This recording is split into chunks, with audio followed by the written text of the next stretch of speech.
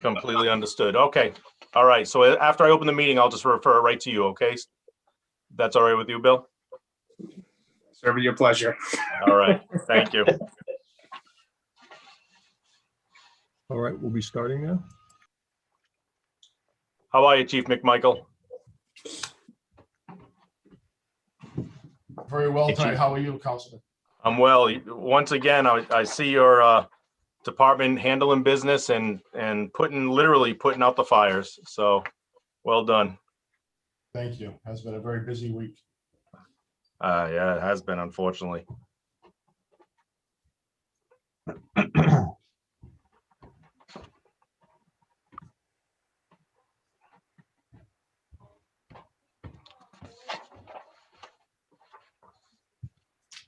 What did I do wrong? Oh.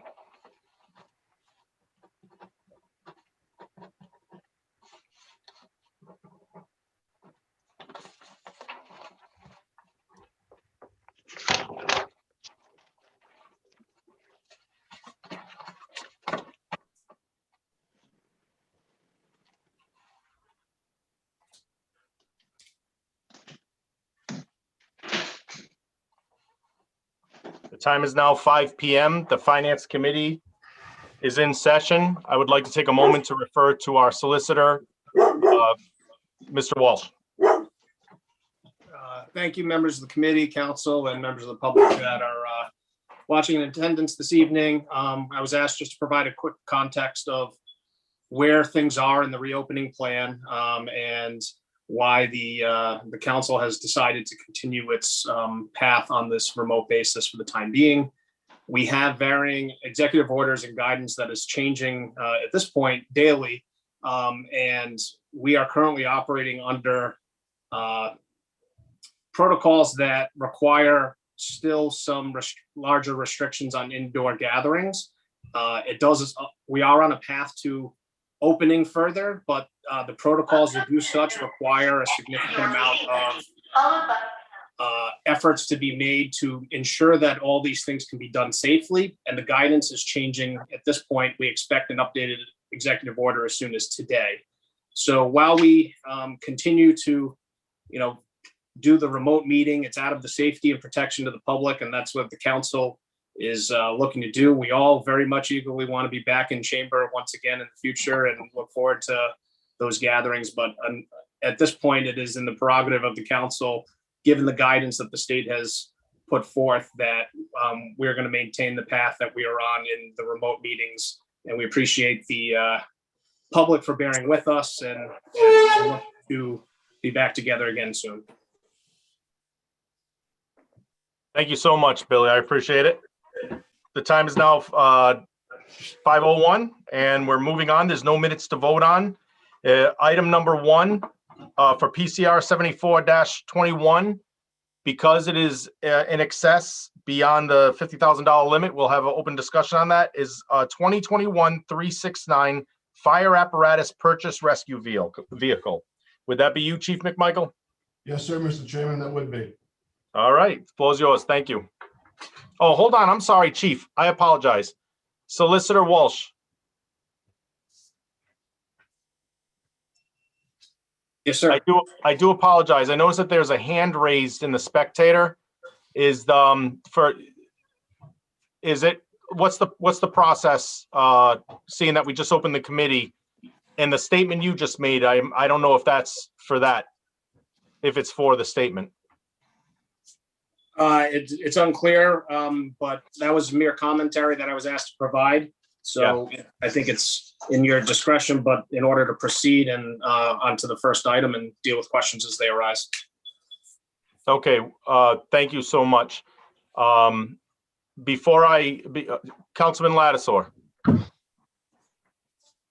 Yes, thank you, Mr. Chairman. I apologize, but just as Solicitor Walsh was making his comments, I received a call from the hospital. As some of you know, my mother's been in the hospital since last Thursday. I just received a call from the hospital, and I missed what Solicitor Walsh had said. Would it be okay if he just repeated that? I have no objection to that at all, Miss. Thank you, and I'm so sorry you missed it, and for those reasons, Councilman. Thank you. Councilman Walsh, Solicitor Walsh, if you wouldn't mind. Sure. Councilman, I was asked just to provide an update, as will Solicitor Conley will, prior to the convening of the full meeting as well, that it was just providing an update to the public that we are in a period of varying guidance coming in from the state as to what the executive orders say and the standards for us to reconvene in public. And so we appreciate everybody and their patience and consideration of these moving benchmarks that we are trying to tackle in order to safely reconvene people at the appropriate time. So it was just a comment that we do understand and share that perspective, but out of an abundance of caution, the council, as I've been advised to inform, is proceeding in a cautious manner so that we can safely reconvene folks in chambers at the appropriate time, and that's the prerogative that I was asked to articulate at this time. Thank you, Chairman. And are you looking for any comment from the members of the council? No. What happened was I see that there's a hand raised in the spectators, the attendees. So I asked, if because he made the statement, would that be normal for someone to speak after it doesn't fall into general communication. So we did explain that it would fall under the chairman. So I have no problem if it has to do with the statement that was just made. So if we were members of the council, if we wish to respond to that. I see. I don't have a problem. I ask that it be in a respectful amount of time, of course, because we have. Sure. Thank. Yeah. Well, yeah, I'd like to respond to that because. I'm sorry. I'm so sorry, Councilman. I apologize. I missed the council president had his hand raised. I apologize. So I wanted to give the council president. Sure. Yeah, I hate to cut you off. This was not on the agenda, so I just want to make sure. I would ask the solicitor, this is not on the agenda. I don't think we should open it up for discussion. I just asked for a statement of where we are, and now we move forward. I'm happy to discuss this issue, with council members moving forward, but I don't think this was on the agenda. So I just want to make sure, I don't know if we can open this up for discussion. Okay. Yeah, we did not post to that. It was merely per the president's guidance that it was an effort to just add additional layer of communication and transparency without opening up debate or discussion on something that wasn't otherwise something that was open for discussion or action. So okay. It was a general announcement that was asked to be done at the opening of tonight's meeting, as will be repeated at the opening of the council meeting by Solicitor Conley. Understood. Okay. Thank you. Or Solicitor. Thank you. Thank you, Solicitor. Thank you, Councilman. Mr. President, I would like just to identify, I see that Mayor Picozzi is joining us this evening. Yes, welcome, Mayor Picozzi. I think he's interested in the first thing on the finance docket. So excellent. So let's get going. Thank I'm you. interested in all of them. Welcome, Mayor. Thank you. Item number 1, 2021-369 fire apparatus purchase rescue vehicle. Chief, thank you for patiently waiting. Go ahead. Thank you, Chairman. The fire department is seeking a 56-6 exception to bid for the purchase of one new rescue vehicle from Greenwood Emergency Vehicles of North Attleboro, Massachusetts.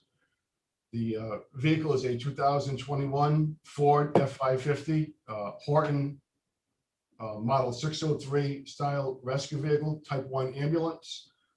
It is capable of four-wheel drive. It is, as you know, the Warwick Fire Department is in urgent need of replacement vehicles for 3 of our units due to the unreliability of existing units. There is currently an extensive wait for delivery of rescue vehicles from the time of order, which has caused a very large demand on the need of in-stock rescue units. Greenwood Emergency Vehicles has a unit available for delivery in just a couple of weeks. This is the earliest available vehicle in our area. I've performed the extensive research on the rescue unit, and I've had discussions with the repair division, and I've determined that it's in the best interest of the city to claim this vehicle to secure and expedite delivery. The price of the vehicle is $280,000.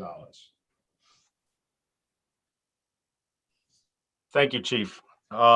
is this part of the beginning of your plan to go ahead and revitalize and restock the fleet that is desperately needed to be replenished and restocked? It is. The mayor has made a commitment in the public safety vehicles, one of his priorities, and in the lease purchase for the fire department vehicles in this year's budget are 3 rescue vehicles. And so this will be the first one. As you know, right now, we currently are using an out-of-town rescue and some of our reserve rescues on a daily basis right now. And so this will provide some much needed relief to our reserve vehicles and cause us to rely less on the out-of-town neighbors that have been kind enough to allow us to use their vehicles from time to time. Thank you, Chief. Members of the committee. Councilman Gebhardt. Thank you, Chairman. So I had a few questions answered earlier today by the chief, but just for the record, or anyone who maybe didn't ask earlier. So there's a difference of about $17,000 between these units and the ones that we were looking at maybe about a month ago. So Chief, if you want to just clarify sort of the difference between the 2 units. So there are several differences. Those units had more options that were in them that we would not typically order if we were to spec out a vehicle, because they're just extra things that we don't necessarily have to have. And those are things that tend to drive the cost up somewhat in these units. Another reason is this vehicle is somewhat shorter by about 6 inches. So that's going to cause a decrease in the price. That's one of the other reasons. But overall, between the size of the box, the 6-inch difference, and some of the other options that we didn't necessarily have to have, result in a lower cost. Okay, great. But all the essentials, the lights, the stretcher lift, all those things, those are all everything's included in here. There's no aftermarket parts that need to be That's added or right. anything like it. That's right. The power lift, the lettering for the truck. The truck is already wired for a radio. We simply provide the radio, and we do have the radio to provide for it. It's Okay. already been outfitted with the wiring and antenna for that radio. Okay. Once the truck is lettered and the power load is installed into the truck for the stretcher for the power cot, we'll be good to go. Okay. All right, great. Thank you. Appreciate it. Very exciting. Thank you, Councilman. That's a great point. And Chief, all these, it meets all the specs, the required specs for the federal and state. It does. Requirements. Triple K spec, which is the federal standard that the Rhode Island Department of Health requires us to meet. It will meet that. It's built to satisfy that standard. So it will pass Rhode Island Department of Health inspection, as well as Rhode Island DOT inspection. Thank you, Chief. Councilman, I apologize. Let me back up. Any other questions from members of the committee? Councilman Ricks. Thank you. Approximately when can we expect delivery of the vehicle? So as soon as the truck is lettered, the stretcher load is mounted, a couple of weeks. That's excellent. And from everything that we've heard previously, not just in the city council meeting, but also just previously and in the media, I think that it's certainly fair to say that this vehicle is needed. And I suppose that my last question is just to affirm that based on the current supply and demand, that we would be anticipating getting this in more or less a couple of weeks, and all of the features that this brings, that this is about the best price that we could get? Indeed, it is. There is not a lot of supply out there right now. The build time for these units is at least 12 months. In fact, because of there's a semiconductor shortage going on in the country right now, affecting all trucks. They really cannot even pinpoint a delivery date if we were to order a vehicle. So that puts more of a demand on the demo units that have already been ordered and scheduled for delivery.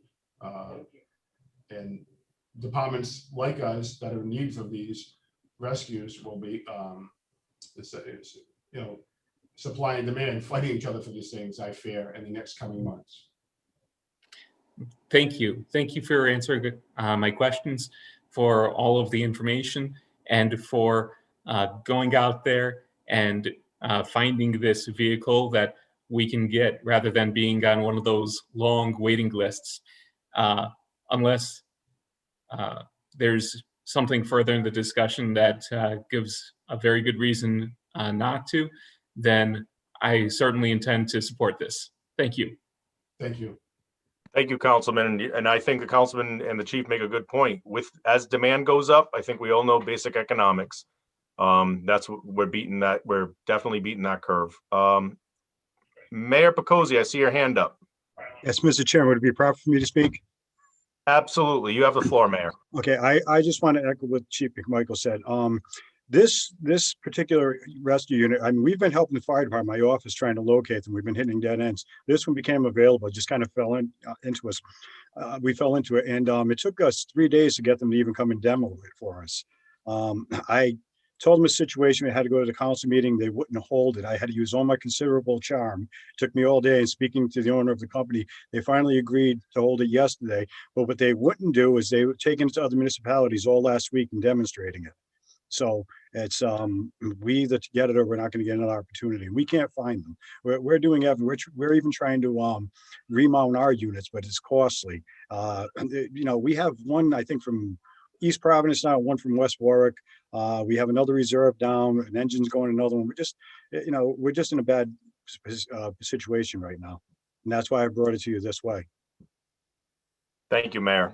Yeah, absolutely. And I think by looking at all the times that Warwick fire has been in the news lately as concerning what they're doing their job, we notice that there's a few photos and film of an out-of-city truck with an out-of-city name on it, handling a Warwick business. So it's imperative. We are at an emergency crisis right now with this. Thank you for holding. Thank you, Mayor. Thank you for holding. Councilman Lattiser, you're up. Thank you, Chair. First of all, let me say that as you all know that have served with me for a long time, rescues is something that I do support, and I'm going to support this. But I do have a few questions. I'm not sure who's going to want to answer them. But I also know in all of my years in business that it's a lot more palatable for the people who are paying the bill, either for rescue or service or whatever, if they know the smaller cost, the cost per month, per year, et cetera. So with this said, this is a big number. 280,000 is a big number, and it could possibly be a difficult number for some people to relate to. I understand that this is going through a lease purchase. So could someone just give us the number of what it's going to cost the taxpayer per year? 5 cents a thousand, 2 cents a thousand, 10 cents a thousand. I think it's a lot more palatable if the people who are paying the bill realize that this isn't something that's going to increase their taxes by $1,000 a year. What we're talking about is a much smaller number, and I think it's easier for the people who are paying the bills to wrap their arms around that. So, do we have an idea as to what that number would be, how it would impact someone's taxes on a yearly basis? So if I'm not mistaken, Chief, this purchase falls underneath what we're going to discuss later on, the topic we're going to discuss later on, which is the purchase lease bond? Yes. Okay. Solicitor? Okay. I'm sorry, excuse me, counsel. I'm literally trying to wrap my head around, Solicitor Walsh. The councilman asks a valid question. I want to make sure that we don't put another item ahead of this item because it does contain to this item. I mean, they have a relation in nexus, so it's in the discretion of the chair at this point to determine, that nexus and proceed. I would suggest some deference given the relatedness, but to stay on top of the rescue portion as best as possible. Understood. Which I believe you did, Councilman, but unfortunately one ties into the other. So, But my question is on this particular item. I haven't. Oh, it absolutely is. The other item. But it falls under the bond that we're looking to discuss concerning the land purchase, the lease purchase. I apologize. The lease purchased on that decision. So would you rather I wait until we get to that to ask the question? I think it's a valid question, and I think it would also be appropriate. Is that okay with you? Okay, sure, that's fine. Thank you. No, thank you, because Chief, I do have one other question, Chief. So I think it was Councilman Gebhardt asked the question. Maybe it was Councilman Ricks. I forgot. So is there any other costs associated with this rescue for anything above the 280,000? No, only the rescue, only the radio that we would have to install. Okay. That's the only cost. Everything else is covered under that price of $280,000. And have we been paying anything to the other communities for their services, or is this just mutual aid kind of thing? We have not been paying. They've been letting us borrow the equipment because of the good relationships that we have with our neighboring communities. Okay.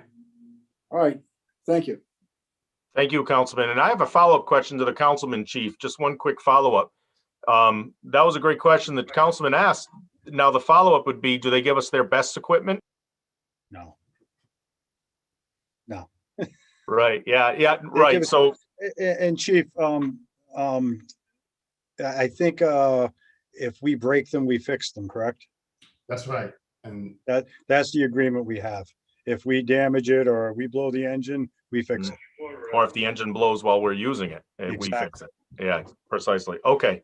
Thank you so much. Any other questions from the council? Questions from the public? Questions from the public? Seeing none, may I have a motion? Motion for favorable action. I have a motion. Do I have a second? Sorry, Mr. Chairman. Unless the item's being removed off the consent, we're. Oh, that's right. I apologize. Under the You're new absolutely right. protocols. Sorry about that. 4 years of habit. All right, we'll move on to item number 2. Thank you. Item number 2 is 2021-363 repairs to compressor equipment at the Thayer Warburton. Christy? Hi, Christy. Hi. Public Works is requesting to have the compressor equipment repaired at the Thayer and Warburton arenas.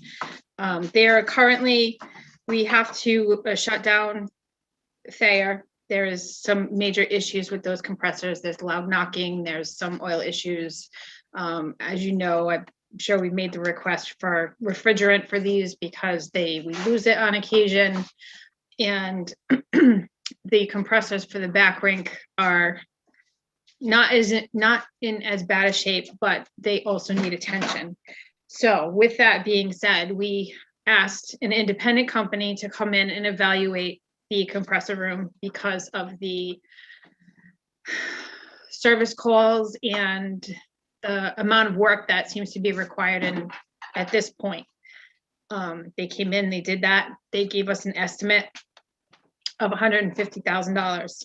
to get these back up and running where they should be. And there's also some issues with the cooling tower where it was kind of band-aided before, and I don't think that's ever been rectified either. So at this point, in an effort to, much like the pool, get this facility back up and running and where it should be, particularly it'll take us a little bit of time because we have to order parts, and well, they have to order parts and all that kind of stuff. We are looking for approval to move forward with this tonight. So when the season comes around for, late August, early fall, when those groups, they start using the ice rink, Warwick Figure Skaters, Warwick Junior Hockey, and it gets busier as we go on, to ensure that we don't have any sort of major mechanical failures. People are paying to rent the rink. The groups are paying to rent the rink, but people are paying the groups for whatever their programming is. So we are trying to take a step forward and make sure that we can make sure that those buildings remain open. So we are asking for $150,000 for environmental systems to get this compressor. I call it the compressor room because it's a separate room from the rest of the building, but to get it back where it needs to be. And this is they had given us a quote of not to exceed, and this project, if we can move forward with it, will be I will personally handle this, all the billing, all the service, everything will come across my desk and give it to everybody else, just to make sure that what is happening over there is what we're paying for. Thank you, Christine. This is for the revenue generating operations, correct? Yes, the rinks because we have to, on a normal year, let's say, generates at least $600,000 in revenue, if not more. Okay, thank you. Are there any other questions from the committee? Questions from the committee? Councilman Foley. Christie, you answered the question sort of. I just specifically, in a normal year, when would the rink start being rented out? The rink is usually rented out in some capacity year round, whether we have one rink open and then we rent the front, whichever one doesn't have ice. We've had things like roller derby and stuff like that. So we do make an effort to keep it revenue generating year round, but it really ramps up mid to late September. That's when Warwick Figure Skaters starts their full program. Warwick Junior Hockey starts their full program. There's tournaments that take place. There's figure skating shows. There's, public skating. There's, the special events. So there's a lot going on in those buildings. And this building's open 16 hours a day, 7 days a week. So it's full time. Well, a follow-up question with the governor saying that we're going to be fully opening very shortly. Are you already getting inquiries about renting that facility? Public Works is not handling that side of it. We are just handling the maintenance and repair side of what goes on in those buildings. We're not handling the rental specifics. Would that be Director Wiley? Yes. Thank you. All set.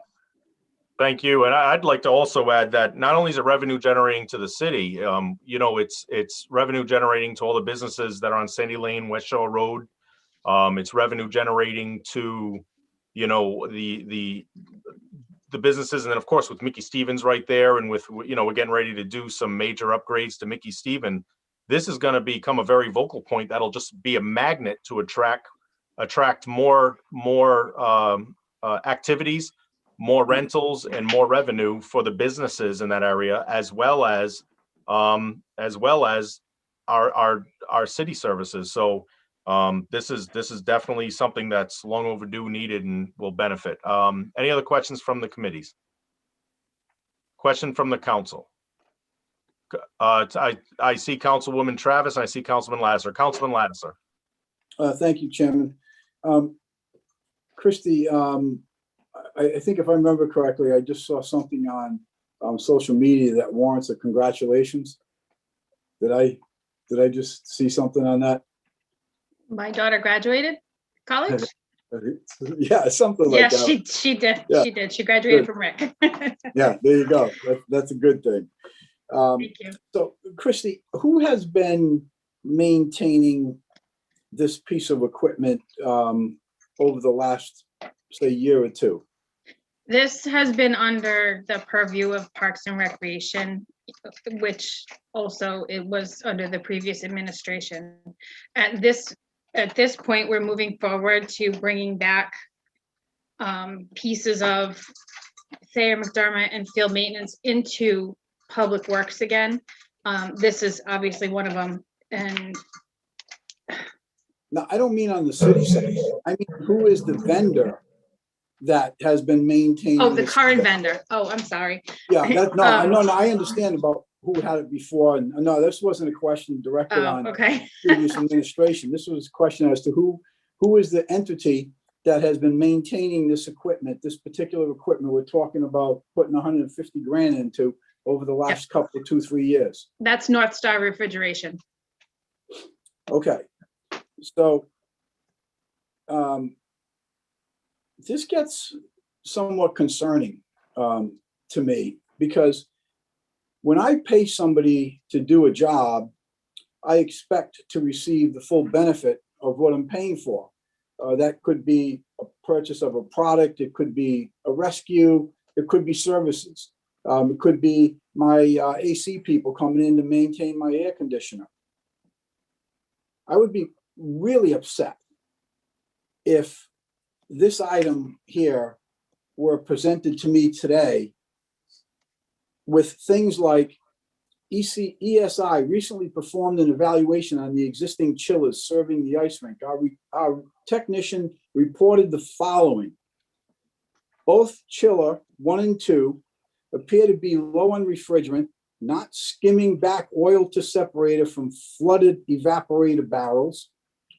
All 4 compressors have a high oil level, which is either due to adding too much to the system or oil return issues.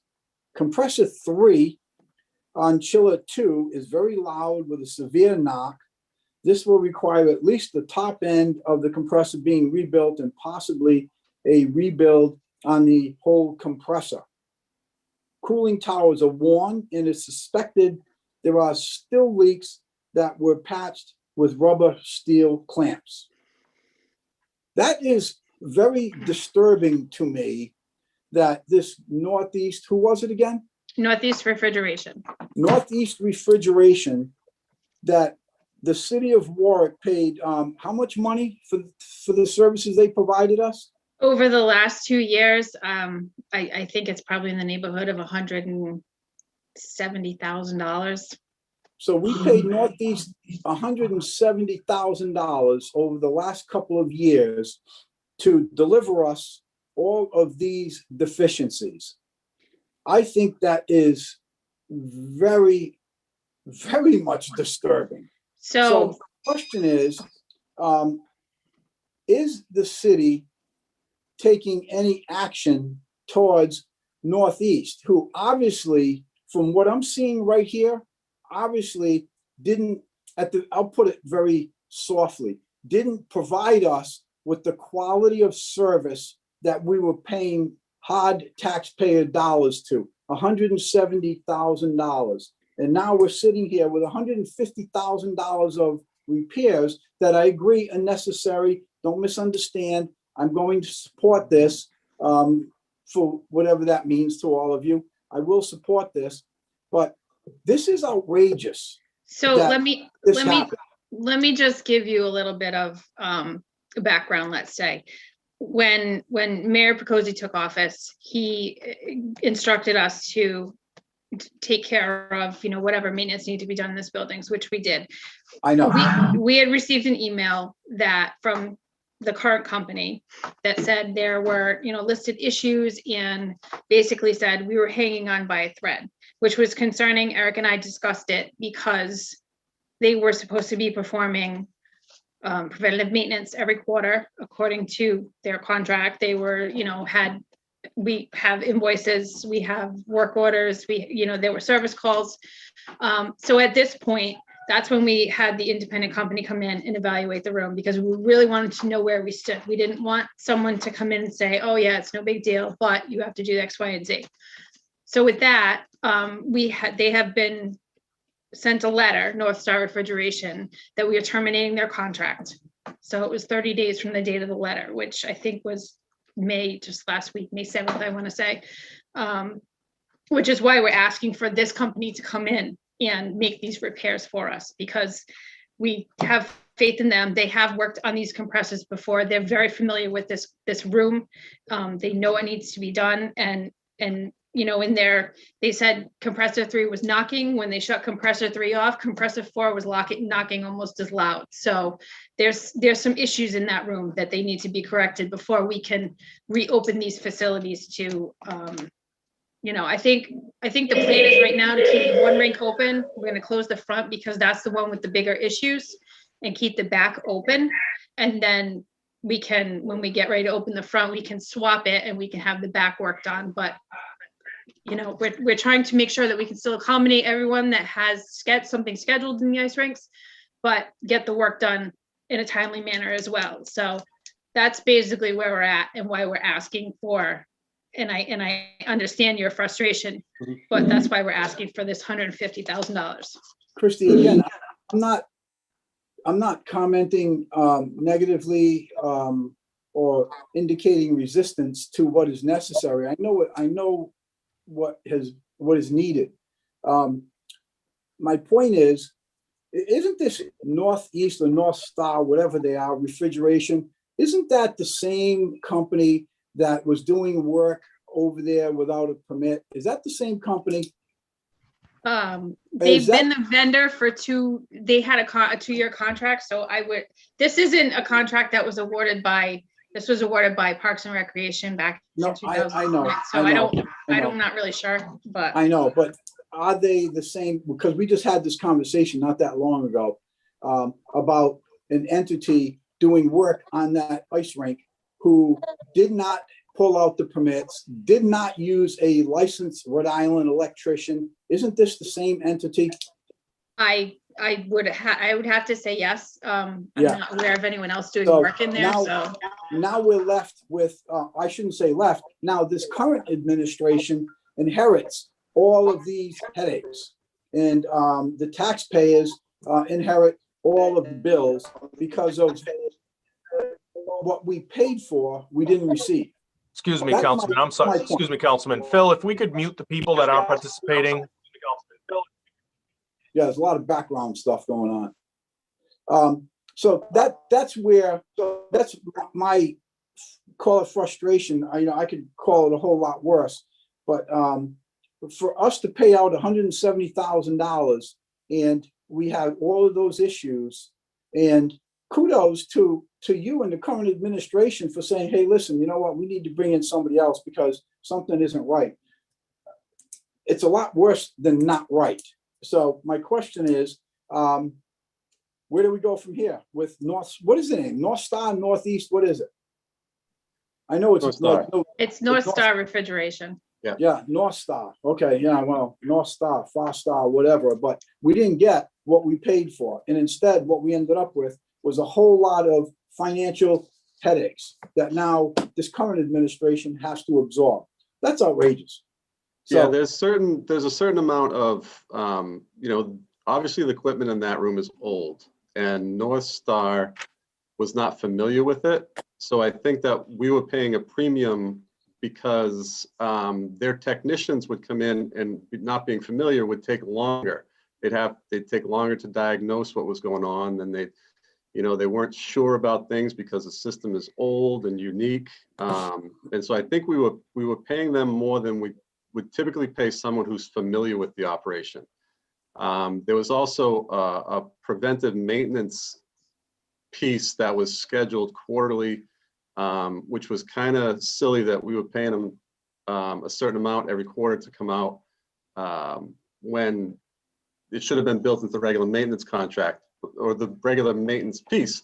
but it was the way the contract was written. So to a certain degree, our hands are tied somewhat because they were just doing what they were asked to do. They just weren't efficient at it, and they weren't, they didn't understand the equipment. This entity ESI that we're talking to now, they're the ones that have been, maintaining that equipment for decades. And they didn't bid on the previous maintenance contract because there was an outstanding debt owed to them. And that's how North Star was able to get on board. But that's exactly what we're trying to remedy. There's certain, I don't think that North Star was, nefarious in what they did. They just weren't efficient. And, they billed us based on the contract and the hours were higher. But, there's not much we can do to push back against what the work that they've already claimed to have done, because we can't prove one way or another what happened over there. And that's why Christy kind of prefaced this by saying that she is going to take responsibility for the ESI piece moving forward that we're talking to tonight, about making sure that what they say they do, they are doing, because that's a big part of the puzzle that hasn't happened in the last couple of years.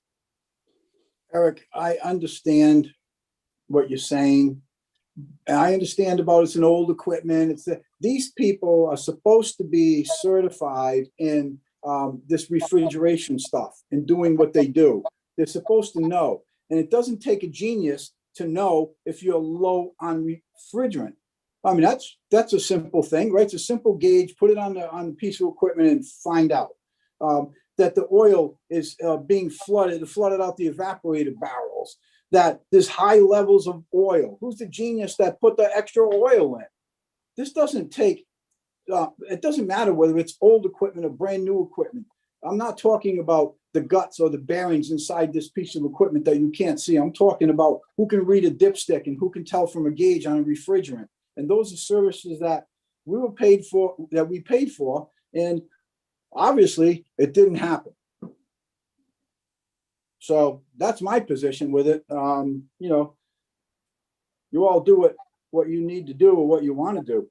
The other question I have is, it says this price is not firm with every repair, but more a budget with a block of time and materials that will hopefully be enough to take care of all the problems listed above.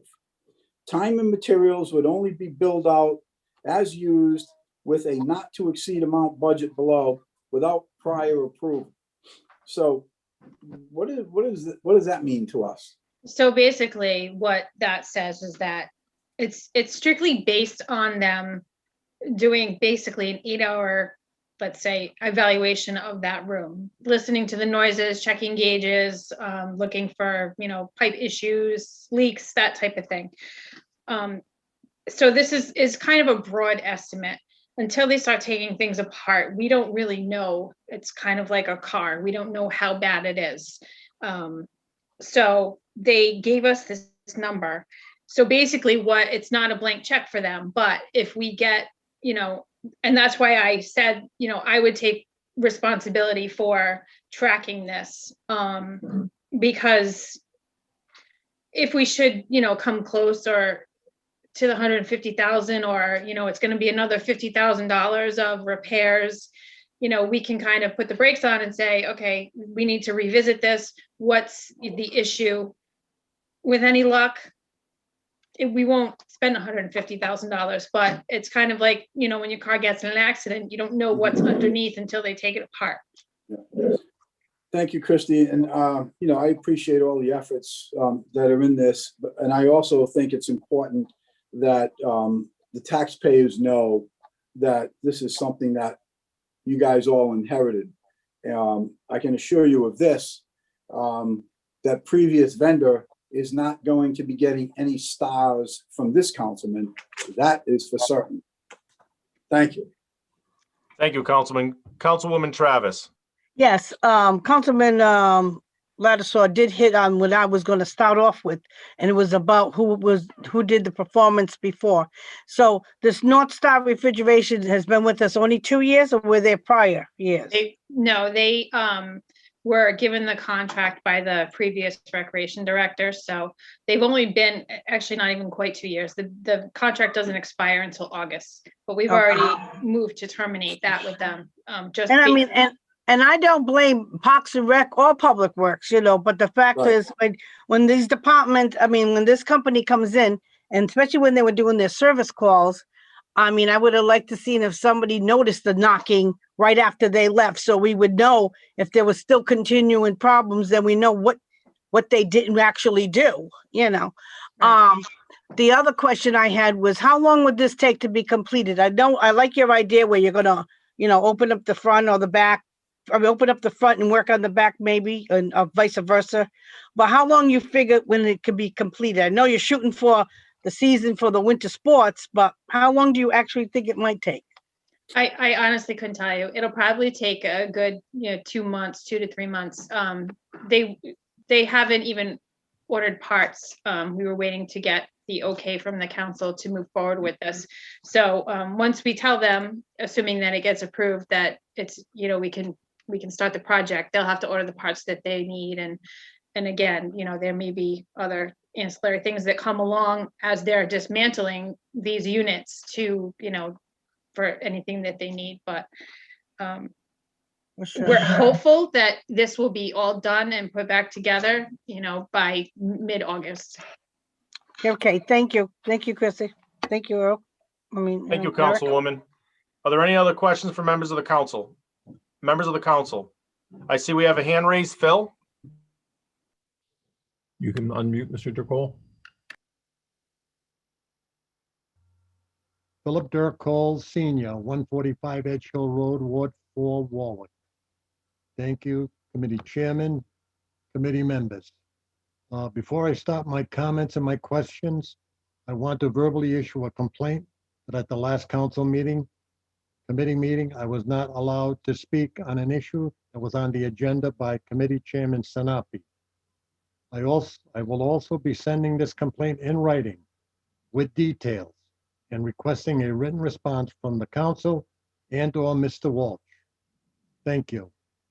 Now to my question, or comment and question, and in no way do I want this to reflect on any individual or any department, but having in my previous life been aware of preventive maintenance as a facilities manager for 25 years, this sounds to the public terrible to me. Sounds like no one knows what the hell they're doing, okay? Now, I'm not gonna blame anyone in the future, but my question is, what are we doing going forward? Because this involves hundreds of thousands of dollars for the taxpayers, for us in this city. So my question is, what are we doing so this does not happen again? Thank you.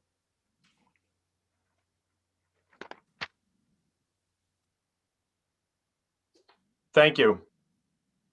I believe that the discussion led to that answer where, Christy, you kind of took it upon yourself, as well as DPW, to say that you guys were going to monitor and make sure that all the work was being done, correct?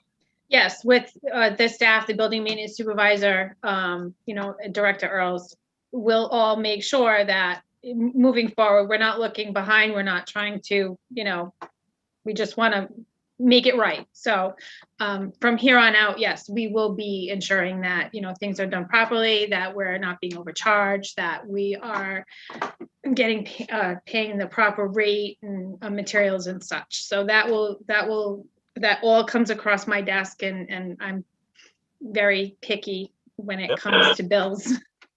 And I I have know no that. problem calling a vendor out for their billing's incorrect. Thank you. Okay, thank you. I appreciate that. And I also know that this was something the mayor personally asked DPW to take on from Parks and Rec, was the update of the skating rink, the pool, and that area. So thank you very much. That concludes the discussion on. Excuse me, Mr. Chairman, Mr. Yes. Dirkol still has his hand up. Did you have something else, sir? Oh, Yes. oh, Yes, then I apologize. Go ahead. Am I unmuted? No, yes, you're unmuted. We can hear Okay. you. Thank you for the response, Christy. I know you, and I know that you're dedicated, and I know that of what you're going to do will work, okay? Because I know you. But what if next week or the week after or the month after you retire and you go off into the sunset into Florida? What does that leave? Does that leave Mr. Earls responsible, or is he going to hire another Christie? Well, That's my There is question. no That's other my Christie. point, okay? Well, with any that's my luck, point. What I- are we going to do? There has to be some type of policy in place to spend hundreds of thousands of dollars in a city that I pay my taxes in. this And Mayor, isn't you a can jump in typical. on this too, if you would. Well, This- What Christie, direction are we going in here? one of the things that we are looking to do is in this budget cycle, we've included a maintenance manager that's going to be split between the rink and the pool. And so that person would be the lead maintenance person that vendors would answer to, that our maintenance staff would answer to at those facilities. So that would help create that redundancy in the system that I think you're looking for. So that, you know, I'm there, Christie's there, then this person's there. So that institutional knowledge wouldn't be lost when one person walks out the door. That's our hope. That sounds somewhat of a plan. Thank you. Sorry, thank you. Seeing no other hands up or attendees, I'd like to move on to item number 3, 2021-364 engineering services for Lincoln Avenue Transmission Main Phase 1. Thank you, Council. Hi, Terry, you got the floor. Thank you. So the Warwick Water Division is requesting to award Stantec for engineering service for the rehabilitation of Lincoln Avenue transmission line. As many are aware, back in December 2018, we had a catastrophic failure of 30-inch transmission line, 75 feet from Route 95. Had that been on Route 95, there would have been fatalities. Route 95 would have been out of commission for weeks. Stantec has broken this up into 2 different contracts. The first being repairing the 1,200, and this request is just for the design in the bidding of the project. First contract is 1,200 feet of the actual water main itself. There are 2 components to this area. This water main, 30-inch transmission main, was installed in 1960. Before the Route 95 was completed, somebody had the foresight to say, let's have some redundancy in case that main line breaks, and we're going to put a bypass in. Right now, we're running through the bypass. We've had both inspected with the cameras. So the first contract is to slip line on the 95 under 37 with some open trenches in some other areas. They have to lay it across the Patuxent River. Contract 2, we might not even need to do. We can just use that line as what it was designed for, as a bypass. So Stantec has been working with the city for 93 years. They've run a hydraulic model. That 30-inch line is going to be slip line with a 24-inch line. And annual, so that current 30-inch cast iron line would be the hose line. The difference between the bypass and the actual water main is the bypass came out in 1967, which they used ductile iron, which has a little more integrity. So the first phase would be this main section of 1,200 feet to get that back in line. And it should be noted too that the city of Warwick, we only have 2 transmission lines that feed the city. One coming from Natick to East Avenue to Old Hill Tanks, and the second is from Petticoats Ave on the river on the Route 95 to Lincoln Avenue.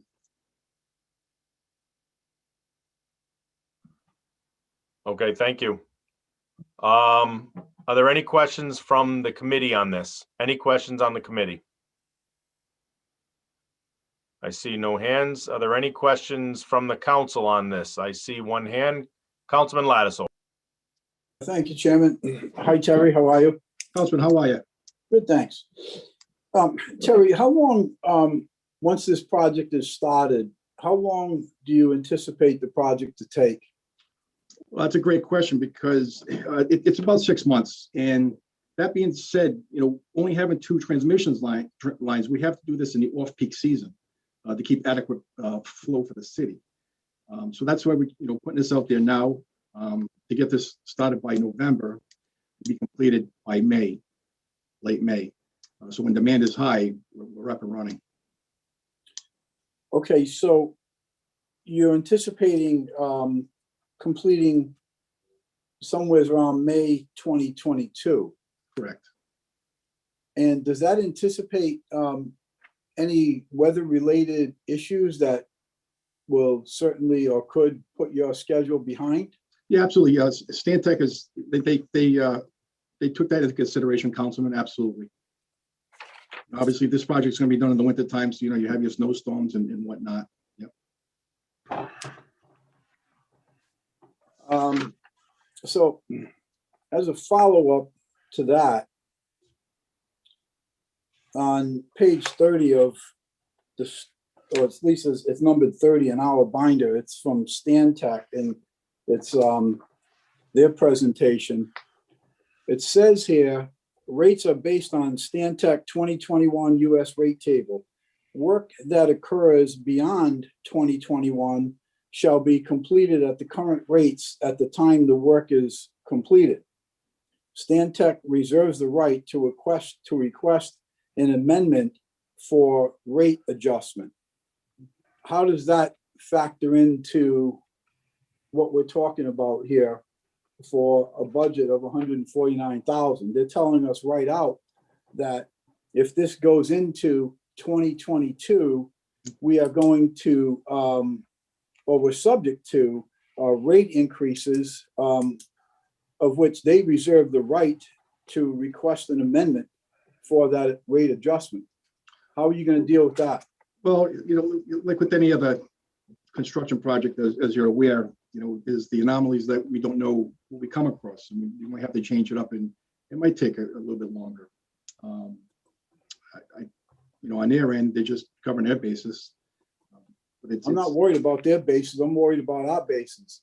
Yeah. And they're telling us up front before we even signed the contract or accepted the contract or awarded the contract that if it's not completed in 2021, which we know is impossible because it's not starting until November 1st, assuming everything goes along right, we know it's impossible to complete it. So the question remains, what additional cost are we looking at? We're talking about awarding a contract here that they're telling us right up front. You go into 2022, and there is a possibility that we're going to have the right to request an amendment for a rate adjustment. Well, they also say to the FIFA engineering service enumerated above to be paid on time and materials with the task not to exceed the amounts noted in the above table. Say that again. The FIFA engineering services enumerated above to be paid on the time and materials with the task not to exceed the amount noted on the above table. Where is that? That is on page 6.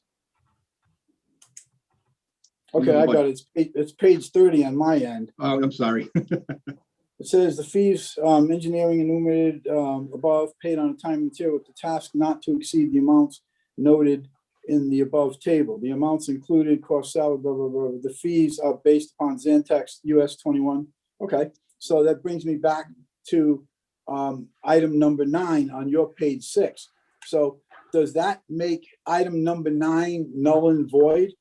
Are we suggesting, or are you suggesting that the paragraph that you just read nullifies item number 9? We will not incur any additional price increases. Is that what you're saying? That's correct. My conversations with Stantec, this job from start to completion will not exceed the 149,000. Regardless of what would be completed at the current rates at the time the work is performed. So regardless, that line should be just taken out of there altogether then, shouldn't it? To make this thing clean? Yeah, I would agree with it. Yep. Can I just jump in for 1 second? Yes, Christy, thank you. I think what this basically entails is that, yes, there could be a rate increase in 2022. If this project isn't going to start until November of 2021, obviously, yes, we will likely be looking at some sort of nominal increase, I would imagine, in the rates that they would charge us. But the project as a whole would be $149,300. So I think that's what, if I'm not mistaken, Terry, that's what we were trying to relay. That's correct. Well, what I'm trying to ascertain is what is the total completed cost going to be? Because we know that the cost of materials is increasing faster and larger than anything we have experienced, at least I have experienced. One of my products since January to current day is going up 40%, just one product, 40% increase. So what we're talking about is what is the completed cost of the project? I mean, I don't know, wouldn't it be an idea to get that number, some anticipated number, or do we just assume that it's not going to go up very much? This is, Councilman, this is just for the design of the project, get it out to the bid process. This ain't buying any pipe materials, this ain't buying. Okay. This is just the design to get a bid out there, to get this off the ground. Okay, so you're comfortable with the fact that there will be no, but then again, Christie thinks, I think, something more on the line of thought that I'm thinking, that, you know, we could very well be facing some rate increases in January. I'm sorry, Christie. I think that it's possible that, yes, they might add, you know, $10 an hour or something, but I think overall, the price that they gave for this design service to get the transmission main, you know, rectified, I think the 149,300 is a very specific number that we don't expect them to exceed. Okay. All right, so at least there's an understanding here that there's an expectation that there could be a slight rate change come January, so no one's surprised. Right, but again, the way Stantec bills, and I've only had this experience with them because I've been helping the water department out, is that they bill in basically monthly, so whatever monthly work was done. So that's something that, you know, the water department office can keep track of and you know, take note of if there's an increase in the rate, and then, you know, have a discussion with Stantec to make sure that, you know, we're not going to exceed 149,000. And if we are, we need to know why, we need to know how much, and we have to request permission from the council to increase that award. Okay. On task 5, and I'm going to try and direct you to the page because our numbering is different, I think, than what you have, Terry. Yep. It says task 5, bidding service. It says Stantec will work with city procurement department to advertise and bid the projects. Who is the city procurement department? Purchasing. Right. Purchasing, okay. Stantec writes the whole bid specification. They give it to purchasing, and they work with them about getting it advertised, who the vendor should be specifically contacted, how to, you know, word it, that type of thing. Okay. And of course, the city has to bear the cost of the advertisement and so forth, right? Correct. Yeah. Assumptions and exclusions, and this is a technical question, certainly out of my league, but so if I understand it correctly, it says slip lining operations are expected to be 24-inch diameter, and water main replacement is expected to be 24-inch diameter with the same alignment. What we currently have, if I understand this correctly, is a 30-inch transmission. Right. Okay, so Terry, is that going to have an effect on water pressure or the water flow, or if you have increased water demand in that particular area, is that going to be diminished at all by reducing the size of that pipe some 20%?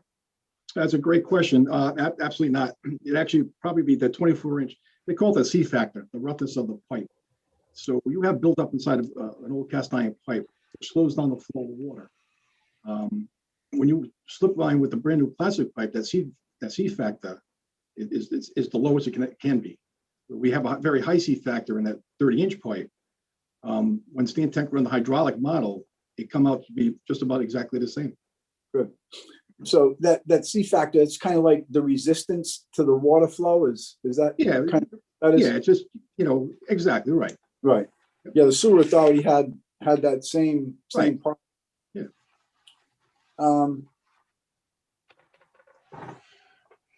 Okay, it says it is assumed that the water mains can be isolated for the project work and that no temporary bypass piping design will be required. Is that fairly certain? Yes, absolutely. Okay.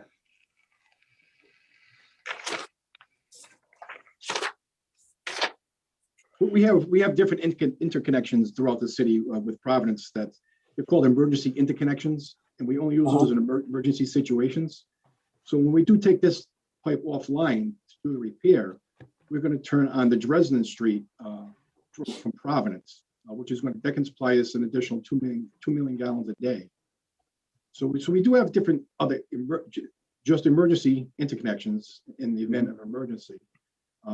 So we'll be able to take that 30-inch line without running bypasses to adequately supply this. Okay. And this professional services agreement, are we to understand that the city is going to be entering into Stantec's contract as opposed to Stantec entering into our contract?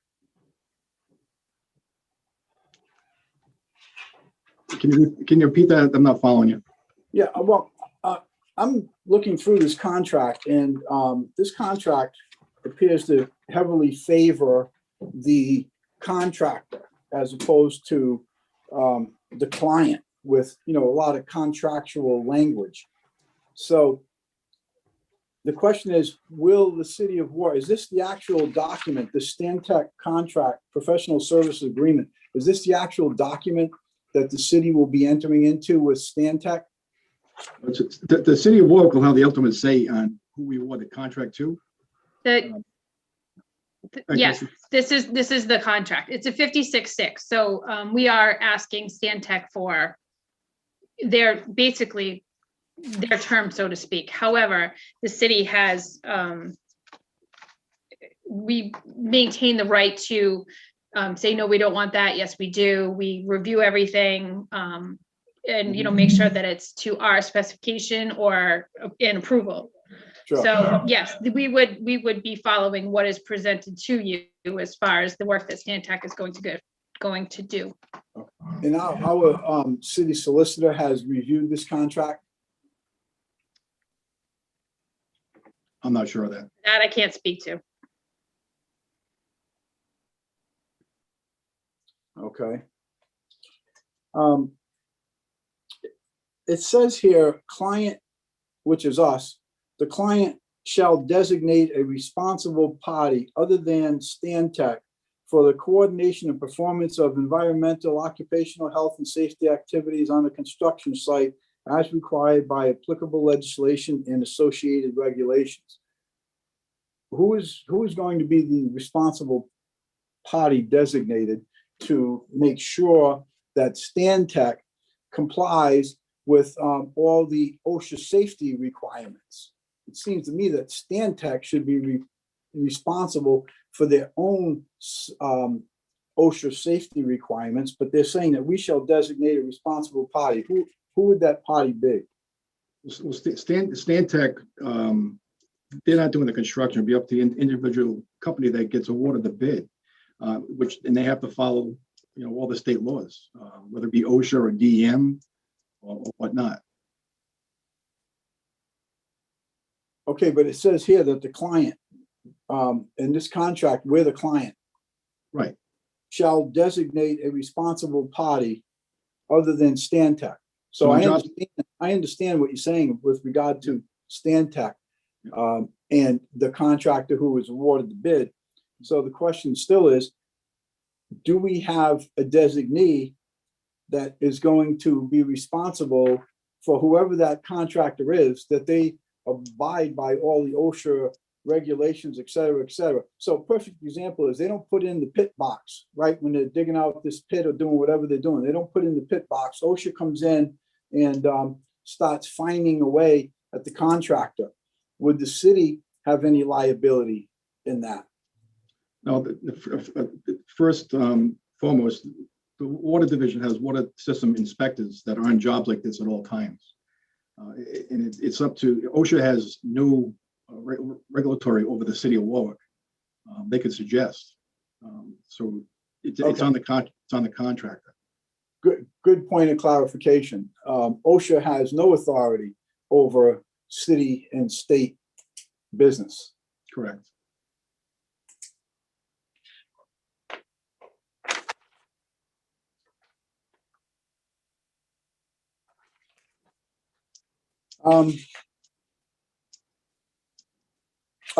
Last question too, Terry. It says on one of these other pages, it says, unless otherwise noted, the fees in this agreement do not include any value added sales or other taxes that may be applied by government on fees for services. Such taxes will be added. We know taxes, we don't pay taxes. The city does. We understand that. That's correct. I'm concerned with value added. Value added isn't just necessarily taxes. Value added could be a whole gamut of things. What is your interpretation of that?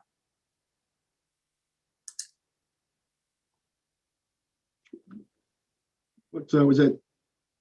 Was that on the task 1 or task 2? Terry, I'm not sure. It says professional services agreement attachment A. It's on our page 40. And, again, our pages are different numbers than your pages.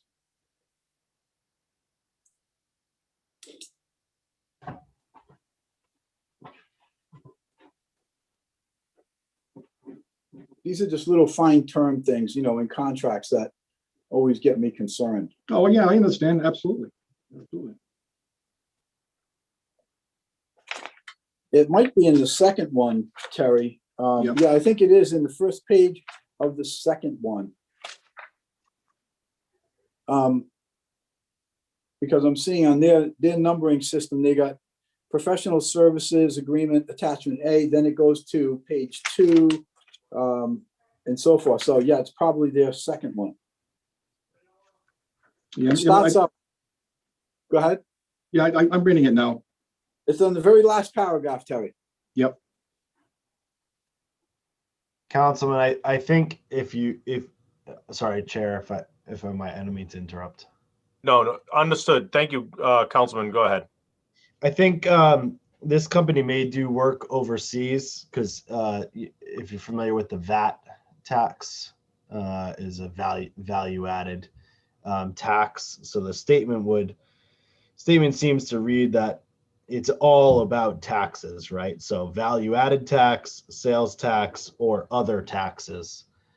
So I think to read that as it is not inclusive of any tax in any jurisdiction of any sort. All right, thank you, Councilman. Yeah, okay, I'll accept that spin. He took the words right out. He took the words right out of my mouth, Councilman. Terry, I thought that's what you were going to say. Just the councilman, he gets rambunctious, but that's okay. He was like one step ahead of us. That's good. But I knew you were there, Terry. Thank you. Thank you, Chairman. Thank you for indulging me. Just a whole lot of legal stuff in these contracts that always tend to make me nervous. Understood. Thank you, Council.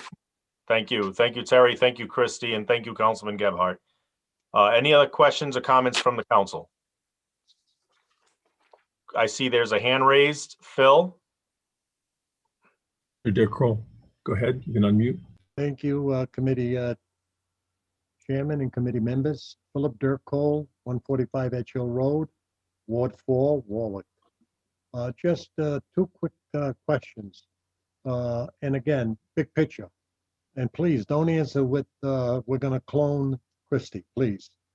Number 1, Is this a Band-Aid for our infrastructure and our water system?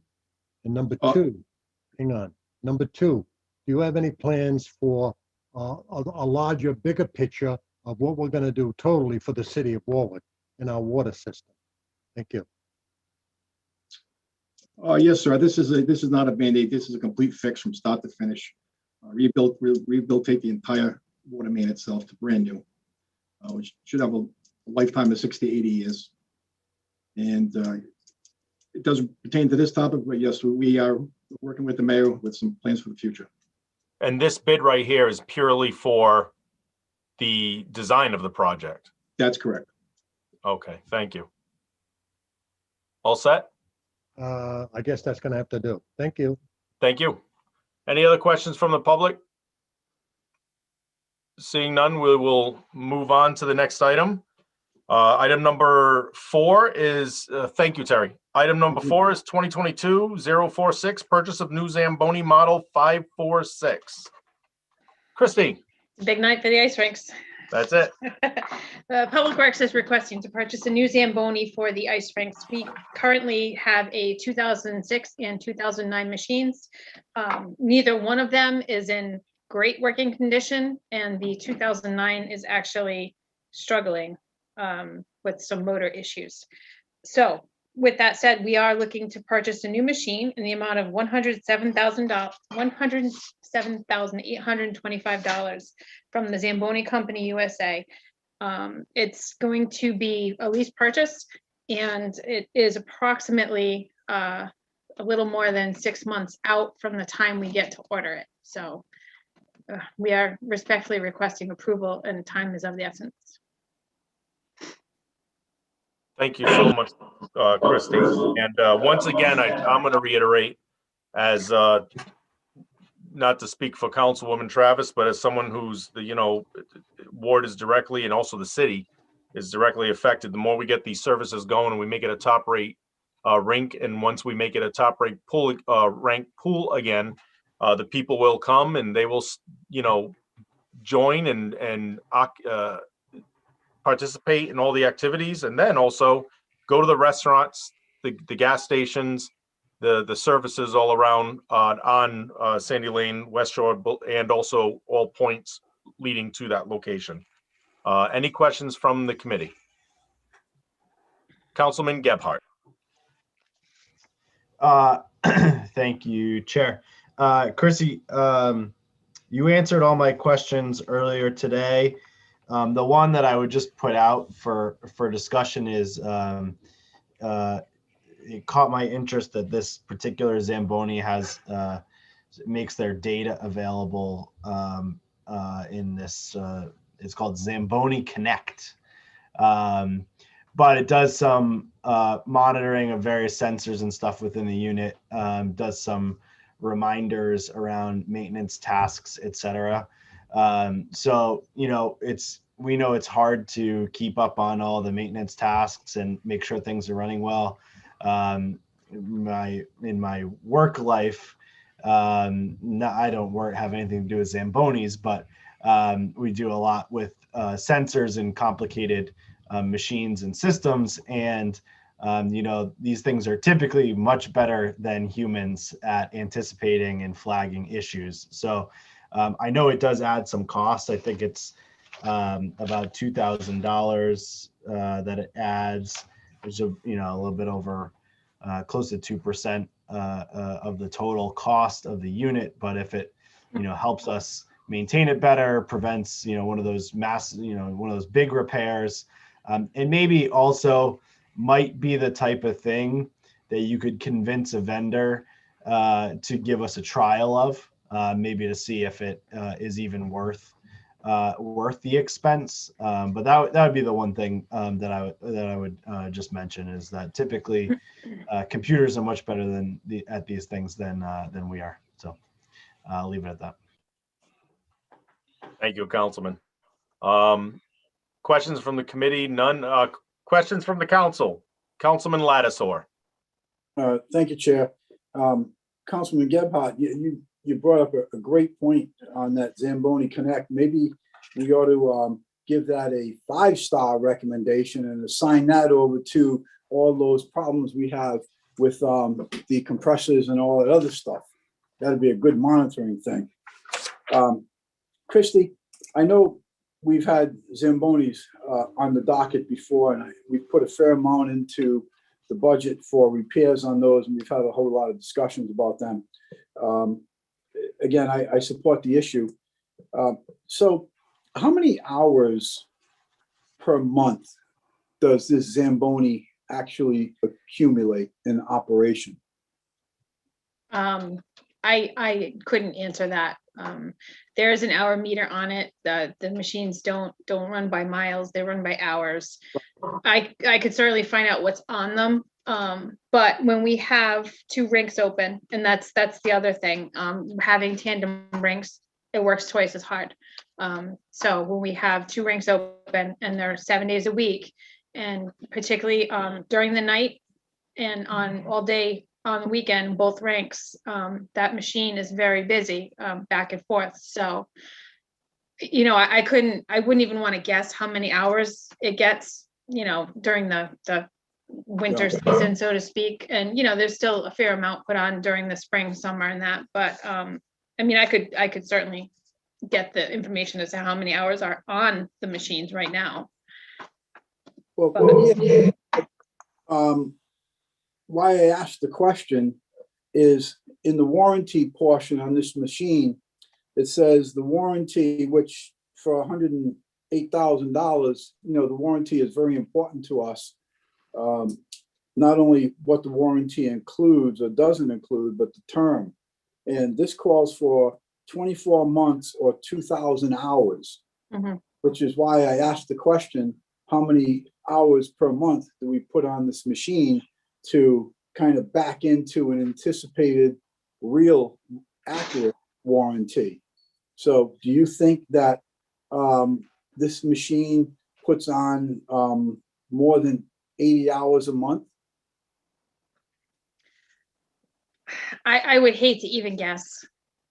Do we know how many hours are on the other 2 machines that we have? One's a 2009, I think we said. One's a 2009, one's a 2006. I don't know how many hours are on it, but I can get that information. Yeah, I think I would be interested to know that, because it's going to tell us whether we have a 2-year warranty, a 1-year, or a 6-month warranty. And the only way we're going to know that is if we know how many hours per month that this machine puts on. So maybe kind of to put it in perspective, we have 2 2015 loaders, front end loaders that we bought from Milton Cat. They also go by hours. They have this technology in them where, you know, you can see how many hours are on it. And that came with the machine. I'm not sure if this Z Connect program, because it hasn't been built yet, if that's something that we would have to order. I don't know that it would be like a trial thing that we could say, hey, could you throw this in, let us try it for a couple months, because the machines are built to our specifications and the options that we want. I mean, you can see that we didn't request all the options that are available on these machines because it's not necessary for us. But an hour meter would be standard. They'd have to have an hour meter on it. If they're rating their warranty on 24 months to 2,000 hours, it's got to come from standard with an hour meter. Correct. But what the Z Connect, the 2-year subscription, that is basically what Councilman Gebhardt was referring to when, you know, he said it was $2,000, and it might be, I mean, it's certainly welcome to us and beneficial, but it's not a necessity. So we weren't asking for it. If you would like to give it to us, we would gladly accept it. Sure. Well, I would, when you could, just let me know what the hours are on that 2009. I mean, I think it's important for us to have some sense of what the warranty is, because once it's out of warranty, we got to stop paying the freight to make these repairs. And So $108,000, I'd like to know. there is a local, not local, he's regional dealer that is authorized by Zamboni to fix it. So he would be the one that it's actually coming up again later. He would be the one that comes out and does any warranty work or anything like that. So I don't Can know we if put that, an extended warranty, Christie? I'm sorry. Is there an option to purchase an extended warranty on this? Not that I've read in any of the documents. I can certainly inquire. It may be something maybe that we could get, like we have for the front end loaders and the backhoe from CAT, but I'm not sure if they provide that kind of option. Wouldn't hurt to ask. Right. Yeah, that'd be interesting. All right, yeah, I'll wait to hear from you on the hours. I'd like to have, an idea what we can expect for a warranty on a $108,000 piece of equipment. Thank you. Thank you, Councilman. Any other questions from the council? I see we have a hand raised. Mr. Cole, you can unmute, please. Me again. Yes, sir. Thank you, committee chairman, committee members.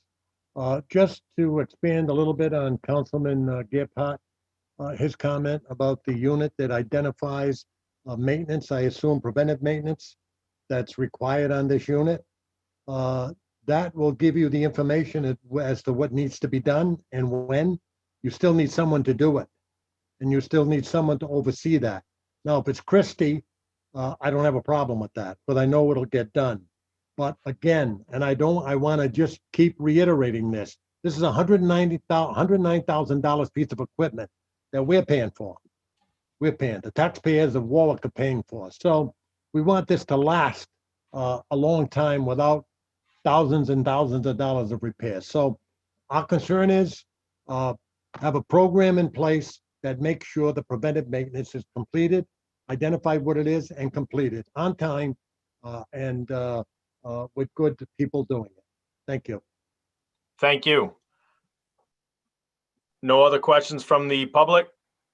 Moving on. Item number 5, 2021-318, purchase Microsoft Office licenses and installation. Phil, Mr. Carlucci. How are we tonight? This is a request to award the purchase of 300 Microsoft Office licenses to Wally Computer Associates in the amount of $92,100. This is a one-time expense, and of the qualified bidders that submitted proposals, Wally had both the technical expertise and the lowest pricing to be awarded this project. The obvious question, these are on-premise licenses, and the obvious question is, did we consider Office 365 a vendor-provided solution, SaaS, software as a service, or the cloud as its vernacular is known, is obviously a direction we want to go in, and it's a direction that most companies are going in because of the cost effectiveness of it. The issue we ran into is we did evaluate that. That pricing to buy this many licenses would have been about $110,000 a year, whereas this is a one-time purchase that we own the licenses, and these licenses probably would not have to be replaced with a new version for at least 3, if not 4 years. So when you compare an amortization of $92,000 and change over a 3-year period as compared to $330,000 to do an Office 365, it's just not cost feasible for us to do it at this time. We are going to reevaluate. One of the reasons we aren't able to do it right now is we've already invested in the infrastructure and it's not coming due for replacement at this point in time. In another 2 or 3 years, our infrastructure will be aging. Disk storage, cloud backup, and all that other stuff will be coming due, and those are sizable expenses. We can at that time evaluate an Office 365 solution that would allow us to, rather than invest in more infrastructure, scale back an infrastructure investment and put the money into a service where it's more predictable cost model, and the service provider is really doing, taking the back load of all the requirements for backups and restoring and all that good stuff. Have any questions? I'd be happy to answer them. Thank you so much, Phil. And I want to also say thank you for taking, I took a lot of your time on a phone call where you thoroughly explained technology to a non-technology person. Where, I'm sure that you said you mumbled under your breath many times, boy, why couldn't it be Councilman Gephardt who understands technology? So, but thank you so much for taking the time to explain that to me. And I fully understand and support this. Thank you. Any other questions from the committee? Questions from the council? Oh, sorry, I'm sorry, Councilman Gebhardt. Got to be quicker No, than I'll that, ju- young man. No, I'll just say that Director Carlucci and I also, had the same conversation and like on an apples to apples comparison for us, the cost of the license of the licenses that we can ride out for 3 years versus going to sort of the subscription model. Just on those two components, it's hard to make the business case. As we can fold in more of those other services, like Phil mentioned, including backup. We saw a few, maybe 2 months ago, we reviewed the bid on backups, and there's a couple $100,000 there too. And so those things start to stack up, but it's not as simple as just flipping a switch.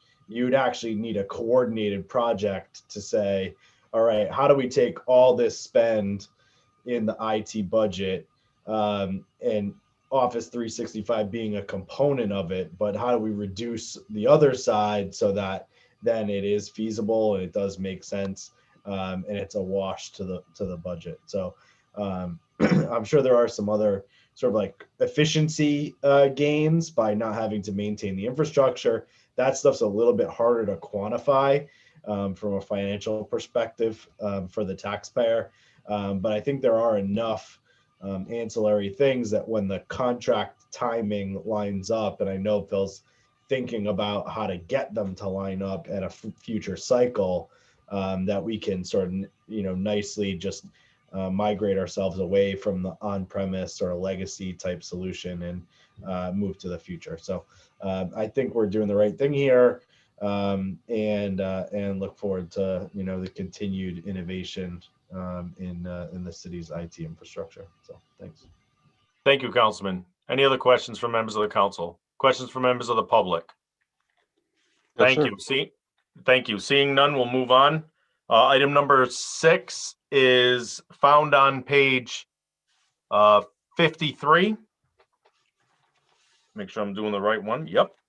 2022-045 purchase Intimidator 15 XP brush bandit chipper. Huh. So watch Go out. ahead, Christie. I'm telling you. I We saw are- Fargo. Yeah. We're requesting to purchase this brush bandit chipper from Bobcat of Rhode Island in the amount of $69,070.50. This is a piggyback of the state MPA. We do get a 10% discount as it shows in the documents that were provided. It will be replacing a chipper that is a 2006, so it is 15 years old. And obviously with the amount of tree issues and calls, and I'm sure that all the council gets, never mind Public Works, this is definitely a good investment for us to get some tree work done. Absolutely. I think last week alone, I got 3, and we're still actively working on one. So completely agree. Any questions from the committee? Questions from the council? I see there's one hand up. Councilman Lattisaur. Thank you, Chairman.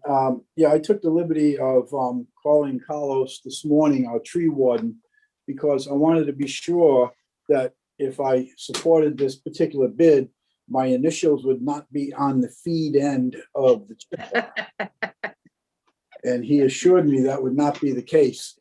But seriously, I don't know anything about chippers, but what I do know is it certainly can be extremely frustrating when you have one piece of equipment and it's constantly breaking down, totally non-productive. And something else that Carlos pointed out was that with this new equipment, the efficiency of our employees out there doing this work is also going to be increased. It has basically the same capacity for devouring the same size logs, but it's going to be doing it in a much more expeditious manner.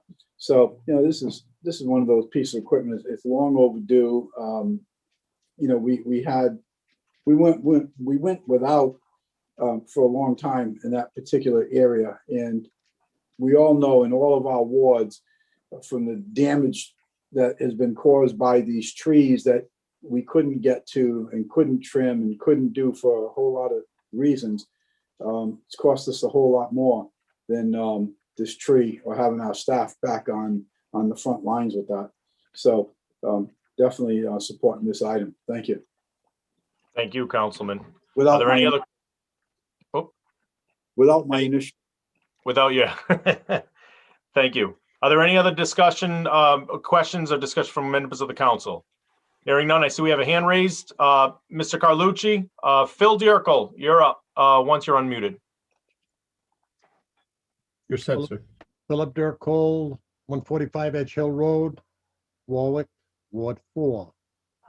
Just a quick question. All these trees that are being removed, I assume they're causing damage or could be causing damage or diseased or things of that nature. I assume that. Am I correct? Our tree crew, the tree warden is also a licensed arborist. We do Yeah. not take down trees that are healthy. So it would be for, obviously, you know, God forbid we had any kind of weather event, but also for any trees that need to be removed, whether it's diseased, broken. But no, healthy trees we do not remove upon request. But he or she is the one that determines this. Yes, he is. And do we have a program in Warwick to replant the ones that we remove? That is not, I'm not sure if the planning department has something like that, but it's not something that is in Public Works. Okay, thank you. You're welcome. Thank you. I see two hands up. Councilman Lattiser, was that on this item that you wanted to discuss? Okay, Yes. Councilman Ricks on this item? All right, I'm gonna go to Councilman Ricks first, and then, because you already spoke, Mr. Councilman, and then I'll go right to you. Yes, Thank you. fine. To address the constituent's concern, I'll just say that I frequently relay these types of requests for constituents in Ward 2, and the tree warden comes out, evaluates. Oftentimes, even when it appears that, to my untrained eye, that a tree may need to be taken down, the tree warden often recommends that it be trimmed instead. So I'm very comfortable saying that the tree warden takes a conservative approach when evaluating many of these matters. And I would certainly not second guess his judgment when he does provide that feedback after visiting the site and visiting the tree. So I certainly have no concerns about trees being taken down unnecessarily. And then I'll just also add that I would also support this bid, especially as we're not going to have to buy any software licenses for the chipper. Thank you, Councilman. Councilman Lattiser. Just quickly, Chairman, I just wanted to throw out a kudo to Carlos and his team too, which I neglected to do. They've recently done some tree work in my ward as well. And I have to say they're extremely productive and very neat. When they're done, let me tell you, you don't have a wood chip pile out there on that property. It is left very clean and very well done. So I just wanted to, throw that out there. Thank you, Chairman. Thank you. Okay, seeing that there's no more discussion on this item, we'll move on to item number 7, which is post-type fire hydrants. That is found on page 59. And Terry. Hello again. The Warwick Water Division went out to bid for fire hydrant pots.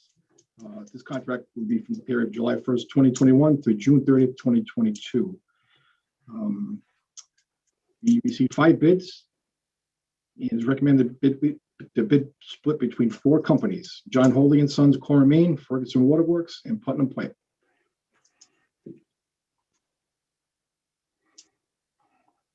Thank you. I reviewed the information and we discussed earlier. So I'm comfortable and I thank you. And this is let me see. Yep. All right. No, I'm good. Thank you. Members of the committee, any questions, members of the committee? Councilman Gebhardt. I just wanted to thank the director for in this bid breaking out the specific vendor and the specific items allocated to that vendor. I know that comes up often, so that forethought is extremely helpful in evaluating these requests. So just wanted to, we call it out when we don't see it, and I figured I'd call it out when we do see it. So thank you. Thank you. That's a great point, actually, Councilman. Thank you. True story. Any other members of the committee? Members of the council? I see one hand up. Councilman Lattiser. Thank you, Chairman. So, Chairman, this is a question to you. On your recently sponsored legislation, which I believe I co-sponsored on there, your 7% rule, is that something that you plan to enforce, I guess would be the word, or to carry out? Well, it's definitely one that I would encourage them to look at, but I'm afraid Okay. you got me on that. I might have missed that. So which item are we speaking of, Councilman? Well, let me first ask the director, why is wind water why have they been excluded from this? They're the only Warwick bidder on here. Why were they excluded? They didn't, I'm sorry, Councilman, they didn't bid on a lot of the items. The ones they did bid on, they were outbid. Well, when I look at Putnam didn't bid on pretty much everything, or many things, and they're on there. So, Chairman, to go to my point on your 7%, which I strongly supported. Matter of fact, I had brought that up years ago when we were serving on the committee together. If my math is correct, there are 25 items on this bid from Wind Water that fall within the 7% range. They are 7% lower than the low bidder. Some of them may be pennies. Some of them are more. And if my math is correct, I see 25 items here that Wind Water would fall into the 7%. So I don't know why Wind Water isn't being considered. Well, that's a great catch, Councilman, and I thank you for finding it. Terry, do you have any reason why we wouldn't be able to amend this to add wind water to this? Are they properly licensed and registered? Yes, they are, but we don't predict every year how many fire hydrants gets hit or damaged or they don't drain that we have to replace. So for some items, we might order 50 or 100. I know it's a small margin on some of them, but some items we order hundreds of them. I think what the councilman's saying, if I'm not mistaken, what you're saying, the councilman not long ago that this council approved, if a Warwick-based business comes within 7% of bids, they can be awarded beyond the lowest bidder, as long as they're a Warwick-based business. And what the councilman is bringing up is that there's some items on this, since you're going with multiple vendors, there are some items on this that Wind Water is a Warwick-based company and comes within that 7% rule. And what I'm asking you is, I do understand you have to order multiple, but do you see any reason why we couldn't amend to include Wind Water? Or do you have any reason? No, to be honest with you, I wasn't aware of that rule. No, well, actually, I'll be honest with you, Terry. I owe you an apology because we talked about it, and I didn't even look at that. And it's, believe it or not, I was the sponsor of the legislation. I was the one who docketed it, and I was so focused on the other questions, I missed it. So I want to thank Councilman Lattiser because that's a great point. So that's what the councilman is asking. So I think what I would like to do, per recommendation, but I'm going to allow the councilman to do it, is I would like to amend this so that we can add Wind Water as a Warwick-based business because they do meet the restrictions of the 7%. Absolutely. Okay, thank you. Thank you, Councilman. And I'll give the floor back to you. So thank you, Chairman. So, yeah, I mean, that's my point. I just found it odd that Wind Water was excluded. I couldn't see the rationale of doing so other than they weren't necessarily the low bidder on face value. But the purpose of your legislation was to give the Warwick entities the that 7% rule. And I think that was a great piece of legislation. It had been talked about for a long time and just didn't get done. And to me, it would fly in the face of the hard work that was done to get this passed, not to acknowledge Windwater and to give them that 7% edge. And for everything that we've been trying to accomplish since 2016 to increase the Warwick vendors from bidding on our stuff, whether it be pieces of pipe, whether it be radiators, tires, et cetera, et cetera. So that's it. I obviously can't make the motion. I'm not on the committee, but I would respectfully request that the committee entertain that. Thank you. Absolutely will. This is nothing negative on Terry because no, not at all. And that he was not familiar with that 7% rule. But I'm here to cover your back, Chair. Worry about nothing. Well, as I said, it's something that I was passionate about, and yet we had the conversation, and I didn't even sow a little egg on my face. But I'll be fine with that. I'm happy with that because I appreciate your backup and catching that. So, any other questions from members of the council? I will request this get pulled as a PCR. Councilwoman Travis. Yeah, I know, Terry, I asked you this before, and I think I know the answer, but how many hydrants do we have in the city? 2004. Oh, I was off a little. All right, thanks. Thank you, Councilwoman. Are there any other questions from members of the council, members of the public? I'm sorry, Councilman Gebhardt, go ahead. Yeah, I think we made a point to call out being thankful for indicating which items relate to which vendor. But given the revelation on the 7%, I think we just have a little housekeeping to do to go through and mark which ones would be allocated to Windwater. Councilman, Solicitor Walsh.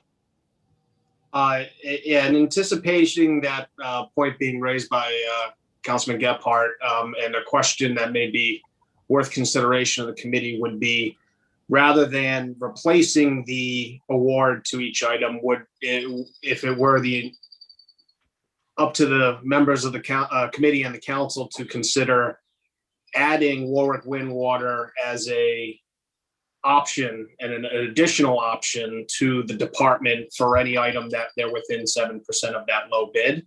Yes. This would allow the department the flexibility, given that you're talking about unique items, to make sure that they are able to get it when it gives them that option to control it without removing any low bidder at the same time. Understood. Okay, so it would just be pulled as a PCR to add it as a vendor that gives the water department an option to use.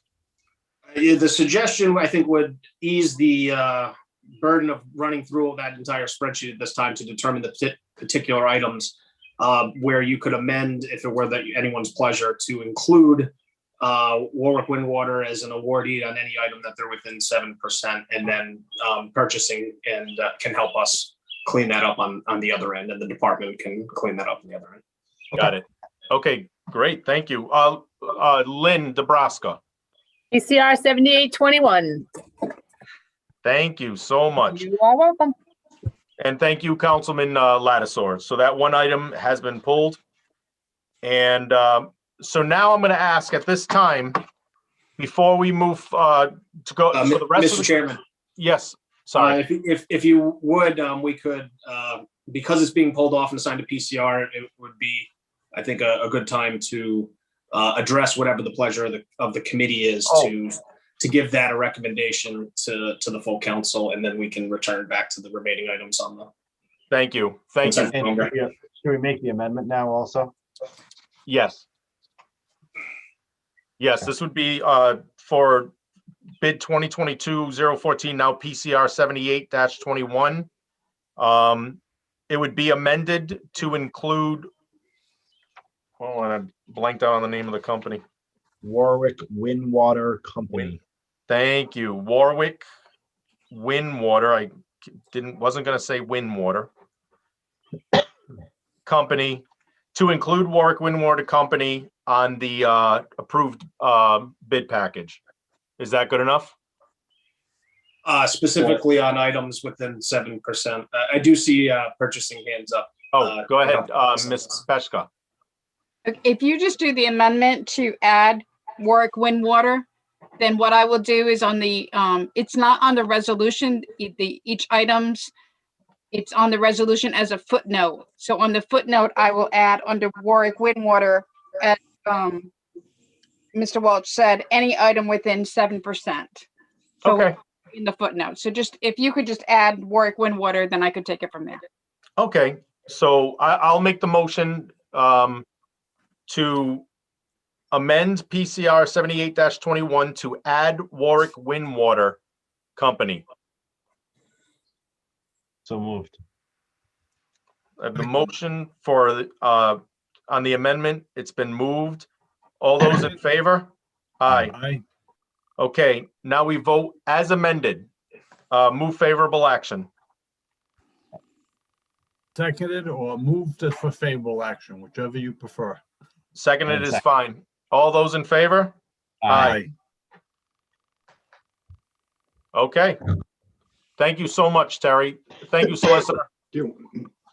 Okay, so now for the remaining of the consent calendar, I will ask the committee members from items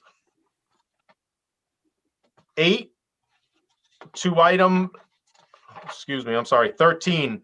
Are there any items you wish to discuss? From items 8 to 13, are there any items you wish to discuss?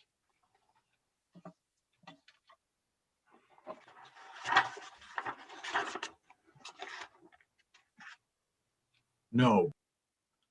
Thank you. I see Councilman Gebhardt viciously going through his paperwork. Sorry, I had to add numbers. Just give me 2 seconds. No worries. No worries. Take your time.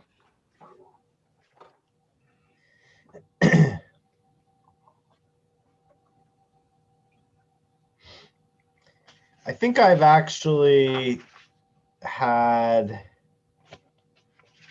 any questions that I had answered, but I'll defer to any other council members who may have particular items. Thank you, Councilman. Are there any members of the council that have items they would like to discuss? I see one hand raised. Councilman Lattisaur. Yes, thank you, Chairman. Item number 12, 2021-365. In order to stay consistent with our recent ruling, I would like to add that White Appraisal Company of Warwick have the same 7% benefit as the department is getting bids on the work that they're looking to do. I think their procedure, what they're looking to do, I think is very good. As a matter of fact, Councilman, if I may, so what we'll do is I'll put that aside. We will discuss it. Okay. You can give your reasoning when we discuss, but that is found, just so I can catch everyone up. Item number 12 is bid number 2021-365. That is found on page 118. Are there any other items members of the council would like to discuss? Are there any items on the docket that members of the public would like to discuss? Any items on the docket that members of the public would like to discuss?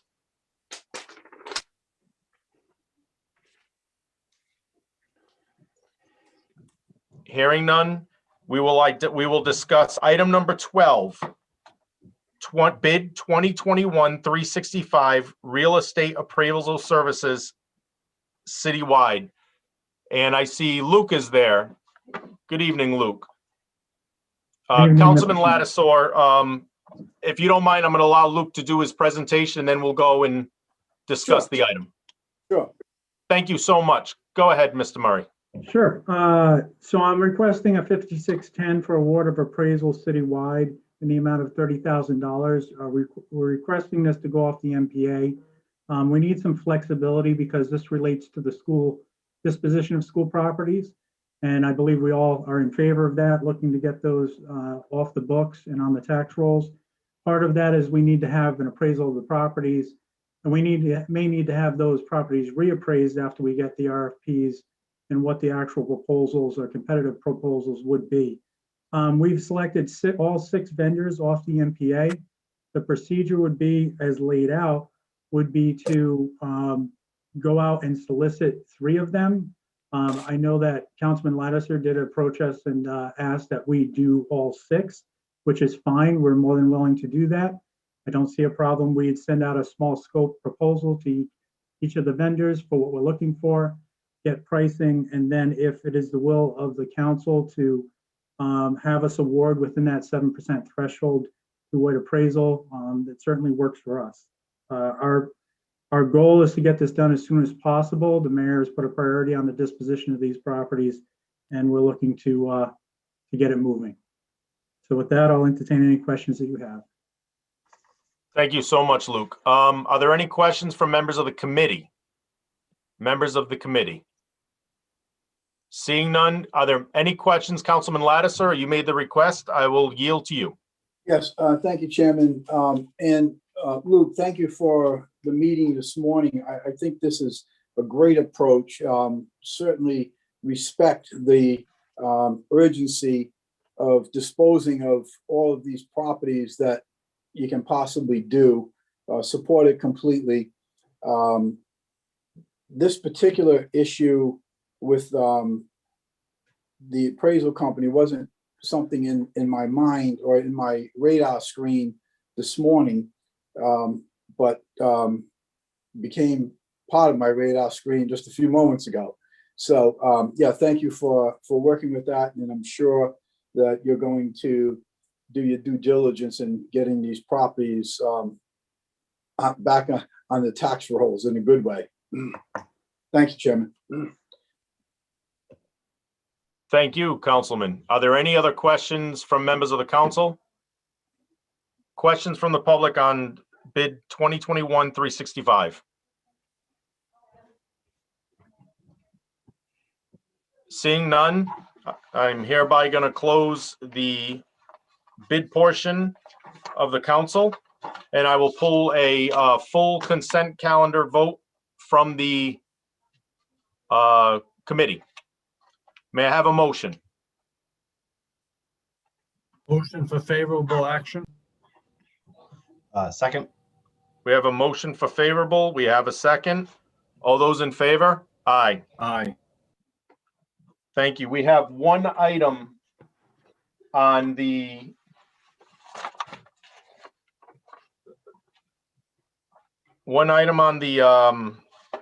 docket, and I would like to say just this, on the finance calendar, there's no minutes.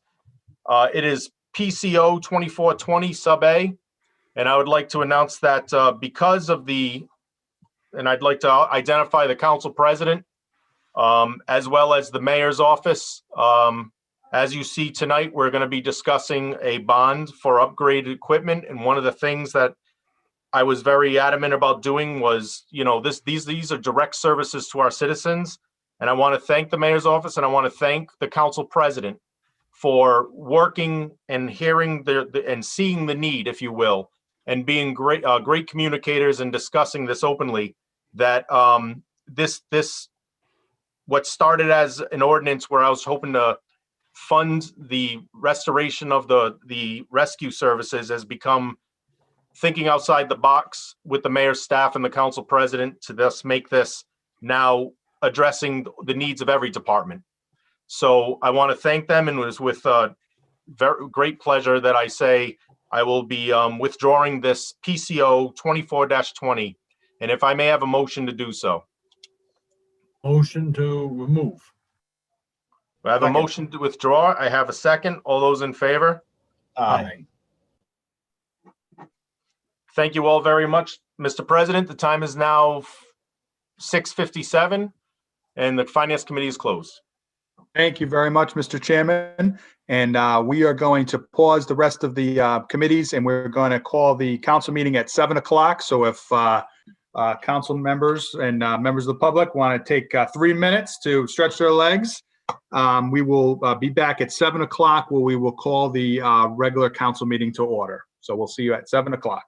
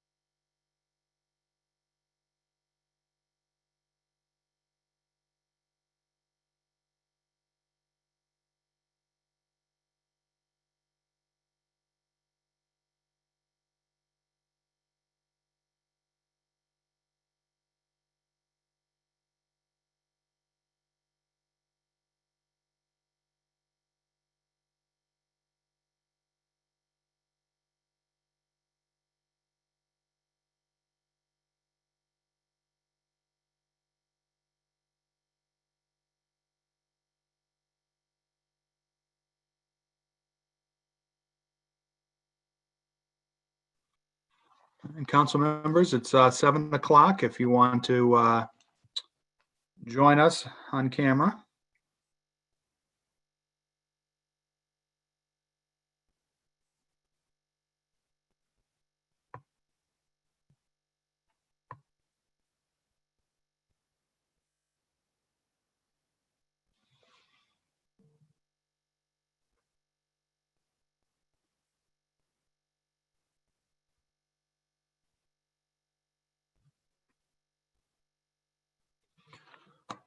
All right, good evening, everybody. I call the May 17th, 2021 council meeting to order.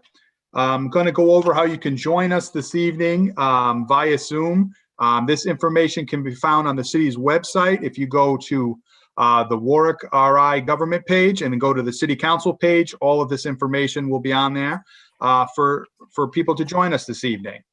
The following options are available to access this meeting. You may access or participate in the meeting using the Zoom application on a smart device or a PC via the web at zoom.us and clicking on Join a Meeting in the upper right hand of the page. Tonight's web ID number is 978-8786-9794. Anyone wanting to participate via telephone only may call one of the following numbers. Non-toll-free numbers. While most mobile phone carriers do not place an extra charge on customers for toll calls, it is up to you to check with your carrier concerning potential charges you would be responsible for. Again, all this information is on our webpage this evening. The first number to try this evening is 1-646-558-8656. The next number is 1-301-715-8592. The next number is 1-312-626-6799. The next number is 1-669-900-9182. The next number is 1-253-215-8782. The next number is 1-346-248-7799. Toll-free numbers to join us this evening from anywhere in the United States. The first number to try is 1-877-853-5247. The next number is 1-888-788-0099. The next number is 1-833-548-0276. And the last number is 1-833-548-0282. Please note, if you're experiencing trouble connecting via a toll-free number, please try the next number on the list. You will then need to punch in the web ID, which is 978-8786-9794 on your touch tone keypad. While everyone joining the meeting will be muted, if at the appropriate time during the proceedings you wish to ask a question, you may, if using a smartphone or a PC, click on the raise hand icon. The meeting moderator will then ask the participating, having raised their hand, to be unmuted. After the question, answer, and any further discussion, the participant will be muted again and will need to click on raise hand icon or punch in *9 to ask another question. If phoning in, punch *9 on the touchtone keypad, while the moderator will indicate when it is your turn to comment or ask a question. At this time, I'm going to ask the clerk to call the roll. Mr. McAllister, Here. Mr. Foley, Here. Mr. Gebhardt, Here. Mr. Howe, Here. Mr. Lattiser, Here. Mr. McElroy, Yeah. Mr. Ricks, Here. Mr. Sinapi, Here. Ms. Travis. Here. 9 present. Thank you, Madam Clerk. At this time, I'd like to call on Councilman Tim Howe to introduce our special guest who is going to lead us in the Pledge of Allegiance this evening. Councilman Howe.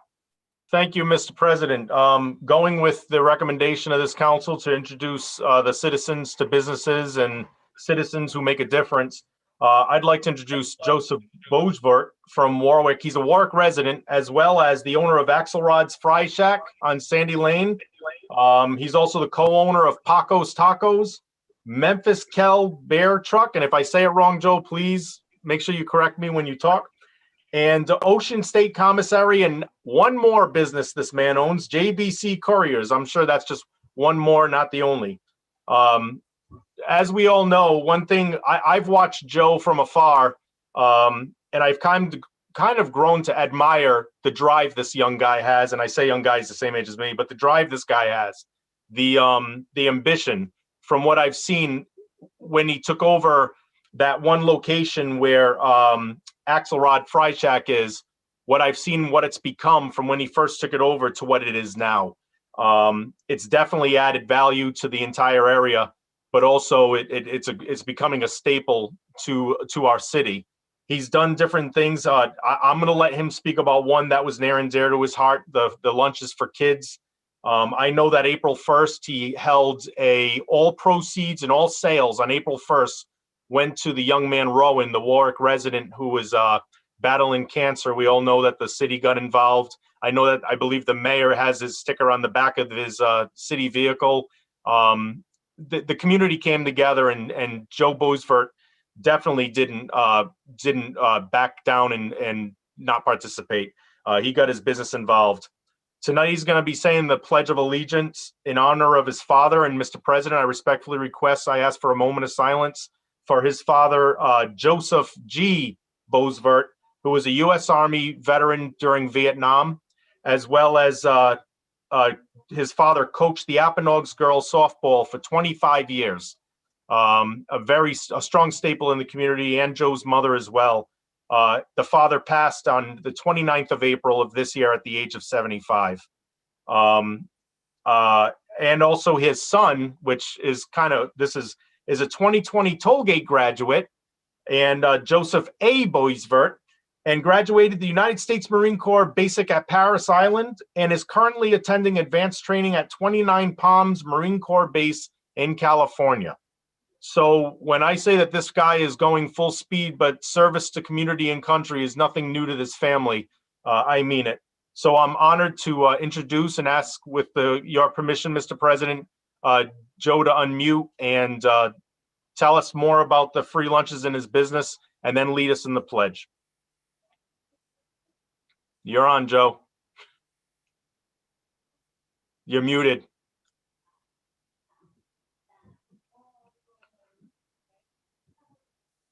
Phil, can we unmute him? I can only tell him to strike the unmute on your screen. The bottom left of your screen, Joe. There's a little microphone. You're still muted. There you How's go. that? There we go. My fat finger wouldn't allow me to unmute, I guess. So, yeah, I mean, that was one thing that we had done with Axelrod. We had done the free lunches to help out the moms and dads, who were still working at the time, to make sure that the kids were getting fed. It was something that was near and dear to us. And it was also the beginning of that calamity, and nobody knew what to expect. So I think that it also brought maybe some calmness and some regularity to children who, may have thought something or may have thought nothing at all. But, just to try to, help out just like we do with, a lot of the fundraisers that we do. We do fundraisers basically every Tuesday. A lot of them go unheard of because I have the groups push their own people to get to Axelrods to, try to guarantee them some funds. And I mean, we've done, pilgrim schools. We've done, Carolyn Dutra dance. I think we're probably at, I would say we're around 30 fundraisers right now that, and they're nothing huge. I mean, I think the checks go out every week for, $100, $200, $300. But I mean, this is money that, people are getting for, going out and grabbing dinner. So, there's no extra charges. We did the Rowan Fund, which was one of the ones that, I stepped in on because, I felt, we all have kids, and that predicament's not one that I ever want to be in. And I feel for, parents who have to deal with that.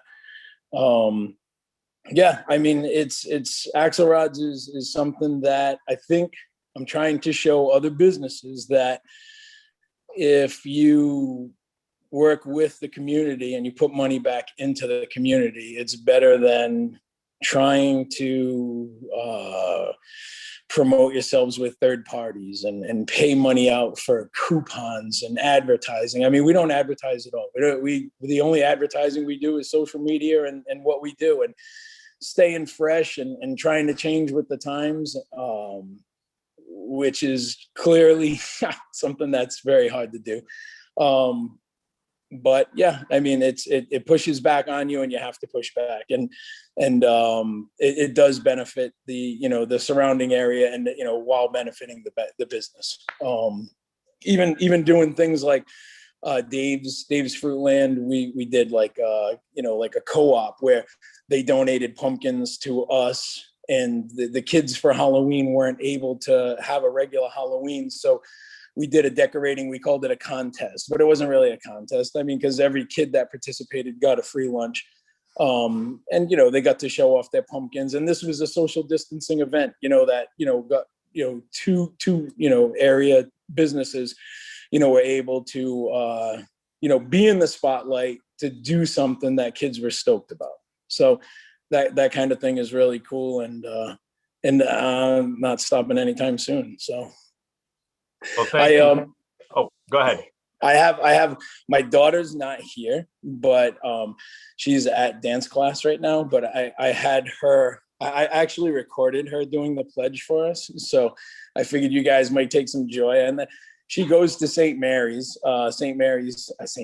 My son went to St. Mary's. She goes to St. Rosalima in Warwick, a couple houses away from me, and.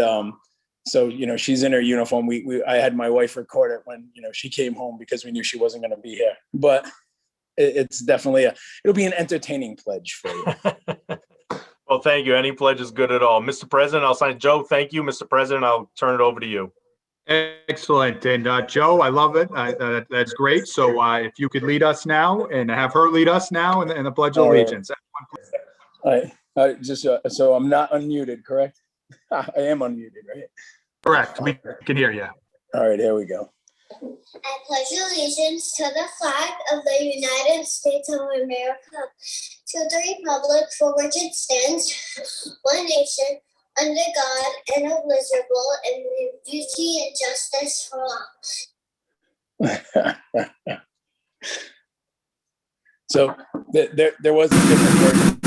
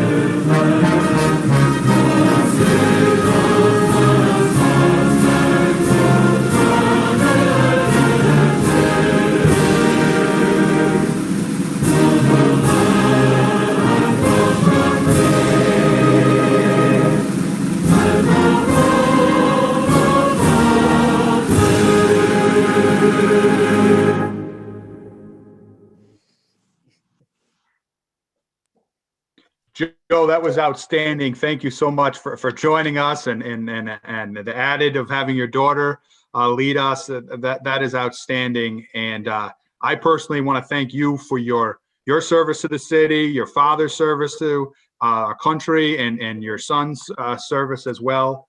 And if I could call on the council to do a moment of silence for Joe's father at this time.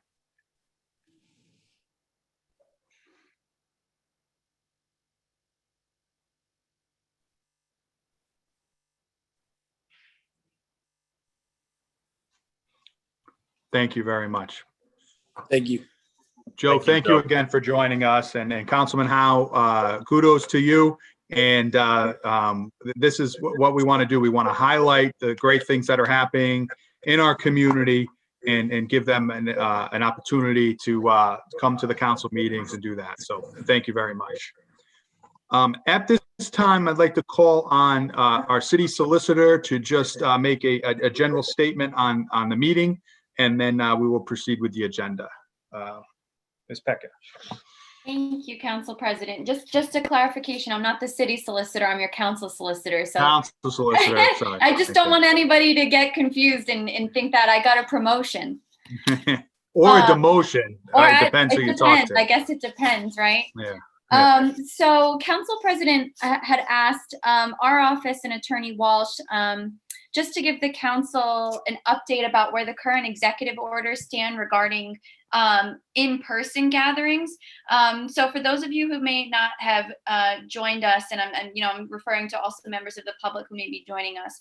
For those who didn't join us during Attorney Walsh's remarks, I would just repeat the same remarks. I did just want to point out, however, what I would be relying on specifically so that members of the public can take a look themselves. So I'm sure everybody has heard by now of the website Reopening Rhode Island. And there is also a whole list of all the governor's executive orders for the past year and a half at the web address governor.ri.gov/newsroom/orders.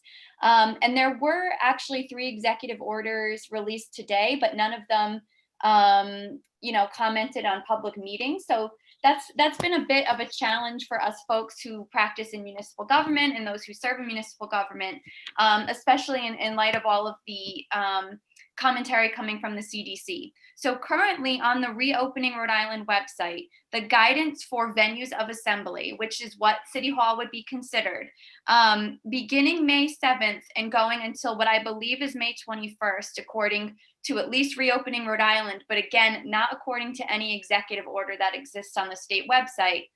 80% capacity indoors until May 21st. And that capacity is based on the fire the fire capacity is given when the fire marshal comes in and does an inspection and gives a capacity limit. And that still would require 3 feet of spacing, masks to be worn at all times, and all of the safety protocols. So a temperature screen at the door, the development of a contact tracing form and a signature form. Again, the 3 feet of spacing per the fire marshal, the offering of antibacterial solution of up to 60% alcohol. So those regulations would all be in place until at least May 21st. But as Attorney Walsh did mention, it's getting, I wouldn't say problematic, but it is a little bit challenging because these orders change daily. So right now, the current executive order that has the most to do with the public assembly is Executive Order 21-40, which can be found on that website that I mentioned earlier. And that was issued on April 28th of this year. What that executive order did was extend Executive Order 20-46 from June 12th of last year, which is when, I'm not really sure what phase we were in at that point, but when we continued to, or the governor continued to extend the restrictions on social gatherings and public gatherings. So as of the April 28th order, which is the order that I would suggest that the council receive their guidance from, that order is in effect until May 27th. And as I mentioned, the governor hasn't updated this order yet. We anticipate that he will this week. But as of today, when I was asked to give this update, it has not been updated. And there is language in every order, at the end of every order, that says that particular order remains in effect until a certain date unless renewed, modified, or terminated by a subsequent executive order. So that is still in effect today, which means that any meetings occurring during the time frame of this executive order must provide the adequate alternative means, which is the Zoom and the telephone, which we're already doing, and must strictly, those are the exact words, strictly adhere to all of the guidelines on the Reopening Rhode Island website and as set forth in the, I guess, prior precedent of these executive orders. So that is the state of where we are. And as always, as we continue to get information, we continue to update the council, and we're happy to share that upon request. We usually do a little email, a little memo, linking to the executive order, and we're happy to give this guidance upon request. So thank you, Council President. Thank you very much. Moving on, we're going to do general communications. I just want to point out, we will do public comments after general communications. So if members of the public want to raise their hand now, get ready for the public comments so we can get an idea of how many people will be joining us at the next part. So there are no executive communications. So general communications, I have one. The budget hearings for the city council, and we'll be reviewing the budget. Will be starting on Monday, May 24th at 4 p.m. We will also continue on Tuesday night, the 25th, also starting at 4. We will be releasing the schedule. We will go through each and every department. This obviously will be open to the public as well. So look for further information regarding that, but please save those dates. We also have Wednesday, the 26th, that if we need additional time, we have Wednesday, the 26th as well, pegged for budget hearings. And that is it for me for general communications. Any members of the council have any general communications they'd like to share at this time? Councilman Lattiser. Yes, thank you, Mr. President. So I've remained relatively silent on this issue regarding the council meetings. And I find it most unfortunate that some of these items that we can and cannot do are somewhat selective. I think it's very unfortunate that we can have and hold and attend various political events, fundraisers. We can go to different public events, etc.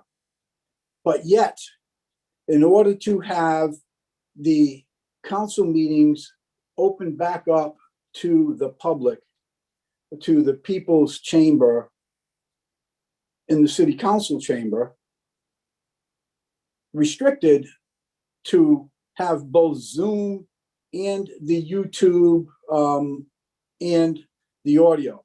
We've been doing the YouTube and the audio for a very, very long time. It is very unfortunate, is probably the best word that I can use to say that the members of the public are not going to be able to attend the most important meeting that we have during the year, and that is our budget. A 300 and approaching 335 million plus budget. And the members of the public are not going to be able to attend because we're required to do Zoom as well as the YouTube as well as the audio. I think that is most unfortunate. As I say, I've remained silent on that for a good long time. I have heard from a significant amount of taxpayers who feel the same way. And I need to go public with my position on that. I think the time is long overdue to follow the same paths as we're allowed to follow for all of the other events that I mentioned. And let's get us back into the council chambers. Let's welcome the taxpayers and the members of the public back to the podium where they can speak at will and freely, because we do have a significant amount of people who cannot do Zoom, who don't get with this, etc. So, Mr. President, I'm going to respectfully request that if between now and May 24th, when we begin the council meeting regarding the budget, that if the governor relaxes his position and allows for these meetings to take place without Zoom and under our previous protocol, that we open up the council chamber to the members of the public. Thank you, Mr. President. Thank you, Councilman, and I do appreciate that you mentioned that if the governor changes, again, we are just following the executive order at this time. I So I get it, appreciate Mr. President, and I also said I think it's most unfortunate that that is what is taking place. I'm not blaming anyone in the administration or in the city council. Thank you, Councilman. Any other members of the council have anything under general communications? I am not seeing any hands up, so we will move on to general number A, acceptance of the minutes. They are none. So now we're going to move to public comment. This is Rule 41. After the general communications and prior to the consent calendar at each city council public hearing meetings, there shall be a 15-minute period during which citizens may comment about Warwick city government issues subject to the following stipulations. The total period of time for the public comment shall be 15 minutes. Comments need to be brief in order to allow as many citizens as possible to participate. The topics for a comment shall be issues directly affecting city government. City council members will not respond to questions during the public comment period. The public comment session will terminate at the explanation of 15 minutes. A waiver of this provision requires unanimous consent. So at this time, if members of the public will raise their hand if they would like to speak during the public comment period here. And I see some hands coming up here. So I will call on the two people, the city clerk, to ask people when you are identified, please, when you're unmuted, please identify yourself. And Phil and Chris will help us letting people speak this evening. So it looks like we have 4 individuals that would like to speak this evening. So Phil, if you could let the first person in and please identify yourself so the city clerk can have the record of that, and she will keep track of time for us. Hang on 1 second.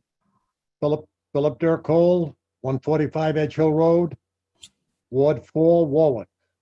I would like to ask, first of all, thank you, Council President McAllister and members of the council. With your permission, I'd like to ask Kyla a question.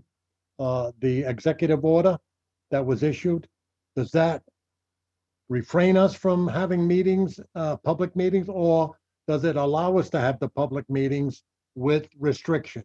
That's the clarification I would like to have. Number two, I have two neighbors who are not set up on a computer, who do not have the equipment, do not have the knowledge. They're senior citizens, don't have the will to be part of the digital age. How do we get the message to them that you delivered before this meeting started to attend the council meeting? Those people are shut out. I give them the information, I pass it on to them, I make copies, and I hand deliver it to my two neighbors. How do we get the message to those people, Council President? Those are the questions I would ask. If this is truly the government for the people, by the people, of the people, that's what we should be looking at, not falling back on some executive order that somebody wrote somewhere that actually, I believe, gives us the right to do that with certain restrictions in place. Thank you. Thank you very much. And just again, I read the rules here. The council, we cannot respond to questions during the public comment period, but we can follow up offline with that executive order. I will send you a copy of that executive order, sir. If we could unmute the next person, please. Please press *6 to unmute.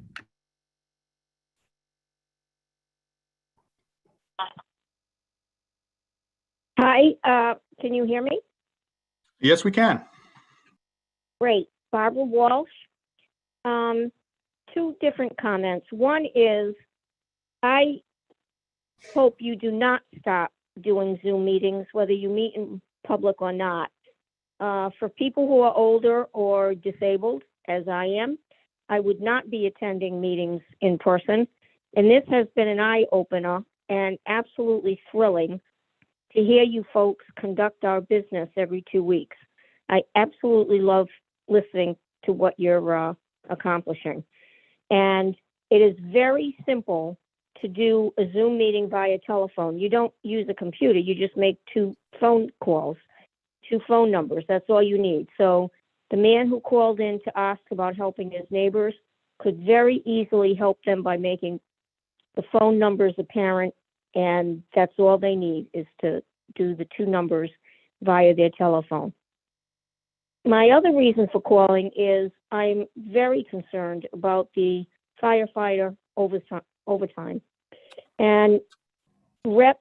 Sikachi said that this passed 2019 in a House bill, and he said through one of the media sources, I don't remember which source, that he had asked somebody in the city of Warwick whether it would have any impact financially on the city, and he was told no. So he said, okay, fine, and signed that piece of legislation. When this was brought to his attention recently, he said, if the Warwick City Council passed a resolution expressing a concern about this and would like that language deleted from the House bill that passed 2 years ago, and if the mayor said the same thing, he was concerned about this language and its impact on taxpayers, he would revisit that. And it sounded as though he would be very prone to redoing that piece of legislation that passed in 2019. So I am asking that you folks consider discussing this and perhaps moving forward with a resolution to ask that the House revisit this in the law, as Rep. Sikachi said he would do if that's what you and the mayor asked him to do. And that's my second comment. Thank you very much, Mrs. Walsh. Can Phil, can we unmute the next individual? Go ahead, Mr. Cody. Yes, good evening, council members. To follow up with this woman was just stating, I'd just like to clarify a couple of things pertaining to House Rule or House Legislation 5662 on the firefighter overtime bill. As you're aware, we had several front page articles in the Providence Journal in the last few weeks pertaining to this. And in fact, I heard a video recording of the mayor that came out and said, in fact, that the firefighters are not manipulating the system. They're not, quote unquote, gaming the system. But I would just like to offer this for everyone's edification. House 5662 was passed at the beginning of fiscal year 2020, which was the end of the 2019 House meetings. By admission of the union president, Mr. Carrera, who came out publicly and stated that the firefighters have been using this system of overtime for many years, that it was a past practice. That past practice did not fall under the legislative branch of government. It was not in the contract. It did not go before the city council. And there was no way that it was passed legally to be doing that, to be counting days that were taken off as overtime. Now, you can call it whatever you want, an accounting error, a misinterpretation, creative counting, manipulation.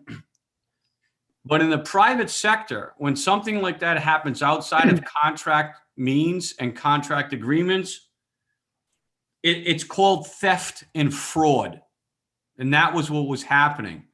And to suggest from anyone that the firefighters have not been gaming the system, all I need to do for all of you that are well aware that I met with 3 law enforcement agencies over a year period, the Department of Justice, the FBI, and Homeland Security, pertaining to over 3,000 documents that were obtained by the city of Warwick that showed, in fact, that the firefighters were stealing from the residents and the children of this city. And in fact, and I would say to the council president, as of this date, you still have not put forth the YKSM report on that theft, which the taxpayers paid and the city council approved $225,000 of taxpayers' money to perform a forensic audit of the Warwick Fire Department. For anyone to suggest that there has been no manipulation of the contracts, no theft, no waste, and no abuse is absurd. And I call on the council and I call on the mayor to produce the report from YKSM Markham on the forensic audit that was done on the Warwick Fire Department that for whatever reason has not been made public. Taxpayers paid for this. $225,000, 5 members of this city council approved. And that report has not been made public. And my question is, why has it not been made public? You have 1 minute, Mr. Cody. We need to take a really good look at what's taken place. And when it comes in terms of being transparent, and I appreciate this administration has been very transparent, but we need to continue the transparency. And that report, which came from a different administration, but the same city council, needs to be made public to close the door on what has been taking place. The residents can no longer afford manipulation, theft, and abuse. Thank you, City Council, City Council members, and Mayor Picozzi. Thank you very much, sir. Any other members of the public? Do we have any other members of the public? Not at this time, Okay. sir. All right, thank you very much. At this time, I'm going to ask the council, unless there's an objection, we would like to move up number 4 under new business on the agenda this evening, PCR 77-21, a resolution in regards to lease between the city of Warwick and AAA Northeast for municipal office space. So my first question is, do we have any objections from members of the council of moving this agenda up this evening? Okay, hearing No. none. No objection. Council President, just want to clarify, you said under new business, it's item 4 under unanimous consent. Under unanimous consent. Thank you very much. And just for blocking and tackling purposes here, because this was under unanimous consent, as Councilman Gephardt pointed out, we will treat this just like we would treat anything that was in committees. So we are going to have the presentation. Council members will be able to ask questions, and then we are going to open it up for members of the public who can ask questions at this time as well. So hearing no objections, we will hear PCR 77-21. Do we have somebody from the administration that would like to present this evening? Luke Murray from the Planning Department. I'll defer to the mayor to open up, and then I'll take the presentation from there. Thank you very much. Mr. Mayor. Thank you, Mr. President. I'm just going to defer to Luke and Bruce Kaiser. I mean, you've heard my spiel already, so let them give you the facts. All right. Well, Lucas, if you would like to start, the floor is yours. I tried to shovel some of the responsibility over. It didn't work. Yeah, I noticed. It's a man of few words. Yeah. All right. I'm going to share my screen here, and just let me know if you can see it. Can everyone see that?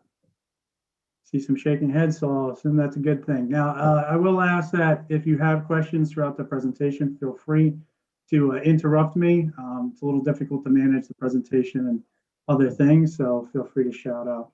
Yeah, if council members could just raise their hand, I'll keep an eye on it. So I will call on you just so we're not having shout outs from left and right, please. Okay, perfect. So tonight we're talking about the Sawtooth Mill City Annex project. Joined here tonight by Mr. Steve Manti from AAA, who can also answer questions for you at the end of the presentation, should you have any for him. Many of you have had a chance to walk this facility and discuss a little bit of this proposal. If you are familiar with it, I will move through the proposal at a pretty good clip if it decides to move forward. Okay, perfect. So just really briefly on why we're here tonight, city service in retrospect, just to remind everybody that we once had an annex. It once housed multiple departments, including all the core departments. All of the files were kept on location. We had constituent services bundled for efficiency, and it was reasonably efficient in size. Although we did have some dead space, we have quite a bit of files over there. As many know, our maintenance department is in that building. It enjoyed reasonable access to City Hall, and but all of that, even with all of that, we did have some logistics issues. As many know, it's difficult getting in and out. It was an older building, but we were doing pretty well until the flood in 2018, which tore apart the facility with a pipe burst that steamed the building and pretty much it permeated all the infrastructure. And once the walls came down and they did an assessment of that, it didn't look too good. What we ended up finding out, and I'll discuss in a minute, is that the structure had major issues, and so it led us to a different process. The staff was relocated to temporary makeshift space in John Green School. We've subsequently relocated to the Buttonwoods Community Center, and then Randall Holden is still being used for personnel and community development, although a majority of the school remains unoccupied. So why do we need a home right now? Obviously, you can see, right now we're using Buttonwoods. We're spread out to the Holden School. We have files, extensive amount of files. Many of you may or may not know, some of those are housed in this old school administration building. Some of those are in the old annex. We have MIS infrastructure scattered throughout the city.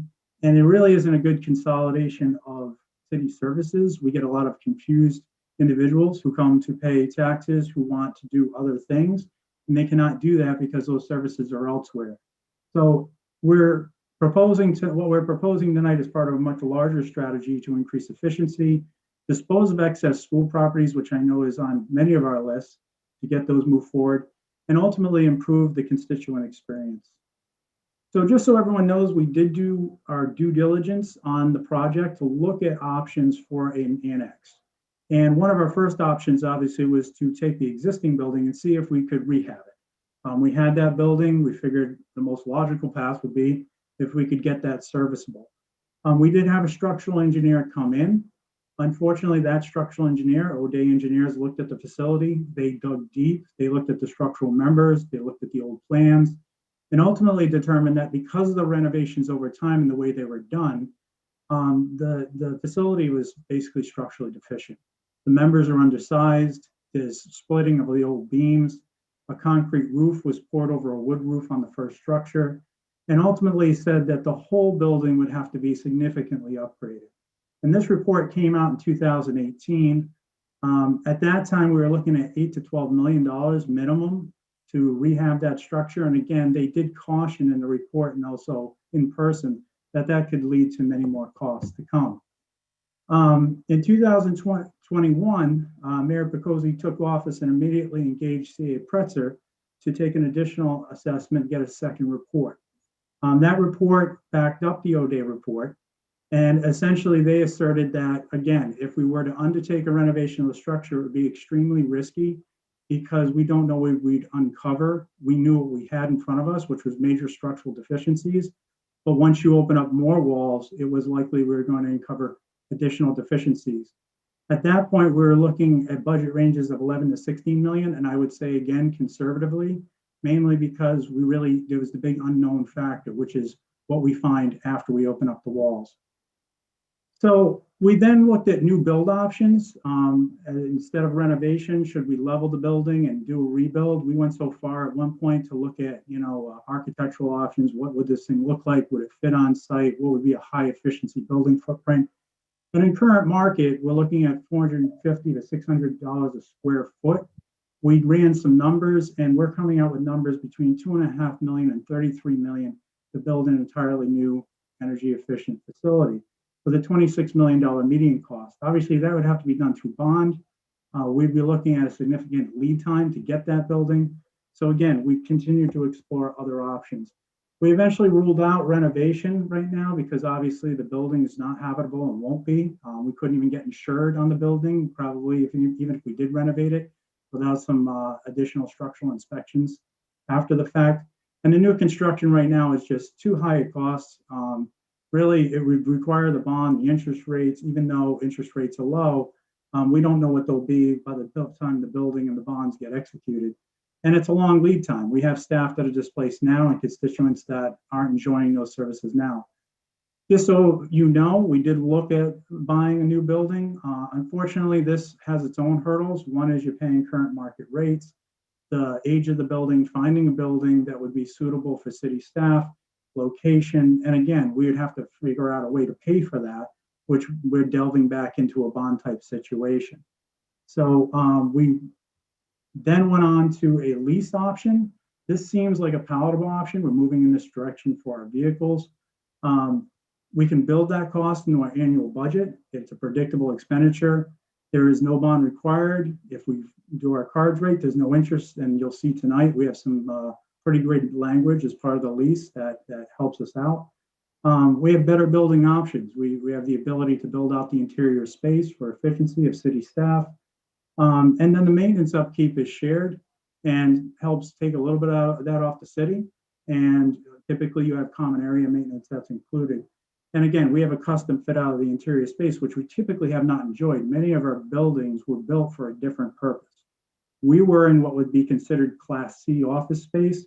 It was rehabbed in pieces, was not really considerate of the department operations. It worked, but probably not the best layout. So let's take a look at the specifics of this proposal on the Sawtooth Mill lease, how we got here, and then the specifics of the lease. So I won't go through all of this in detail, but the short of it is that AAA had purchased the Sawtooth Mill building, which was left over in surplus from the RIDOT circulator project in 2018. They purchased the greenhouse in 2019. They had continued to work with the planning department to coordinate on the renovation of the facility with the expectation that they would be building out a call center on the second floor. They need to relocate their branch that's currently on Centerville Road. They were looking to do that December. They were always looking to do that by December of 2021 due to the lease running out. And they were on a pretty good path until COVID, which changed plans because the call center effectively moved to individuals' households. And they found that that is a good model for them and it works. So then they had a building with no occupancy. So the planning department was already working with AAA on an option for a residential build out of the second floor. AAA is not a landlord by any means. They build their buildings for their use. Even though they didn't want to do necessarily a residential option, they were willing to entertain it because they wanted to keep the building. Mayor Picozzi took office. We looked at the additional analysis on the other facilities. As I said, we did a lot of due diligence. After that point, we looked at a lease option with AAA. The mayor entertained the option of the Sawtooth and gave us some direction to endeavor with AAA to see if we could strike a lease or what that would look like, what a framework would look like. And then we continued negotiations between February and April, which essentially brings us here today. I won't go through too much of the history. You know, many of you know the history of the Sawtooth Mill. It has survived multiple fires. You can see it in this picture to the right-hand side of the picture. It's the last vestige of mills in this area, which was quite substantial at one time. Preserving this piece of history, I think, is near and dear to the hearts of many people in Warwick, not just from Mackinac. So the current plans, you know, AAA had bought this building for $875,000, and they did so thinking that they were going to renovate the building and have done so already. They put windows in it, they've done repointing of the building, and I think the response that we've gotten overall is fairly substantial and positive on the work that's already been done. They have already gone through the HDC. They were working with us early on, and as I said, their plans kind of halted, but they do have plans in place, and we were looking at site plans with them. They purchased an additional lot from RIDOT for another $250,000 for additional parking towards the Appenard side. And at this point, they have site plans together for the build out of the entirety of the site. They have adequate parking that complies with zoning. The total building is around 38,000 square feet. It's going to be a Class A build out. It's a Class A build out of office space if they go to office, all high efficiency building, taking what the historic structure was and doing a significant upgrade. When we talked to AAA about what that could look like with city offices in it, they had their architect do a blocking plan, which I'll show you in a minute, but all offices would be able to fit in there, including those that are housed currently in the basement of City Hall. And we could build in some generous community gathering spaces. We talked tonight about what happens after we come out of COVID. We fully anticipate bringing public meetings back to those spaces, having community use of these rooms. And as you'll see in a minute, the floor plans allow for that community gathering space, in addition to conference space, which we sorely lack at the municipal operations level. And I just wanted to point out, this fits into a larger plan for Appenag that we're working on. We always knew that post-circulator, there would have to be a rebuilding effort going on. I know that Council President McAllister is bringing together the Appenag Improvement Association on board to, Appenag Area Improvement Association on board to devise ways to rehabilitate, revitalize the district. And this would fit well into that larger plan. This comes from a grant proposal that we had done for Trails Over at the Green Cemetery. So some specifics about the building and where we would go with this. We did blocking plans with Matthew McGeorge, who is the architect for the project. They came up with a very nice floor plan based on specifications that we gave them. We measured every department. We talked to the department heads. And again, these are blocking plans. They would get refined should we move forward after tonight. And again, we were looking at efficiency of departments, usability of accessing those departments for the public. So first floor would include finance and treasury, the tax collector, which is a majority of our foot traffic. We still have a substantial amount of people who come in and pay their taxes in person. And a large community room that could be used for a variety of events. You could play bingo, do everything from bingo to zoning meetings to planning meetings, you name it. It would be outfitted with technology to be able to do that Zoom type session and multiple sessions. So we're really excited about that space. The second floor would house what I'd call our core departments as far as support services. Building department, which is probably second in the amount of traffic we get, planning department, community development, personnel, the council liaison, MIS support, and then there's quite a bit of space for conference rooms and breakout rooms. Again, we need that. Personnel typically has a need for their own conference room, and we know that from the Green School, which was always overloaded. So we've built that into this plan. And again, it will be refined. The common areas, there's going to be an atrium for natural light, something we sorely, won't feel like your traditional oppressive municipal structure. As people are waiting for taxes, it'll be an open aired space. And again, as we've seen with COVID, we need some of those open air spaces and ability to get fresh air flow in. It will be fully ADA accessible. Restrooms upstairs, downstairs, a wellness area, which is a small room. It's really to fit into the health benefits plans in the healthcare system, looking at ways to drive down the health costs. Second floor, again, similar to the first, and there would, with the exception, there would be a skywalk to the second floor parking. So up near, if you're familiar with the Dunkin' Donuts across the street, Captain's Catch, that lot is elevated. That would effectively gain direct access to the second level, which is not only convenient for staff, but should we have visitors to those second level departments, would allow them to enter directly at floor level.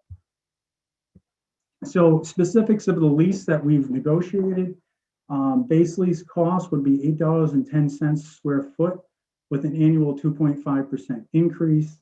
The common area maintenance of the CAM would be $3. That includes, and I'll talk about in a second, such things as snow plowing, landscape, etc. Rooftop solar, which was already planned for the building, since we're doing takeoff from that system, and we would save on energy. We would be paying it at 0% interest over a 15-year term, which this lease is premised on, the full 15 years. So you add all those numbers together, we're at $15.74 the first year per square foot, $20.32 with the increases at year 15. Some of the sweeteners to the deal, I would call them, AAA is willing to finance in $1.8 million at 0% interest over the 15-year term for the build out. So they're going to provide the vanilla shell. We're going to work with their architect to develop a finite floor plan with each department head, the mayor's office, to come up with the most efficient layout. That build out would be on us, and that would be part of the $1.8 million, which again is 0% over the term. And there's no restrictions on that build out allowance. We can use it for anything we want. In addition to that, AAA has been very gracious to give us a $700,000, what they call typically an FFD or tenant improvement allowance. Typically, these tenant improvement allowances are restricted for things like common spaces, build out of conference rooms, hallways, things like that. This is completely unrestricted, meaning we can use it for fixtures and equipment. We can use it for additional build out, and that's on AAA. That's no additional financing. That's part of the base lease. The CAM, as I said, includes plowing, landscaping, cleaning of common areas. So I go to the fact that currently we have DPW staff, maintenance staff going into our buildings, trying to clean these and keep up. It becomes very difficult, and we can use those staff for constituent services if we shuttle those staffs to other places. Obviously, we'd still plow the city hall lot and those areas, but this particular building, that weight would be off us. We'd have shared signage. As many of you know, that building is right there as you come into Apponaug, and we would have, City of Warwick right on the top of the building with the bell tower behind it. It makes a big statement for the city, especially with solar on the rooftop. We'd have plenty of visitor parking, plenty of employee parking. That's already baked into the lease. Really, AAA only needs a small amount of visitor parking these days. They're making appointments for DMV in advance. One of the biggest things we baked into the lease is a purchase after year 15 at fair market value. So we essentially have appraisals done by us, done by them. We'd kind of come in the middle. Should we wish to purchase the building at that point, we also have 2 5-year options to re-up up to 25 years, and again, with the purchase options. I won't go into some of the other things on this. So we're pretty much, we have had this reviewed by the city solicitor. They're in agreement that the lease looks fine from a legal perspective. But we did also endeavor to look at it, obviously we always want to back check. We want to make sure we're doing proper due diligence. So we had MG Commercial, which is a well-known, well-respected real estate broker of commercial development in the area, do an analysis of looking at our base rate and saying, hey, is this a good deal? And essentially what they came out to is that it was what we were going to pay is well below what the space would command, at least on the open market. Typical right now would be $22.50 for a typical Class A, not even saying new build Class A. I'm talking, something that would be, cities in the center of Warwick, Class A, maybe older space. And that doesn't include the sweeteners like the tenant improvement allowance, 0% interest over that term. All of that was above and beyond. So I would say on an effective, after talking with the leadership at MG, really should be out at 25, 26. We're down at 15. So when you do the math, it works out really well. You can see we do have a report on this. They did comparisons of leases in the past 6 months that were executed. So this is COVID data. This isn't pre-COVID data. And what it really boils down to, it's a great lease and it's a good deal for the city. And as AAA has stated, and they can state tonight because they're on here, they're not in the landlord business. They wanted a stable tenant. They want to be a good partner. And they know that the services are compatible with their market. Just so everyone knows, we did a lot of due diligence with looking at a lease versus bond and saying, okay, well, does this make sense from a lease versus a new build? And really, what we came down to is there's a large difference between the bond and the lease. Should we decide to go to build, never mind the timeframes, but this lease actually helps save us money over that duration. And I believe Bruce Kaiser, Bruce, are you on here? I can't see you. You're on mute, Bruce.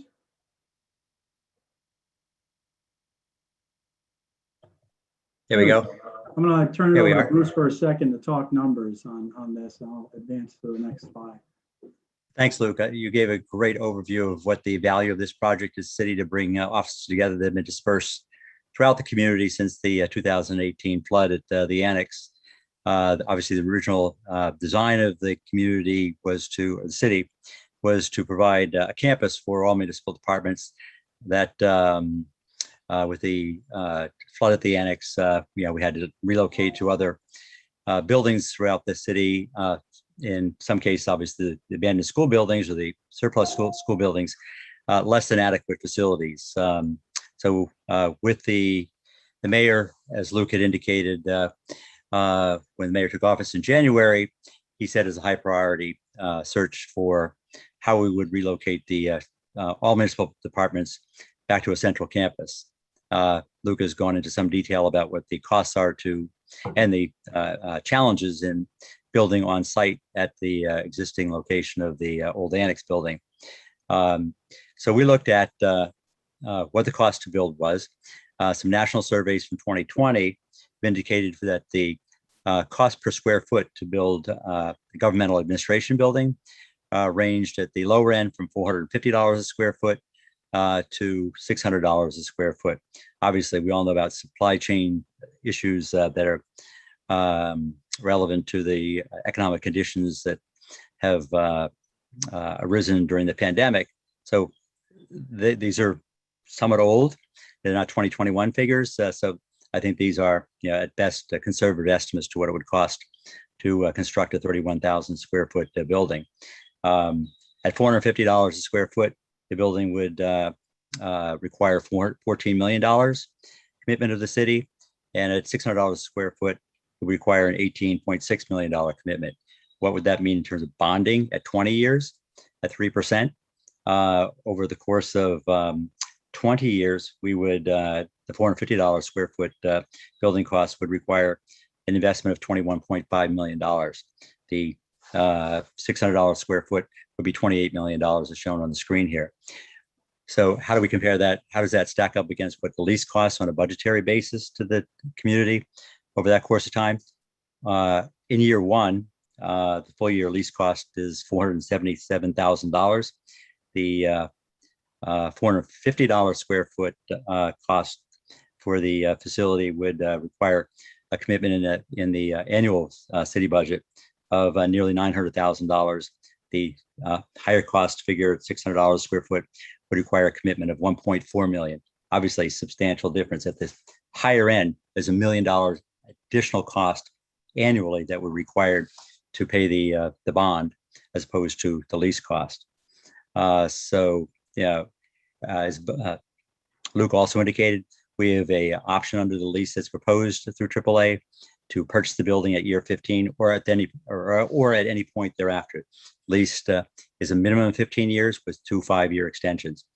So from 15 to 25 years, and then potentially we could renegotiate if we're going to maintain the lease beyond that. But at any point from the 15-year period onward, we could choose to negotiate a purchase buyout through AAA. So the investment, to summarize, the cost to over a 20-year period at the lower cost to build, the $450 a square foot, would require an additional $10.8 million versus what the lease cost would be over that same period of time.